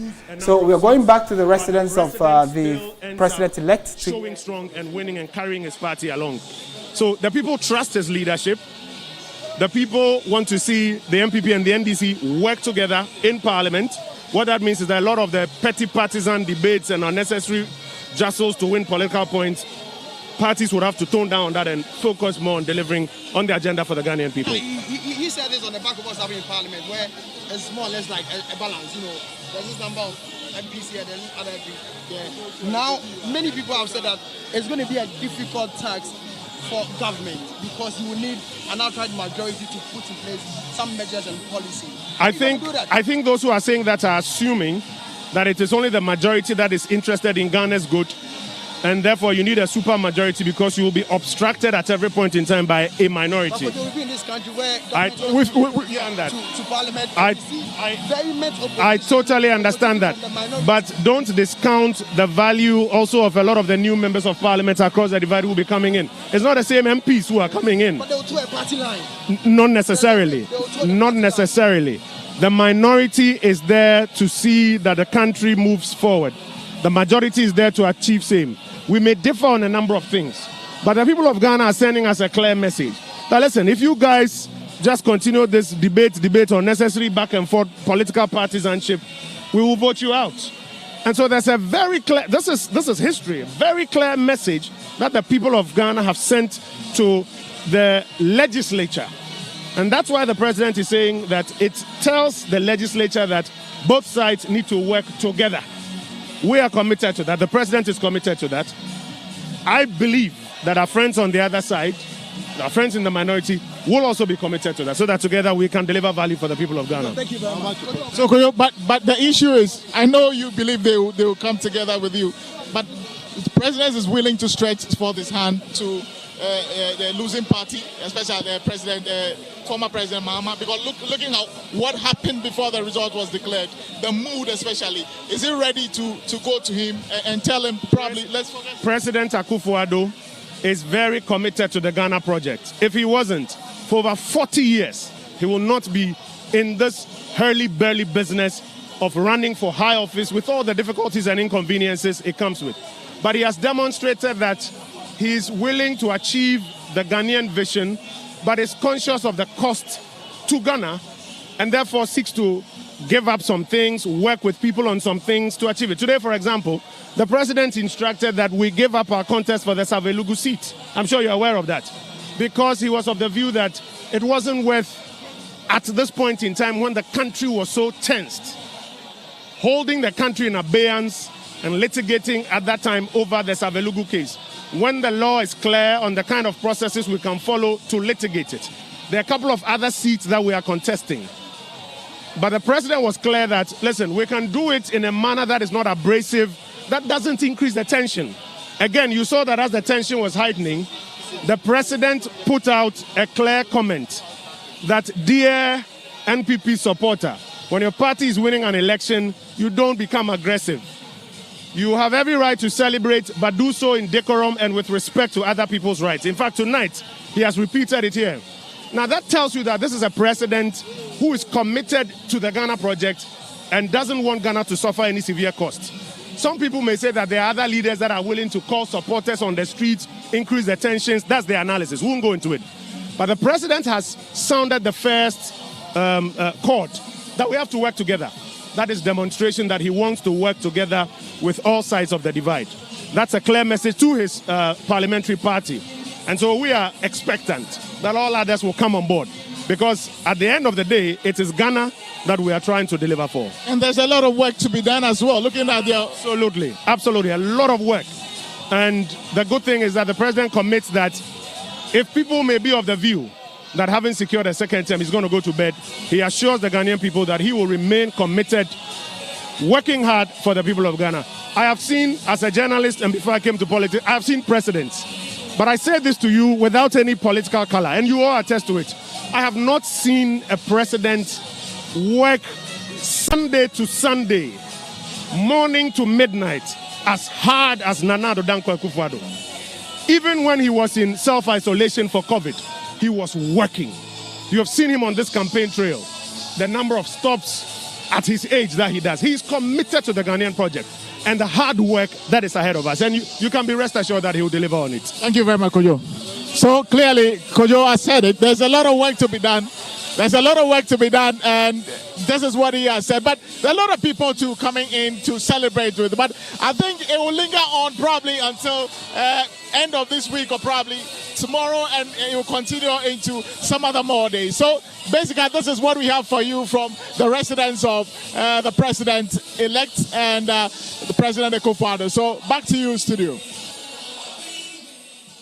Thank you so much, Nana Akufo-Addo, with that quick live report from the residence of President-elect Nana Akufo-Addo. We're back in the studio, and intermittently we'll be going to find out how people are celebrating or managing the celebration of the just ended election. It's been quite a marathon, hasn't it? Very, quite. At least for us. I mean, here we deserve a break. We deserve a trip to Dubai. From Sunday evening until about 7 p.m. That's when it started the coverage here on the Election Command Center. And it's been what? Almost 72 hours, let's say, if you add on the Sunday evening to the time voting begun. In the end, I think that the most important thing is how it all ended. Exactly. We need to reiterate that caution that the president put out there in his message about being moderate in the celebration. We should bear in mind that it is Ghana that has won in all of this. We're still waiting, obviously, to hear from the former president, That's if he will speak of the NDC. Or should he? Obviously, you think he should? I mean, there's nothing legally requiring him to say something. But we do know that beyond law, there is convention. And conventionally, we've seen that happen, I mean, on a number of occasions. And so, why not? It would be nice. And I believe that would also, send messages to all sides, even his support base, and of course, the NPP side as well. But even more importantly, it would send a clear signal to his supporters that, well, this is a man who went into battle and he turned out not necessarily getting what he wanted to get. But at the end of the day, like the president said, it's about nation building. And so let's do that together. So really and truly, I would love to see the former president, come out. But there's nothing binding on him to give a concession speech or anything of that sort. Well, so that is if they are going to concede eventually, but it's something that we would have to wait. What happens to if hear it doesn't concede? It goes to well, court, does the it nation not? goes on. We know eventually that there are some of the seats, parliamentary seats, for instance, that the NPP conceded with the caveat that they are going to challenge them in court. I mean, they considered in dispute. I think that's what Abna, you said legally. The Tamale Central, they considered without any issues. Dr. Ibrahim Anyas, they saw, but the Savelugu constituency, yes, they considered, but in dispute. They have indicated that for the parliamentary results for the MPP, they're going to challenge that in 21 days, as the law stipulates. Wait to see how that pans out. But I think that at the moment, in as much as now the Electoral Commission has declared, we have to reiterate how people have to celebrate. It's important. The post-electoral environment is as important as the beginning, the pre-election and then the election day environment itself. And it's in the evening. Security analysts raised concerns about the timing of the announcement so that it would afford the security agencies enough visibility if it was done earlier in the day to be able to see any form of violence or crime or anything that could degenerate into that level of crime or violence to be addressed. But now we're having to battle with darkness upon us, and the security personnel will have to be extra vigilant in the process of clamping down on crime and maintaining law and order. So what we can do, I think, is just go on the moral suasion and still appeal to people who are watching and listening to us on 3FM 92.7 to be very temperate and measured in their celebration and language as well, especially on social media. We know what social media also can do in the midst of all of this. And while Bella runs through what the language is on social media, we still want to urge many people as possible to be as temperate as we can. But we went through this process with a lot of unprecedented situations on us as a country. I mean, I think that there's a lot we can take away from the process into 2024. So first off, well, this is how the outside of the president's residence looks like.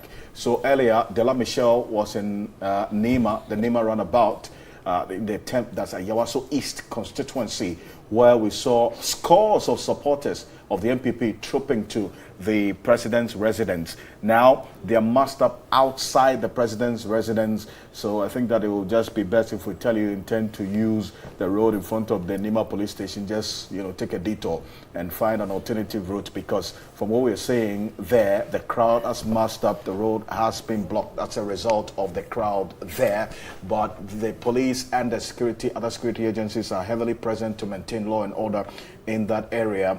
So these are the same, the jubilant mood for the NPP supporters, and rightly so, as expected. So that's what we're seeing right there with them. We don't know the song they are dancing to. I know the song they are dancing to. Which one is that? But you know what's funny? In 2015 there were renditions of songs by either side. Yeah. So, like for instance, Unapo, there was a rendition of that from ABB. It's going to happen, I'm sure. Yeah. Or they probably would just jam to the opposition song. Clearly,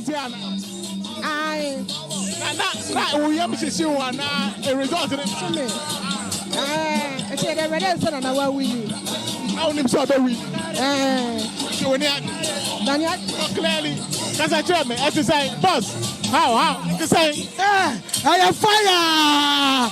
Wallahi, I will. I'm from Mukanda, I will. More banana and diamond. Move. Change you say no like you don't see.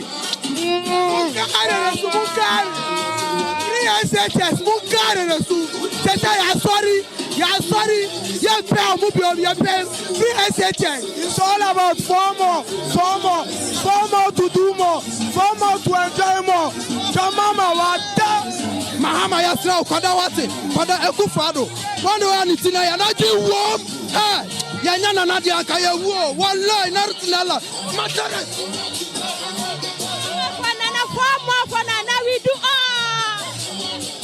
So the door has been opened for them, and it's becoming difficult here. A lot of crowd here. People are overexcited here. So it's all about excitement here. Fanana we do we the really champions. We do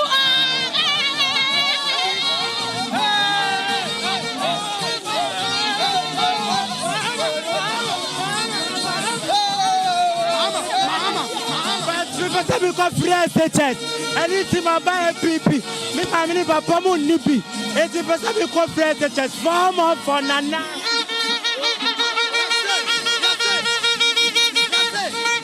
Okada yendina. Matri yendina. You pay free education. Free education. Allah. What you want? We don't want money. We don't want money. No. Nanado is unprecedented.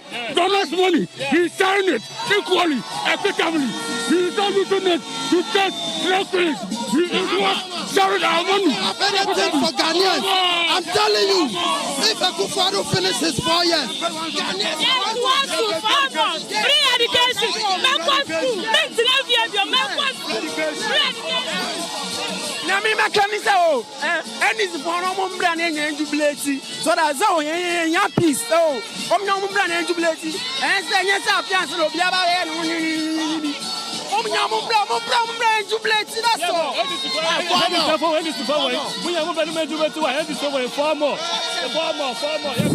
to do more. We know that Nana Addo Dankwa Akufo-Addo can do better. We the youth, we will vote for Nana Addo Dankwa Akufo-Addo.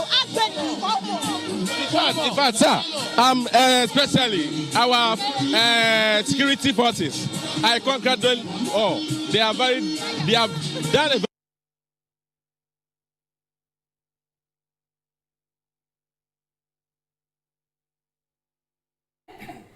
a certainly, lots of people sharing their thoughts on how they are jubilating or expressing their appreciation about the entire process.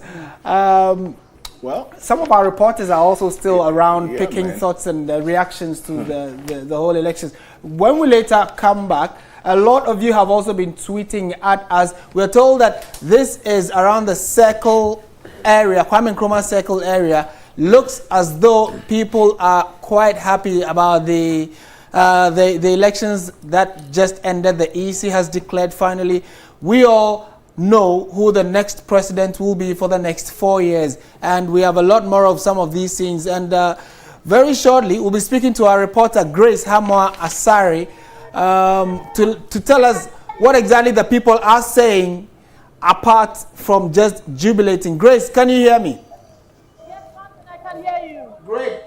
What's the mood like at the Kwame Nkrumah Circle? The mood here at Circle obviously is a jubilant one. All what they are telling me is that they are choosing education over any other policy that any other government is promising them because they are thinking about the future of their children. What is exciting here is that people are sprinkling money to those who are dancing. And so you see a group of people dancing, and then before you know, there's money flying in the air for any of them to be able to pass. What is happening here at Circle, Martin?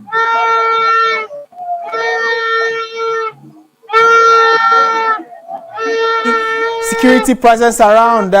We know that they are happy, but have you seen anything untoward apart from what they are doing at the moment? No, Martin. They are just dancing, and interestingly to the campaign song of the NDC.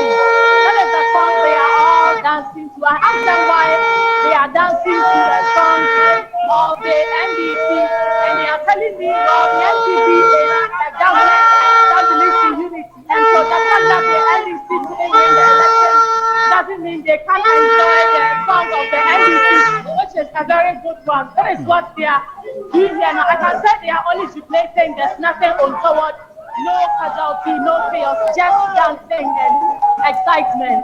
Right.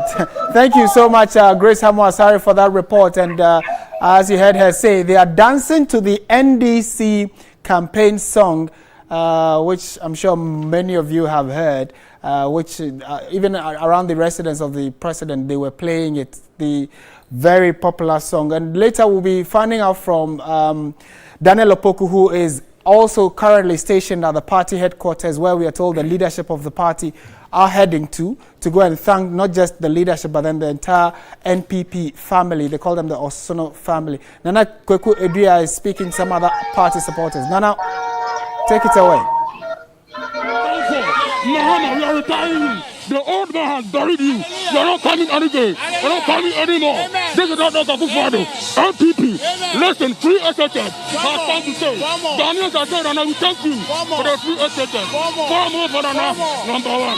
Thank you. Amen, amen, amen, amen. 4 more, 4 more. Hey.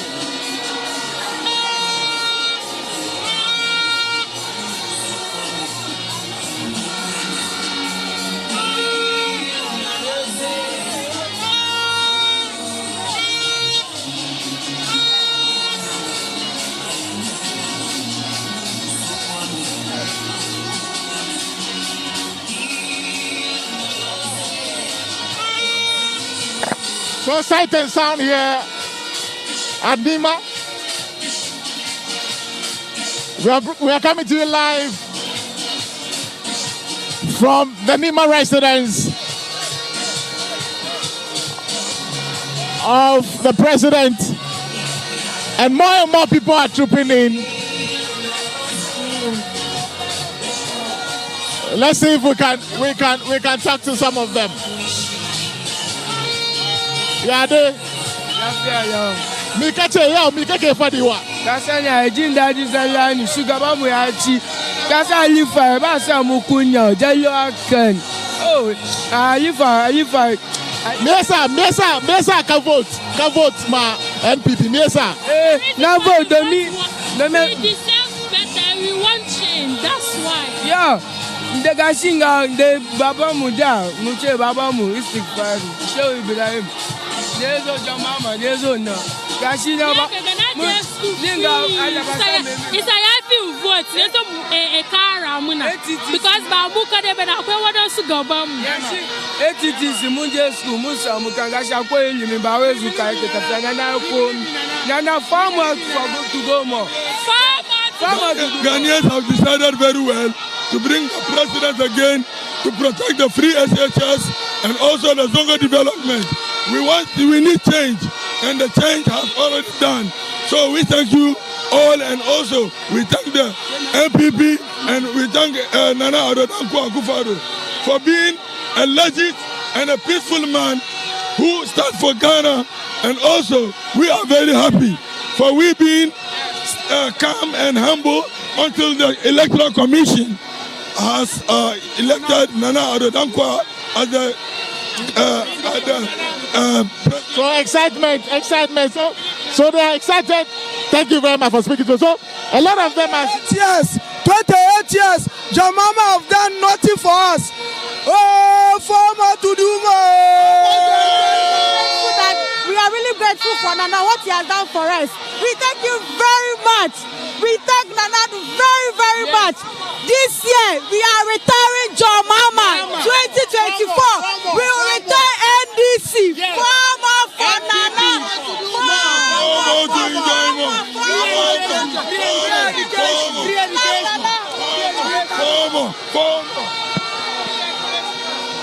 Former to enjoy more. Mr. is for no more here. I'm brand new jubilee. Oh, I'm brand new jubilee. Now, Ghana never really. Ghana never really. MPP, NDC will never come back again.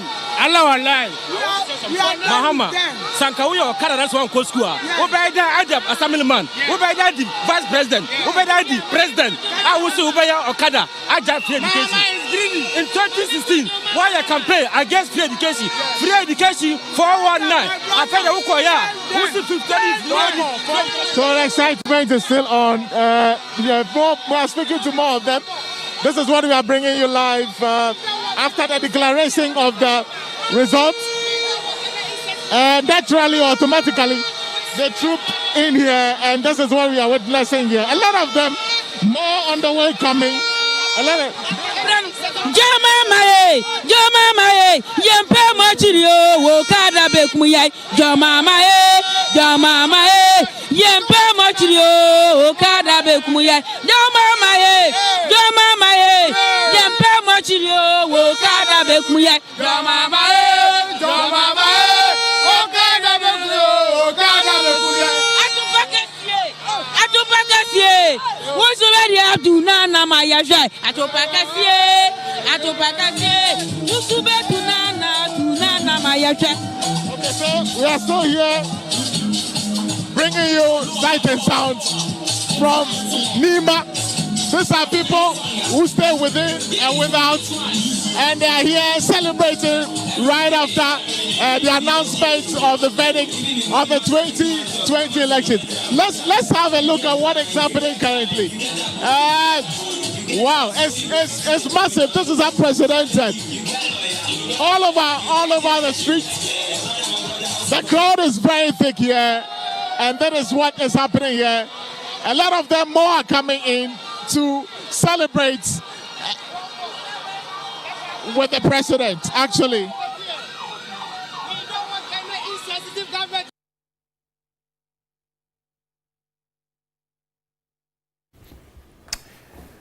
So, yeah, that's the residents. We'll be going a lot more to the residents. I think that's what's happening there. But I think we're also picking very strong signals that the flag bearer of the NDC may also speak. So we will keep tabs on that and be updating you as and when we get it. But this is information we're picking, but we'll get a lot more into it as and when it becomes clearer. But we will give you a lot more detail as we stay with us on the Election Command Center. But well, there's a lot to show you in terms of the celebrations across the country. We have men and women who have been with us right from day one on the ground with us when we started the coverage as far back as Sunday 7 p.m. Our reporters and volunteers are on the ground. And just to give you a clear picture of what's happening now that the EC chair has declared who the winner of the presidential election is. Yes, you see right there, Jubilant NPP supporters also there. And this is after Jane Mensah, chairperson of the Electoral Commission, finally declares who president-elect is. And it's Nana Addo Dankwa Akufo-Addo. He's also addressed the nation. And we continue to reiterate the appeal for us all, and especially those on social media as well, to be very temperate in the language, and then also those out there who are the president's resident in many parts of the country to be also temperate in their language and moderate in their celebration as well. But that's according to the Electoral Commission results earlier put out. Total valid votes, some 13,434,574 out of the 17,027,641 valid voters or eligible voters. And the turnout for this year, 79%, one of the highest we've had since 1992. Nana Addo Dankwa Akufo-Addo, according to the Electoral Commission, polled some 6,730,413 of the total valid vote cast, represented 51.59%, as against John Dramani Mahama, 6,214,889, representing 47.36%. Ghana Union Movement, GUM, 105,565.81% if you round it up, and CPP 12,215. That's 12,215. That's about 0.093%.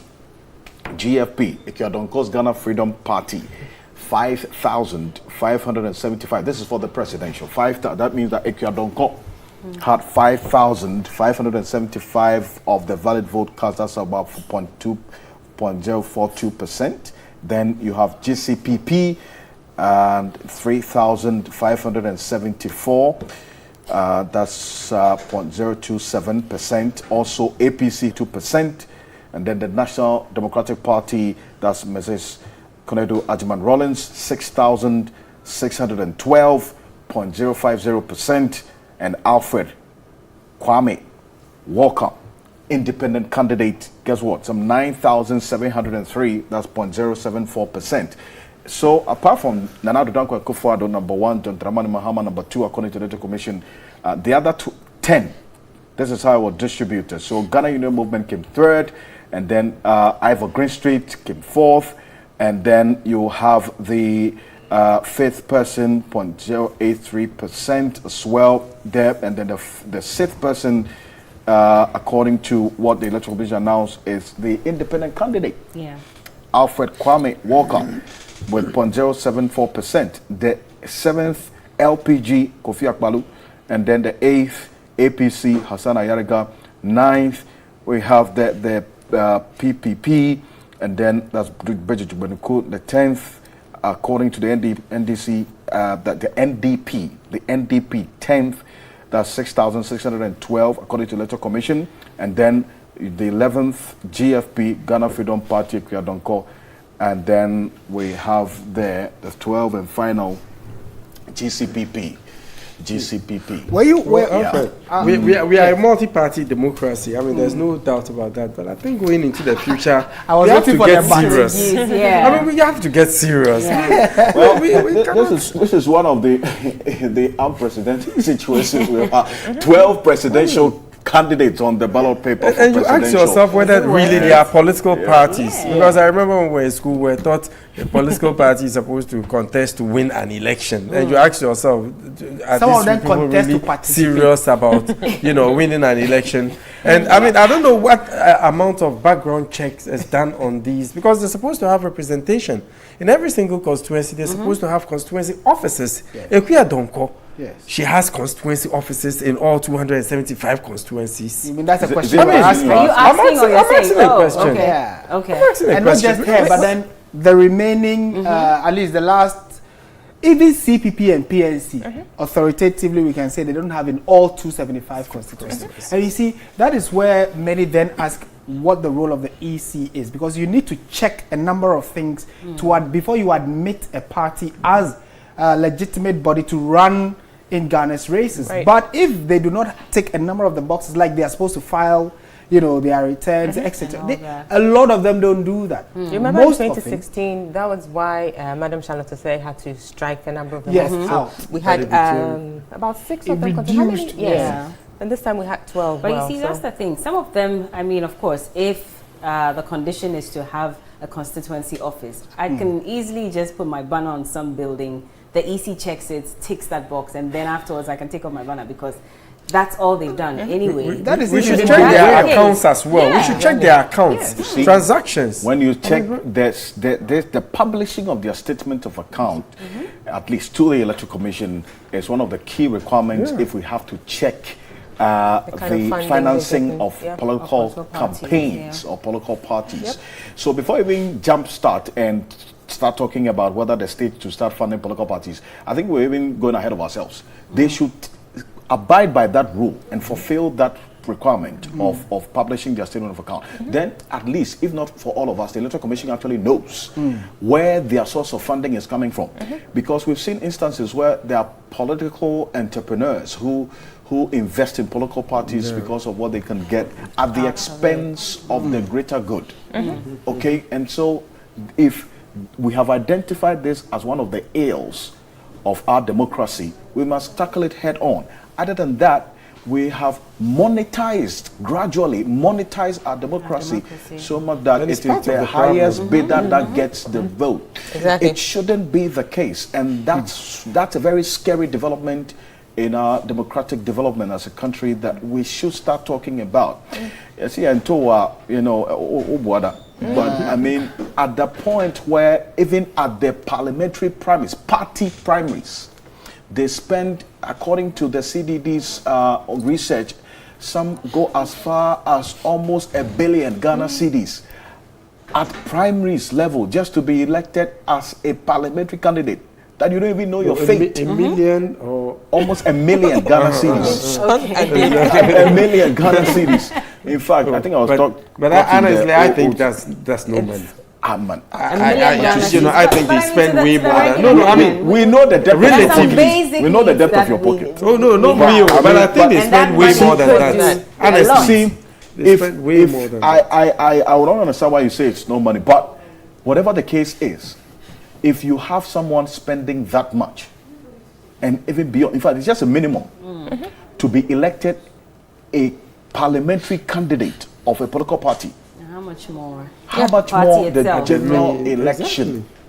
You cannot pay everybody to vote for you. So the question is, why are you investing that much? Absolutely. Obviously, you're looking for returns. And what kind of returns? So returns that would affect the state. But where are you even getting that money from? Exactly. True. And a lot of them get it from contractors, and other businessmen who would want favors back. That's the thing. They are called the political entrepreneurs. They will fund your campaign with expectation. But then here's where it gets a bit worrying. So if you have to fulfill their expectations, you would sidestep, say, procurement, procedures. You will sidestep, contract tendering procedures, and then the award of contract and other things will not be done on a free and fair basis.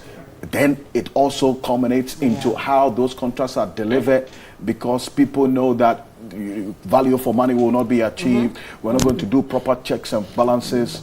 And Alfred, it brings up the issue of a lot of the youth, especially wanting to go to politics because they see it as an easy way of making money. Exactly. They are running all around, looking for a means to survival. But immediately they come to power, within a very short period, you see them, putting up huge mansions at, East Legon and other places. So you ask I think over the years, the perception a lot of people have is that the quickest way to make money is to go into politics.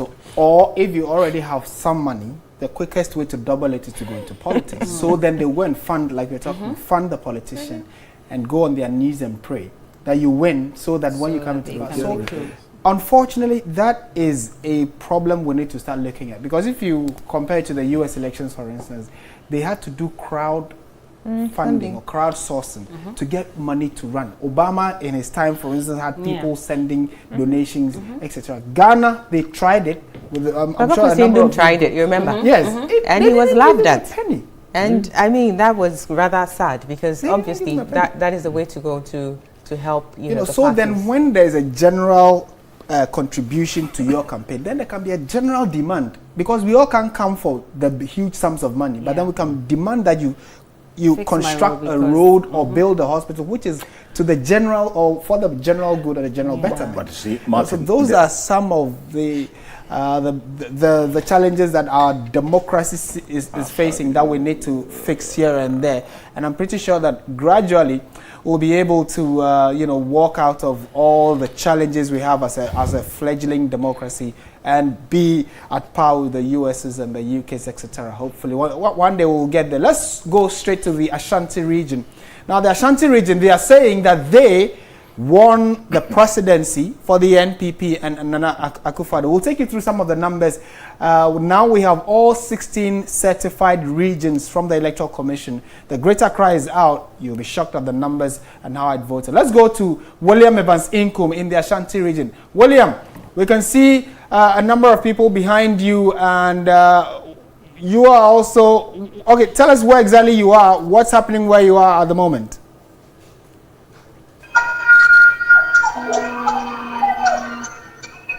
Hello, William Evans Inkum, can you hear me? Yes, I can hear you, Martin. Where exactly are you stationed at the moment? What can you report? Well, Martin, currently I'm at just close to the Baba Yara Sports Stadium, and that's the Subi constituency. And as you can see, a lot of jubilation going on. So, two places have now become the epicenter of jubilation. That is the Bantama constituency, and of course, on the Bantama High Street and McCain Stadium High Street. And I tell you what, it's a massive demonstration. Jubilation here. People are on cloud 9. I just want to turn the video so you have a better picture of what is actually going on here as far as jubilation in the Ashanti region is concerned. So I'm not trying to turn up the video here. Here you go. So that's massive. A lot of people are on the street jubilating. And it's all because your candidate, Nana Akufo-Addo, not too long ago, was declared by the Electoral Commission as the president-elect. And that means that he's likely to enjoy another term of office. Martin.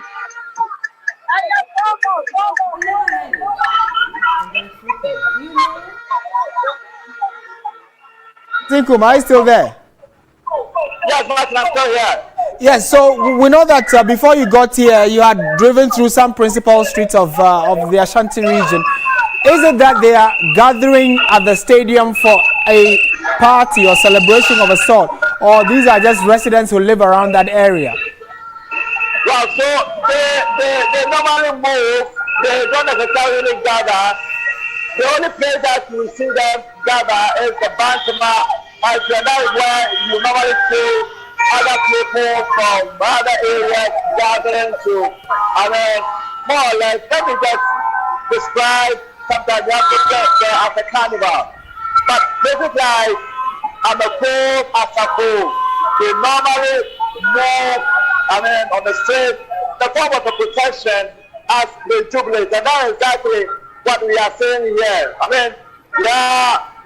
Sitting on cars, brandishing miniature flags of the new patriotic party, like we're seeing here. And of course, with the cars also honking their horns just to show that they are really happy. And as you can see, this woman here is carrying, a mattress, showing some support to the pre-senior high school. And for her, I'm pretty sure that makes even her happy that, yes, her choice, that is His Excellency Nana Akufo-Addo, has secured another term to lead this particular country again. Martin. All right, thank you very much, William Evans Inkum, who is our commander there, the Ashanti region specifically. He said he is near the Bawara Sports Stadium, where on your screens you can see that hundreds are on their motorbikes, some walking in and around the stadium, clearly for the obvious reason of celebrating Nana Akufo-Addo's win. Now, that region says that they gave Akufo-Addo the most votes, for which reason he has won. So we are staying in that region, where we'll also be bringing you sights and sounds, specifically from Aboabo and Asawase constituency.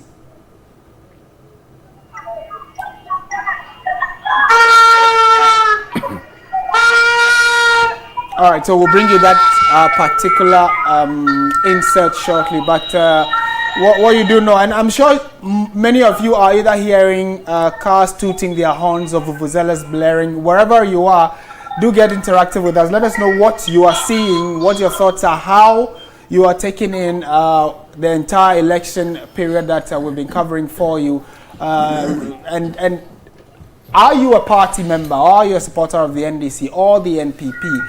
What do you make of what has happened? And we'll be happy. Let's have a conversation this evening on our democracy and how we seem to, as a country, have chalked another success.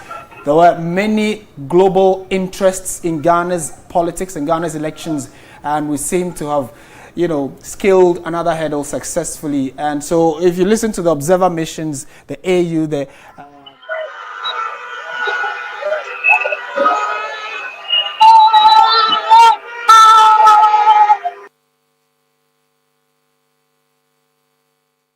kinds of, very smooth democratic processes, and we are happy to be part of the process. We are sure you are as well. Do send us your thoughts on what you make of this year's elections, and then we'll read it out as part of our conversations here this evening. We are going to stay in the Ashanti region. Now let's go specifically to Aboabo and Asawase. You know that Asawase constituency is the NDC's stronghold in the NPP's region, or regional stronghold. They actually gave more of their votes to the NDC. If you look at the numbers, the NDC candidate won more than he did in 2016 in terms of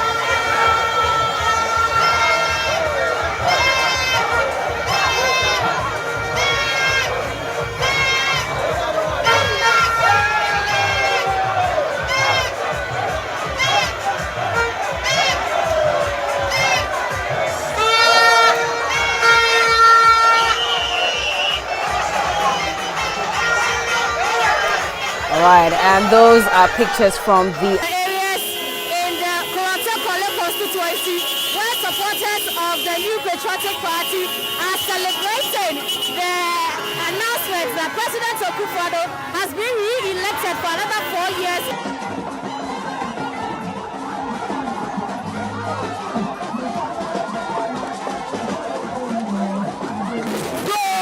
For the parliamentary, the presidential is perfect. The new departure, Nana Akufo-Addo, Adudankwa, Ayamika Papa, Menyaje, tell Oluwa Bili, President Akufo-Addo to win again, for our children, for our brother and sister, to go back to school again, for the free SHS, for them to enjoy it. So I'm so excited.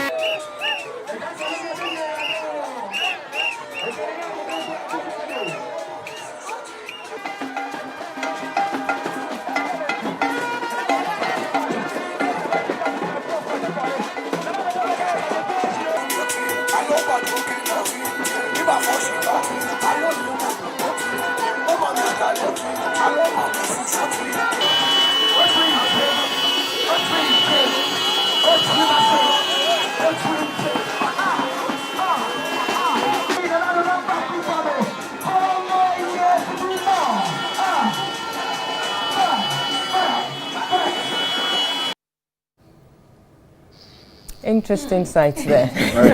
Very. I mean, you know, when you enter the Osu community, if Pashimo, you know, they are spoiling the today. Kenke will cry. But then, yeah, I mean, apart from what's happening across the country, specifically in the Greater Accra region, we know that Osu, which is one of the busiest places in the Greater Accra region, you just saw those celebrations there as well. Right. So from the Osu area, we'll be going straight to Asylum Down, particularly the NPP head office, to see how jubilations there went. Let's take that video.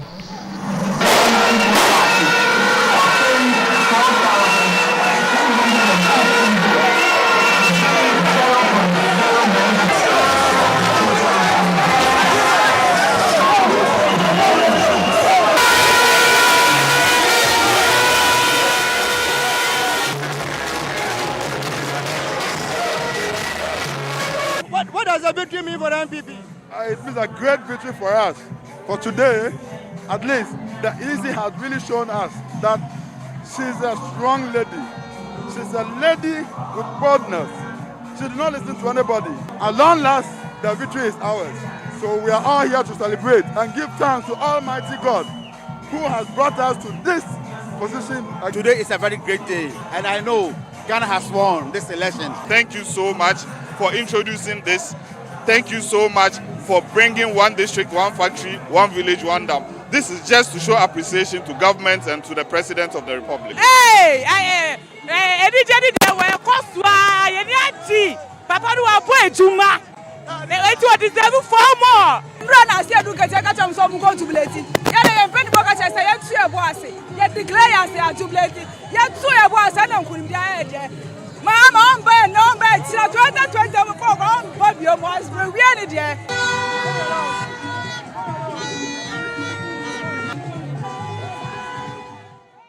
Right, so from Accra we go to the central region, specifically Cape Coast, to take some reactions from persons there who are jubilating over the declaration of Nana Addo Dankwa Akufo-Addo as president-elect. So let's take those videos as well.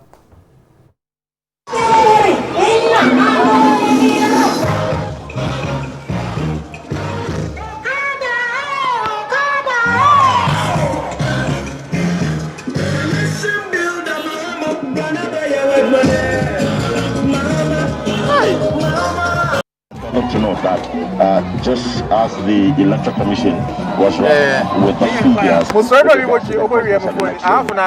reps who have been in the National Coalition Center, that is Radio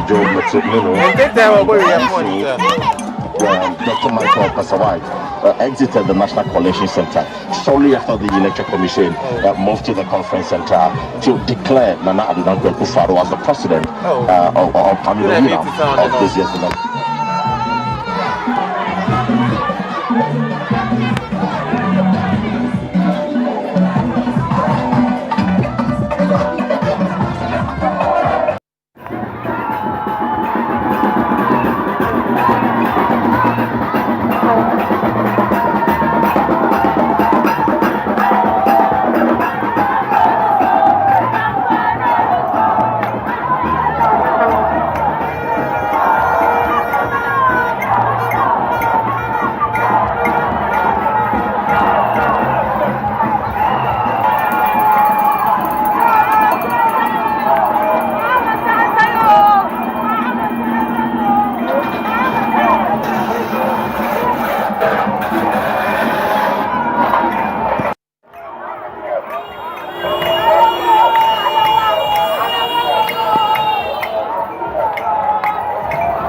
about the Romeo?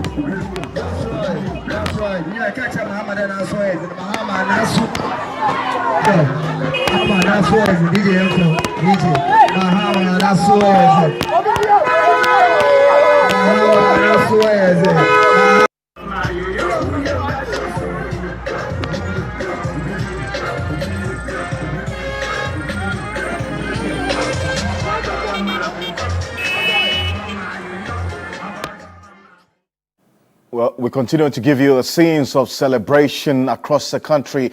Let's still stay with the Central Region just a little further, shall we? Let's go to Kasoa in the Ewutu Senya East constituency, where the MPP supporters are celebrating as well on the streets of Kasoa. Take a look.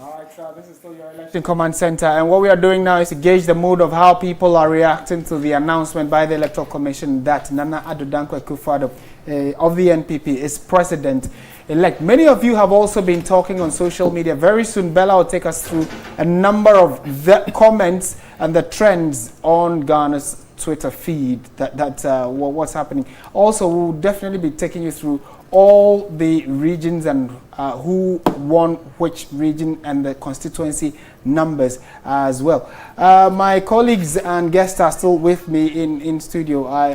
Yes, maybe Abena, you want to take what Babena is saying. Our producer and the entire team and the backroom staff are making sure that we bring you, the best coverage. And so, what's the announcement? Right. Now? So, still taking scenes from around the country, we'll be heading straight up to Takoradi in the western region to see how the people of Takoradi are celebrating the announcement of the president's victory of sorts. Let's put it that way. So, let's see scenes from Takoradi. What's the president Akufo-Addo in fact, why am I down? After I'm pay a bontia, be jubilating to the party office, and I'm back. It's very hard. You have to talk about coffee SHS. It's very hard, Papa, and then Banco, maybe Ghana or Abrodo. You see, Takoradi conference, and I'm say, what time I come out? It's a summer better becoming.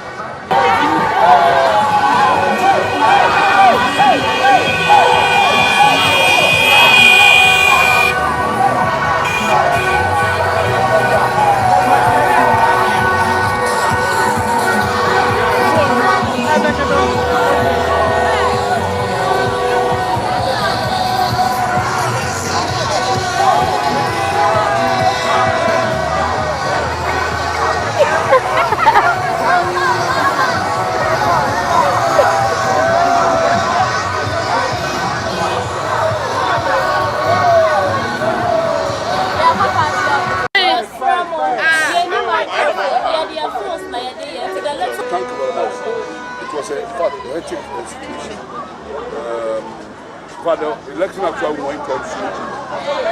We were even expecting that on Monday, God willing, by evening, we have heard some people like the electoral commission be able to tell us something about the election. But because of the ruler barrier that is going on from the opposing camp, we couldn't hit anything like that. It was a hectic time for us. How did you receive the news that your president has won once again? It's a good news. Well, that's what we're expecting from the electoral commission. Having announced that we have actually won the election, it's a good news to us. That is, our members actually wanted to hear.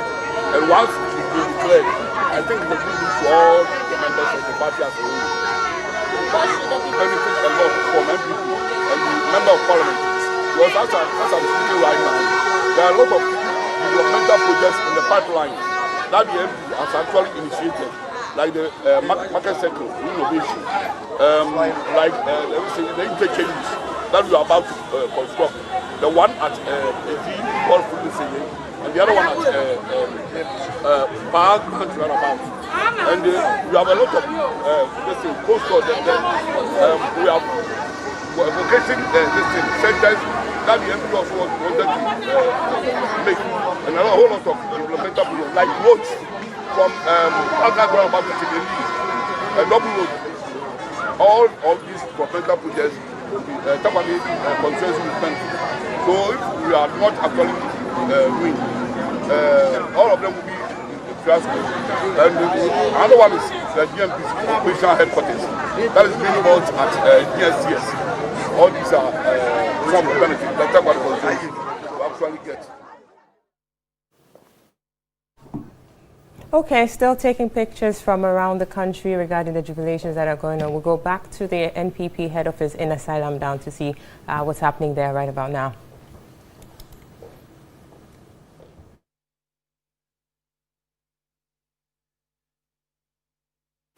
Right, so whilst we try to get that feed, I think discussions here can continue. Certainly in order. And, we also do know that very soon we'll be crossing over to the Volta region. And the Volta region is of interest for those who are watching the political space because of the fact that that is the NDC's stronghold. And interestingly, the NPP managed to win one constituency in the Volta region, which is the Hohoi constituency. Our reporter, Selam Amenya, is there. He'll be joining us shortly to let us know what the mood is like, especially around the Volta region and in Hohoi specifically. My colleagues are still here with me, and I think that what many are looking forward to is how Nana Akufo-Addo is going to govern for the next 4 years with a kind of parliament that is beginning to shape up. Yeah. We know that 135 confirmed seats for the NDC, 134 confirmed for the NPP, one independent candidate won the seat. There is a very high possibility he might, work with the NPP. There were 5 outstanding. Let's take out Techiman South, so 4. That 4, if you split it 2-2, to both of them, I'm sure that we know what the numbers are looking right now. We'll come and talk about it shortly if Selam Amenya is ready to give us what's happening in the Volta region. If Selam is ready, yes, Selam. What's happening in the Volta region? Yeah. Yes, Martin, can you hear me? Yes, we can hear you loud and clear. Martin. Yes, go ahead, Selam. Yes, so you can just see the arrival of the regional chairman of the MPP. We are here at the MPP headquarters in Go. The place is called Okoji, and you can see the jubilant supporters of the MPP here. And when I take you down, they are all over the streets. So the one spot Central constituency now is on fire after the declaration by the Electoral Commission chair. And you can see all over the street here at the NPP regional office, supporters of the MPP poured onto the streets, and they were dancing to tunes that the party used for its campaign. They also danced to some tunes that the NDC used for its campaign, and that was the beauty of it. So, as you can see, or as you can know, they might not have the numbers, but they are still excited that their party has won. I spoke to a few of them who told me that they do not care that they could not win seats in the Volta region. They do not care that they don't have the numbers. Once the president has been elected president, they are excited and it calls for jubilation. So you can see. But other parts of the home, when we go to other parts of the town, it is a ghost town. A lot of people have gone to bed. But this particular spot, which is the MPP's office, you find sympathizers and supporters of the party all over the streets, enjoying, jubilating, shouting for more. You can find all of them here. So Martin, this is what is happening at the MPP regional headquarters here in Home. Jubilant supporters are dancing, they are jubilating, excited. They are trusting Akufo-Addo as the new elected president of Ghana.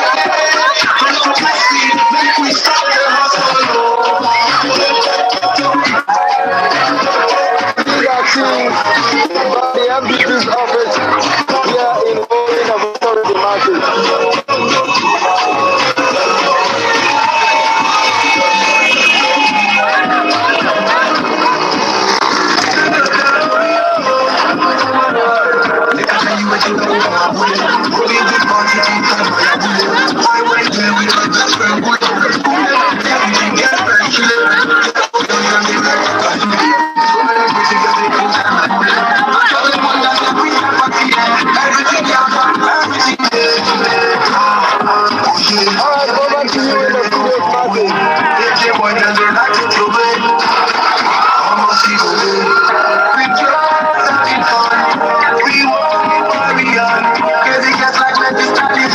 What my girlfriend did, they told me no.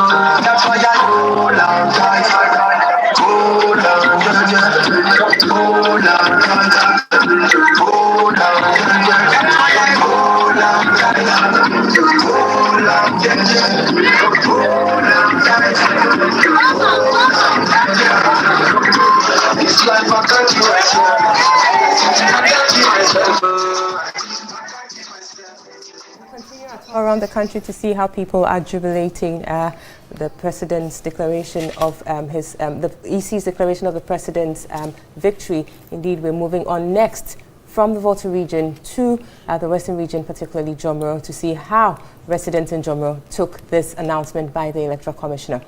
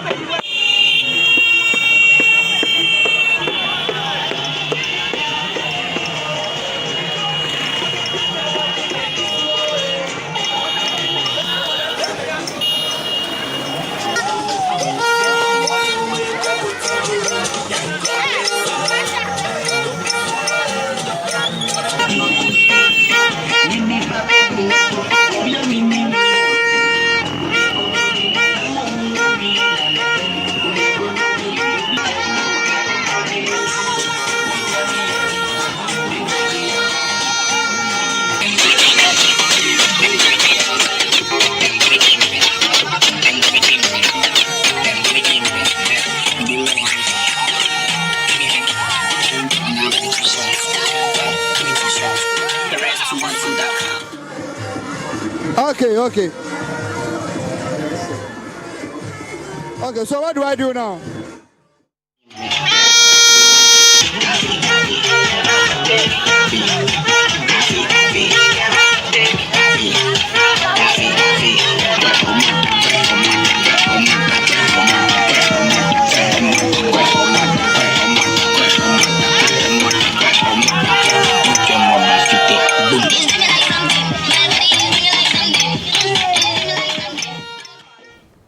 Right, so people in Jomero are obviously happy with that declaration. We go back to the head office of the New Patriotic Party here in Accra, precisely in the Asylum Down area, to see exactly what is happening there.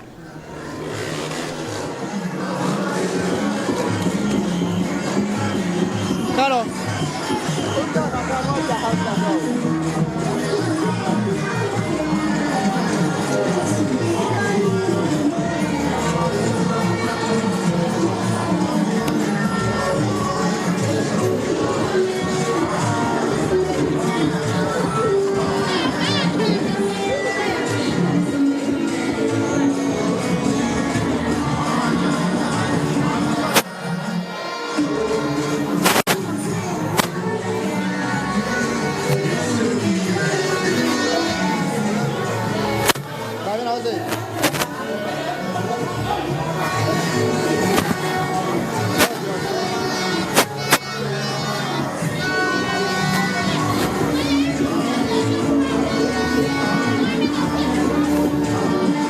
Right, we are currently at the headquarters of the MPP, where supporters have gathered to jubilate over the announcement by the Electoral Commission that President Akufo-Addo is again the President of the Republic of Ghana. A lot of them have gathered in there, and there's a whole jubilation all over. There are those who are using motorcycles to move up and down, and others are also having a field day, making a lot of merry, basically at the MPP headquarters. A short while ago, the chairman of the party, Mr. Freddie Blay, was here to address the gathering, urging them to continue jubilating because they have fought a good fight, according to the chairman of the party. And he says that hopefully by the close of this week, they are likely to continue the celebration at the Jubilee House, and also another jubilation will be set up at the conference center before the end of this week. So basically, it's about jubilation at the MPP headquarters. The President Akufo-Addo has again been elected as the President for the Republic of Ghana. And when you speak to a lot of them, they tell you that they have confidence in the President, and they believe that he will continue with his policies to improve the well-being of Ghanaians.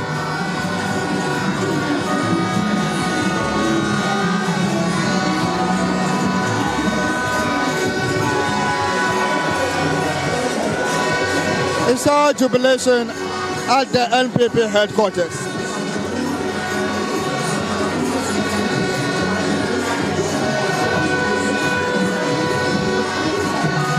Again, we also spotted some members who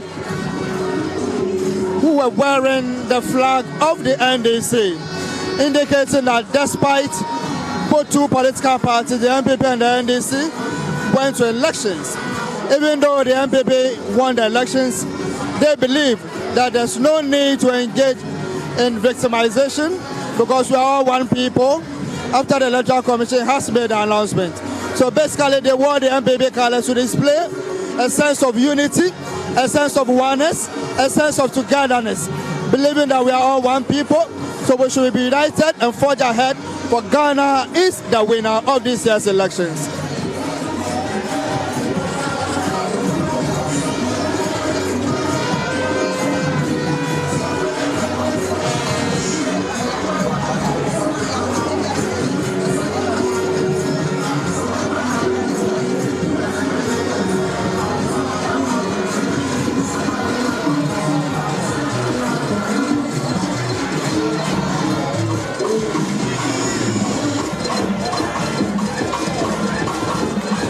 Hello? Yeah. Yes. Jose.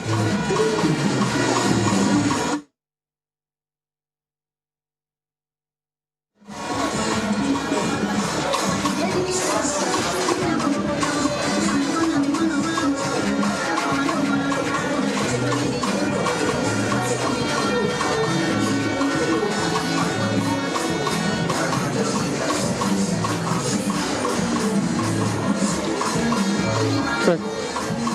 All right, check.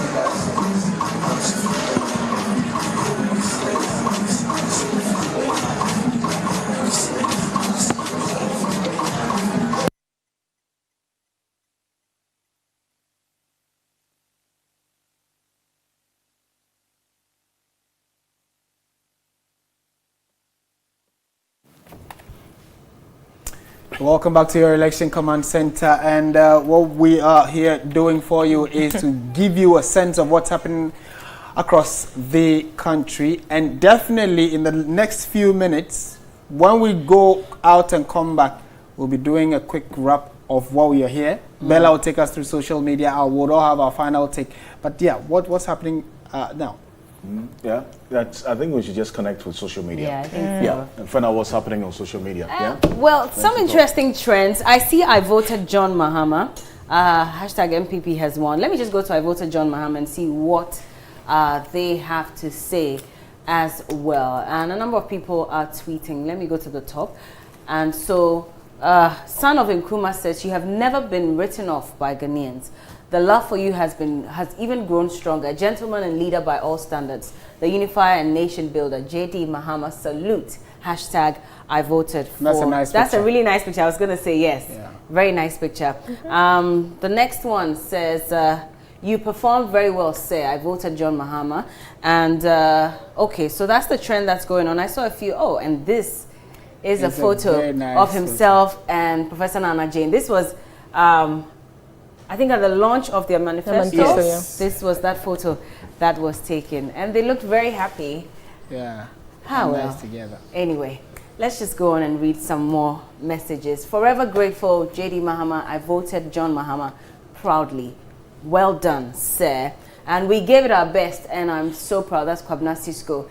And there's a photo. Already they have an artwork out there. I was about to ask, is that an official photo? Well, I'm seeing this for the first time, so I can't even tell. But, well, they do have an artwork out there. I trusted J.D. Mahama's choice and believed in that partnership. So I campaigned for and hashtag I voted John Mahama. And I'm proud I did. That's Evans Naban, and that's Professor Nana Jane Opoku's photo. Another one as well. I'm so honored to have done so, Mr. Opare. And there's a more Kwesi who says, and I'm proud, the nation's builder, Bakope. And that's a photo of him as well. And we have a number of messages coming in. A lot of people who are saying that they voted for former President John Dramani Mahama. I saw someone with a profile picture of Papa Kosindum, but he says he voted. Yes, so no, that's a profile picture, oh, not the person. No, so yeah, this is a party account. He talks about everything anyway. He says I voted. Every time. I think there's a tweet from this particular account every now and then. Oh yeah, a lot of times I've seen that too. And they're always very interesting posts. But anyway, Nana Kwame Pearson says over 6.2 million people voted for JD Mahama. We're forever with you. Hashtag I voted John Mahama. You remain the best, and I'm proud. I'm part of the 6.2 million people who voted for change, and I never regret voting for you. God bless you. And Dakura says, congratulations, JD Mahama. You gave me a reason to vote. We know your heart is good, and you had best intentions for Ghana. Okay, let me just quickly skip that. You've earned my respect, sir. So proud I gave you my vote. You fought a good fight. That's Ishmael Kamani. Okay. And, well, they thought they were going to win with 70%. They never expected 6.2 million Ghanaians voted for change. We're coming back stronger. Kudos. That's Evelyn Kudos. And let's just go back and see what the other trends are as well. MPP has won. I saw Nana Addo Afah exactly, so I was looking for that. Let's see what people are saying with regards to that. Let's go to the latest messages, and I hope that this loads fast enough. Nana Addo Afah, I think they should have patented it. Immediately they said Mahama. Yeah. So whoever uses it. But they even started using Nana Addo Afah before the elections. You'd see a few of those messages coming and say, yeah. So this is an official photo that was tweeted by the president, and it's already trending with the hashtag. You should read that first tweet. Oh, I didn't see. What did it say? Fellow Ghanaians, thank you for voting for more. That's Wadoba. Okay. What's that? Mahama. Mahama. Oh. Nana Addo Afah, Mahama. That's why you wanted me to read No, I just want to tell you that there's another honestly, I'd have said Mahama. Oh. Mahama. Anyway, Ebenezer says, if you like it or not, Nana Addo, our president. Nana, I beg, cancel free SHS and let me see something. Hashtag Nana Addo, that's Blazing King. And tonight, Soloku mode activated. Sami, okay. Is that the Soloku? So is this it? That's a microcosm of the entire Soloku dance. So it's even more than this? I'm telling you. Oh. This is an older version of the Right, Soloku so we have to move to Dansoman as well to take some scenes from Dansoman, and we will be back here to do other matters in wrapping up on the whole show. So let's go to Dansoman.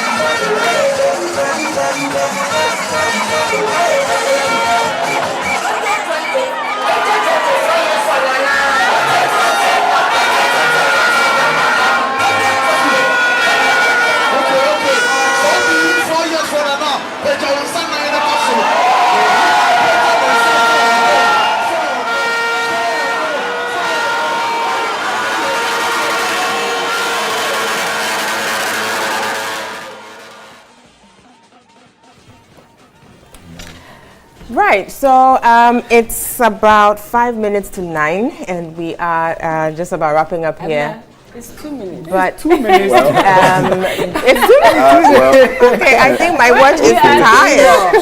I think my watch is tired as well. Very well. So we'll take a listen to what the police had to say ahead of the elections, if yes, I'm correct. I think that was before they deployed their soldiers and were asking them to be careful, especially. Very well. So let's take a listen to that. Because this is the 8th time, certain things were anticipated. For instance, we know that people who are declared winner or supporters whose candidates are declared winners will jubilate, and supporters whose candidates are declared lose, as in people who did not win, might also be downhearted or downcast. So we had already deployed to certain vital areas and installations and neighborhoods, just so our presence, our physical, visible presence, can let people be aware that police is present or the security services are present. But we are also in plain clothes, also gathering the necessary intelligence. It did not start today. And if you step out right now, you notice that the MTTU in their usual uniform are also at some vantage points trying to manage traffic. We are cautioning the public, particularly those who are jubilating, that they should do it moderately. We do not want to record any incidents of crime after declaration of the results, so they should do it moderately. And if you did not win, for instance, there may be another opportunity. There are legal processes to follow. Let us do that. Let us be law-abiding. And even after today, tomorrow, the period of transition, we are cautioning the public, particularly those who have the tendency of seizing one thing or another, that the laws are there to guide how the transition should be done. Right, so as we wrap up, we have something hilarious to share with you in, all this while during the elections and everything. So let's see that hilarious thing we need to share with you.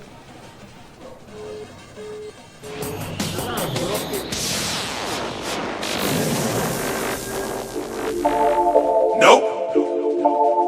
Yep. Nope. Yep. No. Yes. No. Yes. No. Yes. Everybody got choices. Obian in your person, you stand for your own. Say me kinda won't feel ya, but more than can so we need you one so more than say yes. Muhammadu Buhari tried and he won. Yes. Akufo-Addo is going to win as well. No. No. Yes. We can vote people in and out. Yes, we have many brainy people in this country. Are you sure? Everybody got choices. Obian in your person, you stand for your own. Say me kinda won't feel ya, but more than can so we need you one so more than say yes.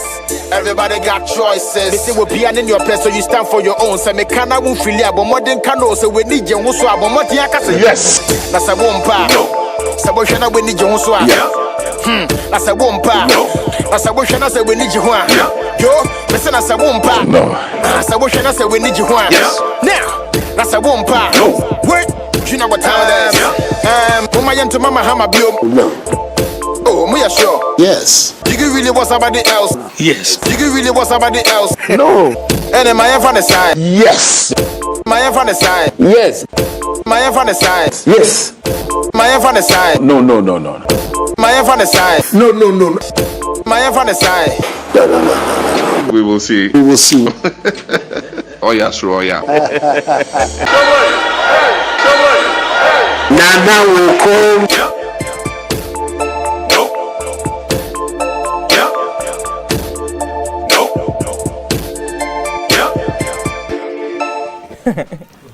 Great.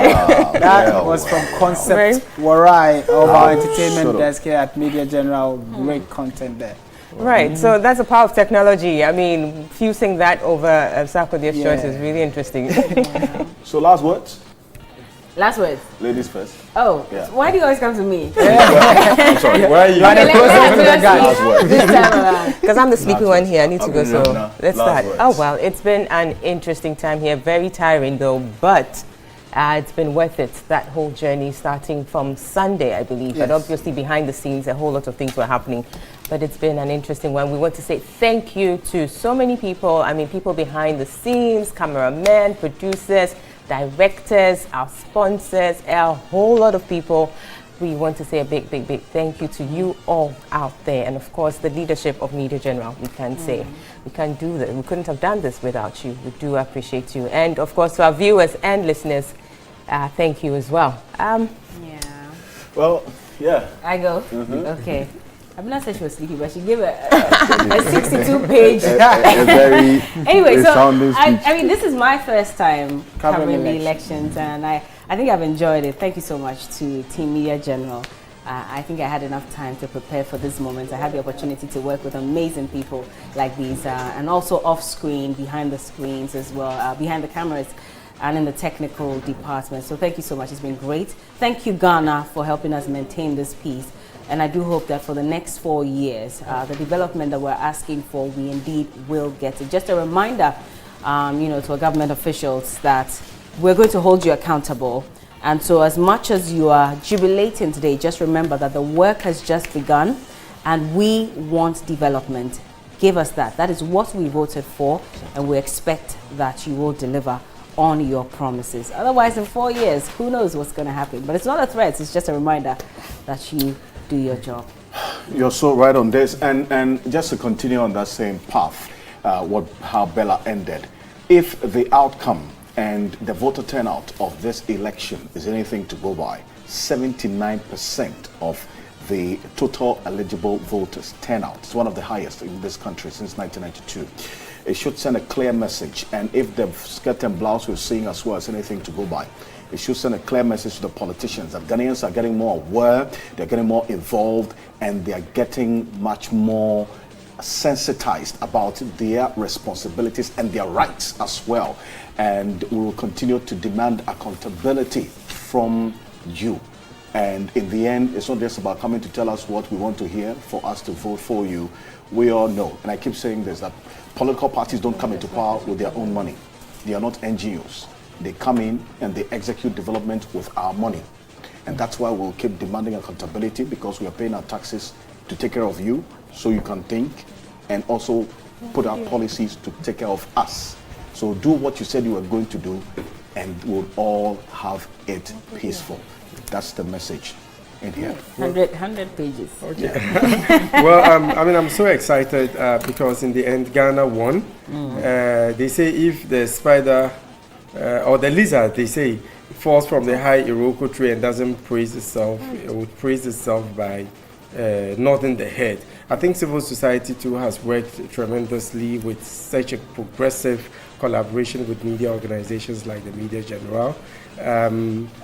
In the end, it's Ghana we have, and we've yet again proved to the international community that yes, indeed, we have arrived. Congratulations to all Ghanaians, and congratulations to Media General for a great job done. All right, and I think I'll have the last laugh. We want to say a big thank you. You at home who watched right from Sunday evening when we started, a big thank you to you first of all. We would also want to acknowledge all our sponsors and partners, acknowledge our Group Chief Executive Officer and our Chief Operations Officer, the statisticians who were here to help us understand the numbers, our guests and analysts who helped us know why persons were voting in certain directions. All of them, a big thank you to you. We also covered all 16 regions here at your Election Command Center. A big thank you to our regional correspondents and the over 30,000 volunteers that were deployed across the country. Thank you to you. You made this possible. We also want to acknowledge the various departments and the roles they played. You see, when you see us just on TV, a lot is going on at the background. A big thank you to all of them. These, the cameramen, to drivers, to lots and lots of people. All of you, we can't mention you by name, but we know that a big thank you to you as well. All MG platforms, Onua TV, our sister station television for Akan, Akuma FM, Connect FM, 3FM, Onua FM, and our website 3news.com. We want to acknowledge the executive producer, Seda Mufori, who is GM Media General News, and then also our directors, visual creative team, and also the cleaners, the security, the police, who also were around to make sure that we were safe. Now, we want to say a big thank you to you who watched us right from the onset till now. I am Martin Esiedidate on behalf of the entire news team, the entire media general the speech family. you read represents all of us. Yes, this is a collective representation of our thanks to everyone. I think the interns as well. The interns, yes. I think it's also the first time they are also being involved in an election coverage, and it's a good experience as well. Oh, Babina. Yes. Oh, yes. You heard Director Babina. And I think that the team that she works with as well, just making all of us look good. The cameramen. I mean, sometimes we look pale. We just got a message that our mouths look dry. Our lips are looking. Because and they make us look so good. Sometimes I look at myself on TV, I'm like, am I that nice? The makeup people as well. Yes. Makeup wardrobe department. Thank you so much for making us look much nicer than we are in person. Our colleague presenters as well. Dela Michelle is in the corner. Dela Michelle, she's going to enjoy the scenes. The president's Patrick Stevenson, Johnny Hughes, Stephen Antti, and also Roland Walker, Miriam Osei-Agyemang, Helen Ampofo, my colleague Miriam. Crime. Miriam, and then also, the producers, we cannot leave them out. True. Felix Akoyam, and then also Collins, his partner in crime. We mentioned Thomas Adotei Papo. He was with Roland Walker, the Electoral Commission.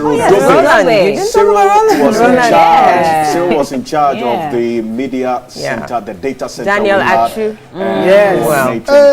Babina. There's also Eben Ajekunboate. AJ fed us too. Yes, Anthony Jackson. Our dining hall pizza delivery guy. We get it all together. But everyone, amazing. So people. Koshi, Solomon Redu as Solomon Redu, yes. And how can we forget Bright Nananfo as Bright. well? Yeah, and the radio team, as well, Matilda, Hassan Munkaila. And Richard Brighton. He's also Matilda. He's crossed his leg. Oh my goodness. Actually, So I mean, the thank yous are many. We cannot mention all of you by name, but deep down our hearts, we say a big thank you to all of you. Do have a good evening and keep your channel here right here on 3 News and then 3 FM and then also all our sister stations across the country. TV3. We are resuming regular programming, but then certainly as the days and the hours wear on, we'll be bringing you reactions to a number of the things that may be coming up as well. Go and follow us on our various social media handles so you can get regularly updated. Thank you, and as always, stay positive. Bye. That's it. Bye. Thank you. 121, 122, 123, 124, 125, 126, 127, 128, 129, 130, 131, 132, 133, 134, 135, 136, 137, 138, 139.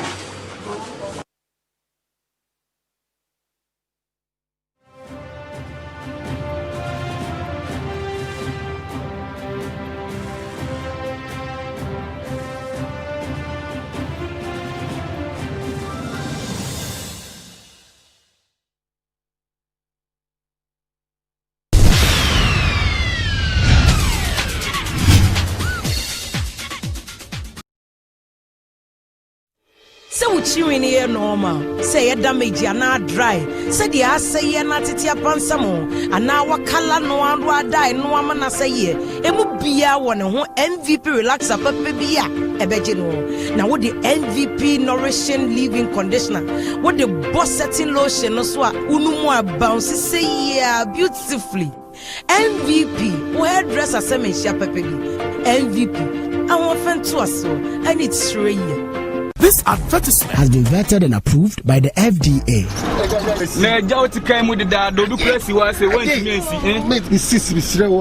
na me yikwa na tretre o jai malaria din ya chinsa eja kwa kuma 2 years so no dank proke herbal mixture usi simbadu say from oyire so doctor ka chene say o malaria mo ani bi oni pedue mu a so no dank antima x yare malaria ebe kokra obi wo ho no ma ne yemi ye ne yanso a so no dank gastro care herbal mixture oho betom dank phyto care herbal mixture koko ebe ye hu adwuma ma wapo no wapo so tutu dank extra care herbal mixture obenya hoden ne watimi anante make afo dank no nyina e de amamo na ebenya drain nya bi we pharmacy shop and a herbal shop also per dank nura ye be ma obi pacho mo number ye sen 0266593330 enroi oba pemfo oba ma akora nufo ani akora woni mfie dumienu ntimenu FDA ahwehwesa edwadie nkrato mu agya to nse Third Eye Care Vision Center is here with all your eye care solutions. Yes, Third Eye Care is at it again. Are your lenses becoming foggy because of wearing face masks or sitting in air-conditioned spaces? Are your eyes getting sore and tired after using the computer for prolonged periods? Are you struggling with lights from oncoming cars and other vehicles when driving at night? Worry no more. Third Eye Care and Vision Center has all the right solutions for you.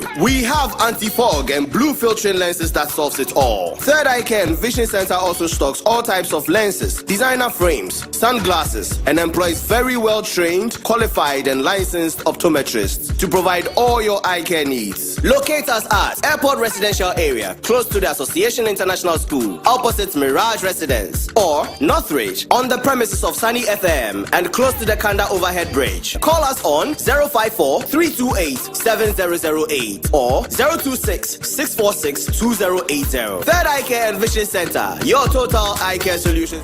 Impressor oil na capsules kura ahwade nura eboa eyi yawa enam sasabro usisi wachiri bremo ne afi waposo nyina free ni padua no mu. Impressor capsules kura ahwode a etumi boa esiesie no mpa eho akokwa ne ntokro dedemu ene afi waposo gregira awewe no nyina esiesie no ema no ahwode mfoforo kura wope edura obetumi de wo ho atoso na ayi wo honam ya wo nyina ade a ene impressor ne edura wona owo yefunu yade mpo etumi no mbie onom impressor capsules now the impressor oil twitwibia eye wo ya no a ene ne wato adi ya wo bedwane entem so kra ope impressor capsule ne oil ibia to a ko pharmacy licensed chemical shop ana herbal shop a ebe wo etufom frɛ Ayona Pharmacy Limited 0553 134 185 ana 0243 123 224 impressor ya wo bedwane ebdi ahwehwe adwadie nkrato yi mu agye atomu se. Madam. Hello, how may I help you? Please, do you have fresh washing powder? Fresh washing powder? Please, no. Ow!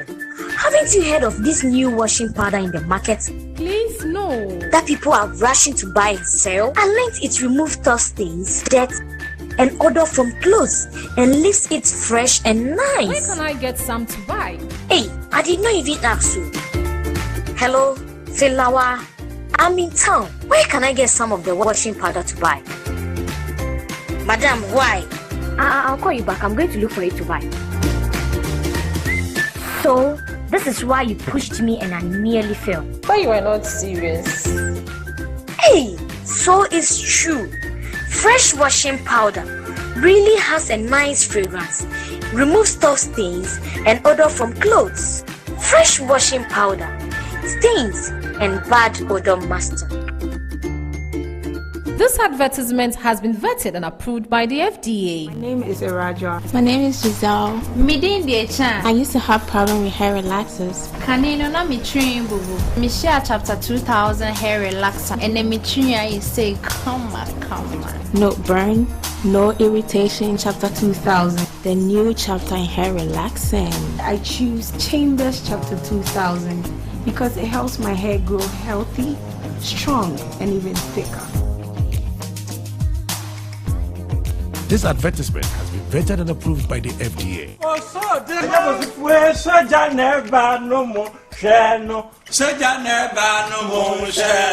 Soja capsules. Demon some of a jump was super. No, cause on one and bright soja. Ah, a free seminar, bright Garrick Plus. Namasala Menunya me de, me moja near Frisani ye, me be beyond many ha, and an Indian to a chap. Eh? First, and then me small, rough. Na me nye bia me bobo aye no. Me yiri ATM Eshemboto. We yiri ATM Eshemboto. Wasansi me hen e wo fie. She. I am some one of them bright soldier. Big Mama, how do you oversee me say? If you so be doing what dance, mammy told me, mammy kunu. If you had you, my dinner, papa to me. And was that she me bright garlic plus me kwahaba na my bread and then what can you do for me? Bright soldier capsules, bright garlic plus. Yes, Mama. A drain yama or bapim for, but I am on the banner for, and I quarrel on your fear do me.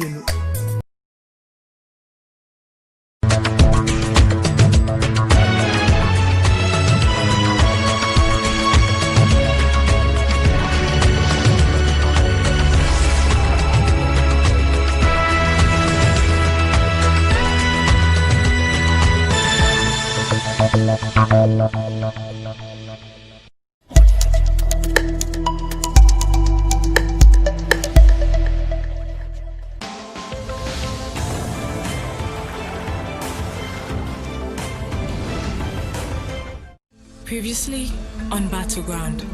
What if we wanted to retain one of the hospitals on the list, say for sentimental reasons? No, it is all or nothing.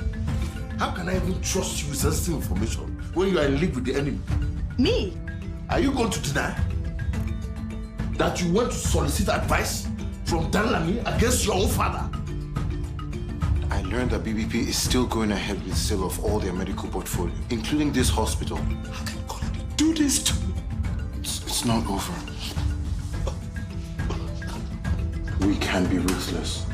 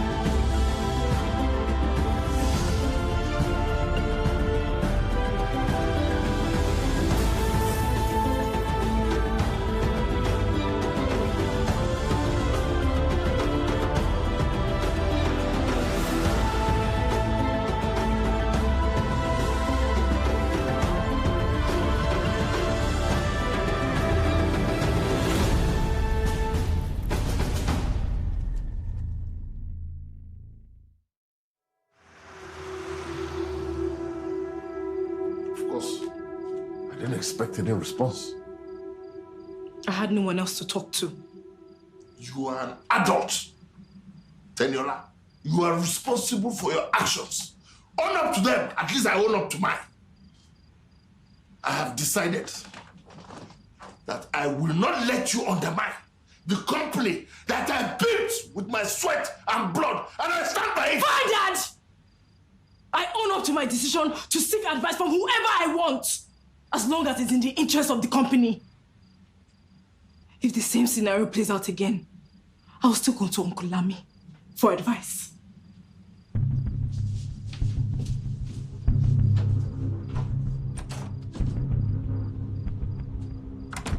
Get this rubbish out of my sight!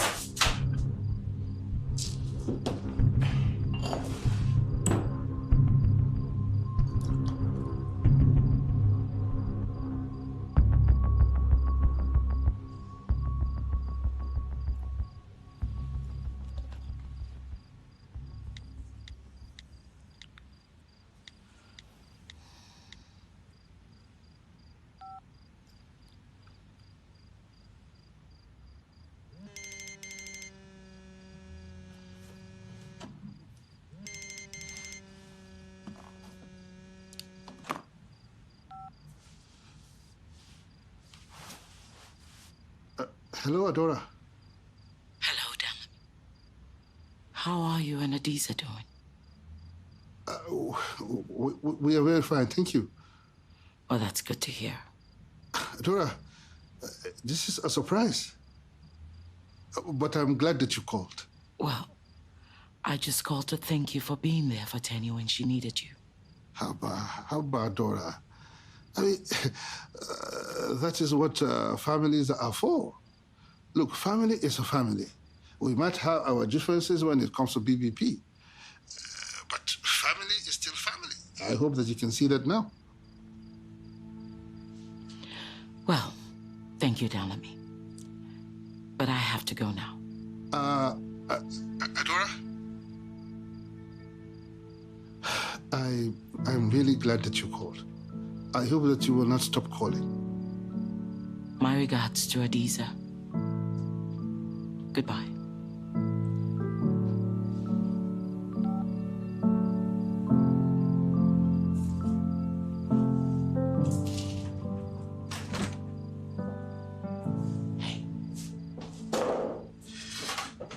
Hi. Why the long face? Is there another woman?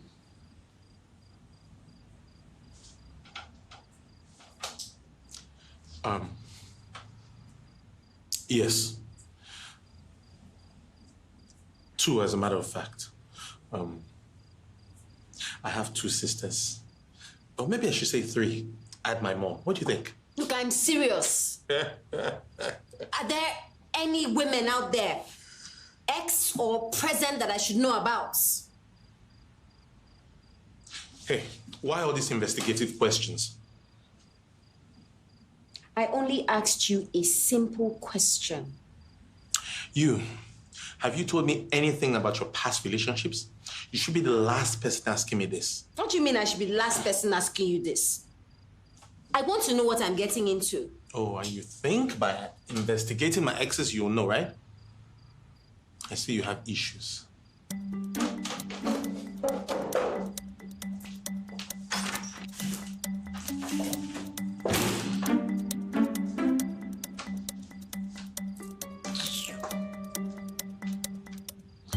So you're threatening to come and discuss my medical history with my wife? You mean fake medical history? Are you selling my hospital or not? Tijuki, I don't have a choice. I have to sell it. The general is on my neck. I'm doing it for my family. And what about my own family? After everything I have done for you, Kolade Badmus, you were so ungrateful. What about what I've done for you? I built that hospital, remember?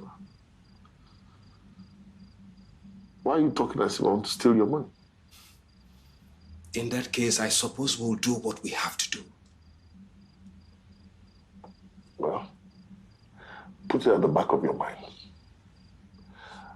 That once your scandal is exposed,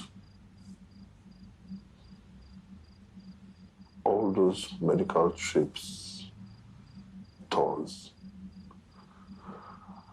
even your medical license might be seized. And you might even go to jail. Oh, is that the game you want to play? Oh, fine. I lose my career, maybe my freedom, but you will lose your family. And let's see which hurts more. I'll speak to the investors. I'll make sure they keep your management team in place. That is not what I am asking for. I don't want you to sell it to them. I want to buy it. Okay, then.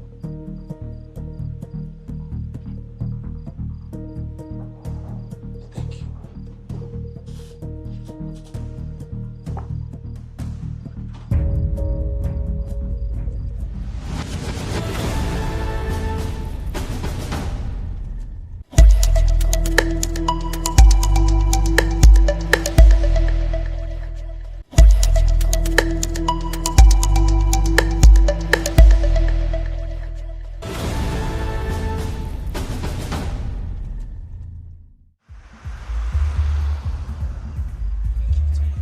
So, what do you think of them?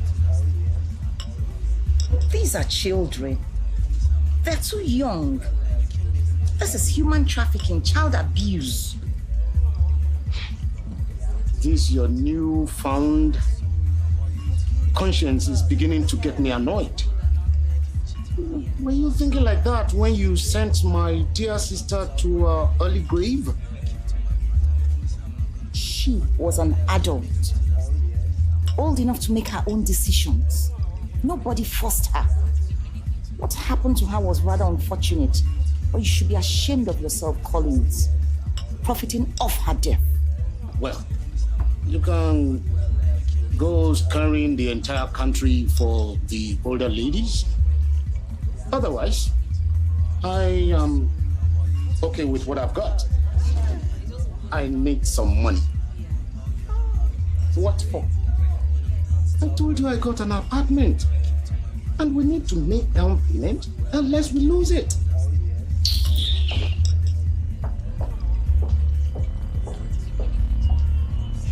Another bottle.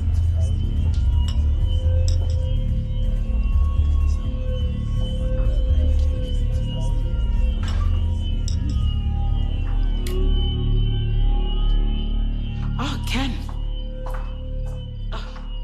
You're leaving. I thought you wanted to see me. I'm so sorry, I have to be rushing off. Something urgent came up. Oh, I see. But I thought what you wanted to see me for was rather important. Yes, I just wanted to find out about your health, but I can see that you're a perfect picture of good health. That's it? Yes. Come on, Ken. I'm not a fool. What exactly did you want to tell me?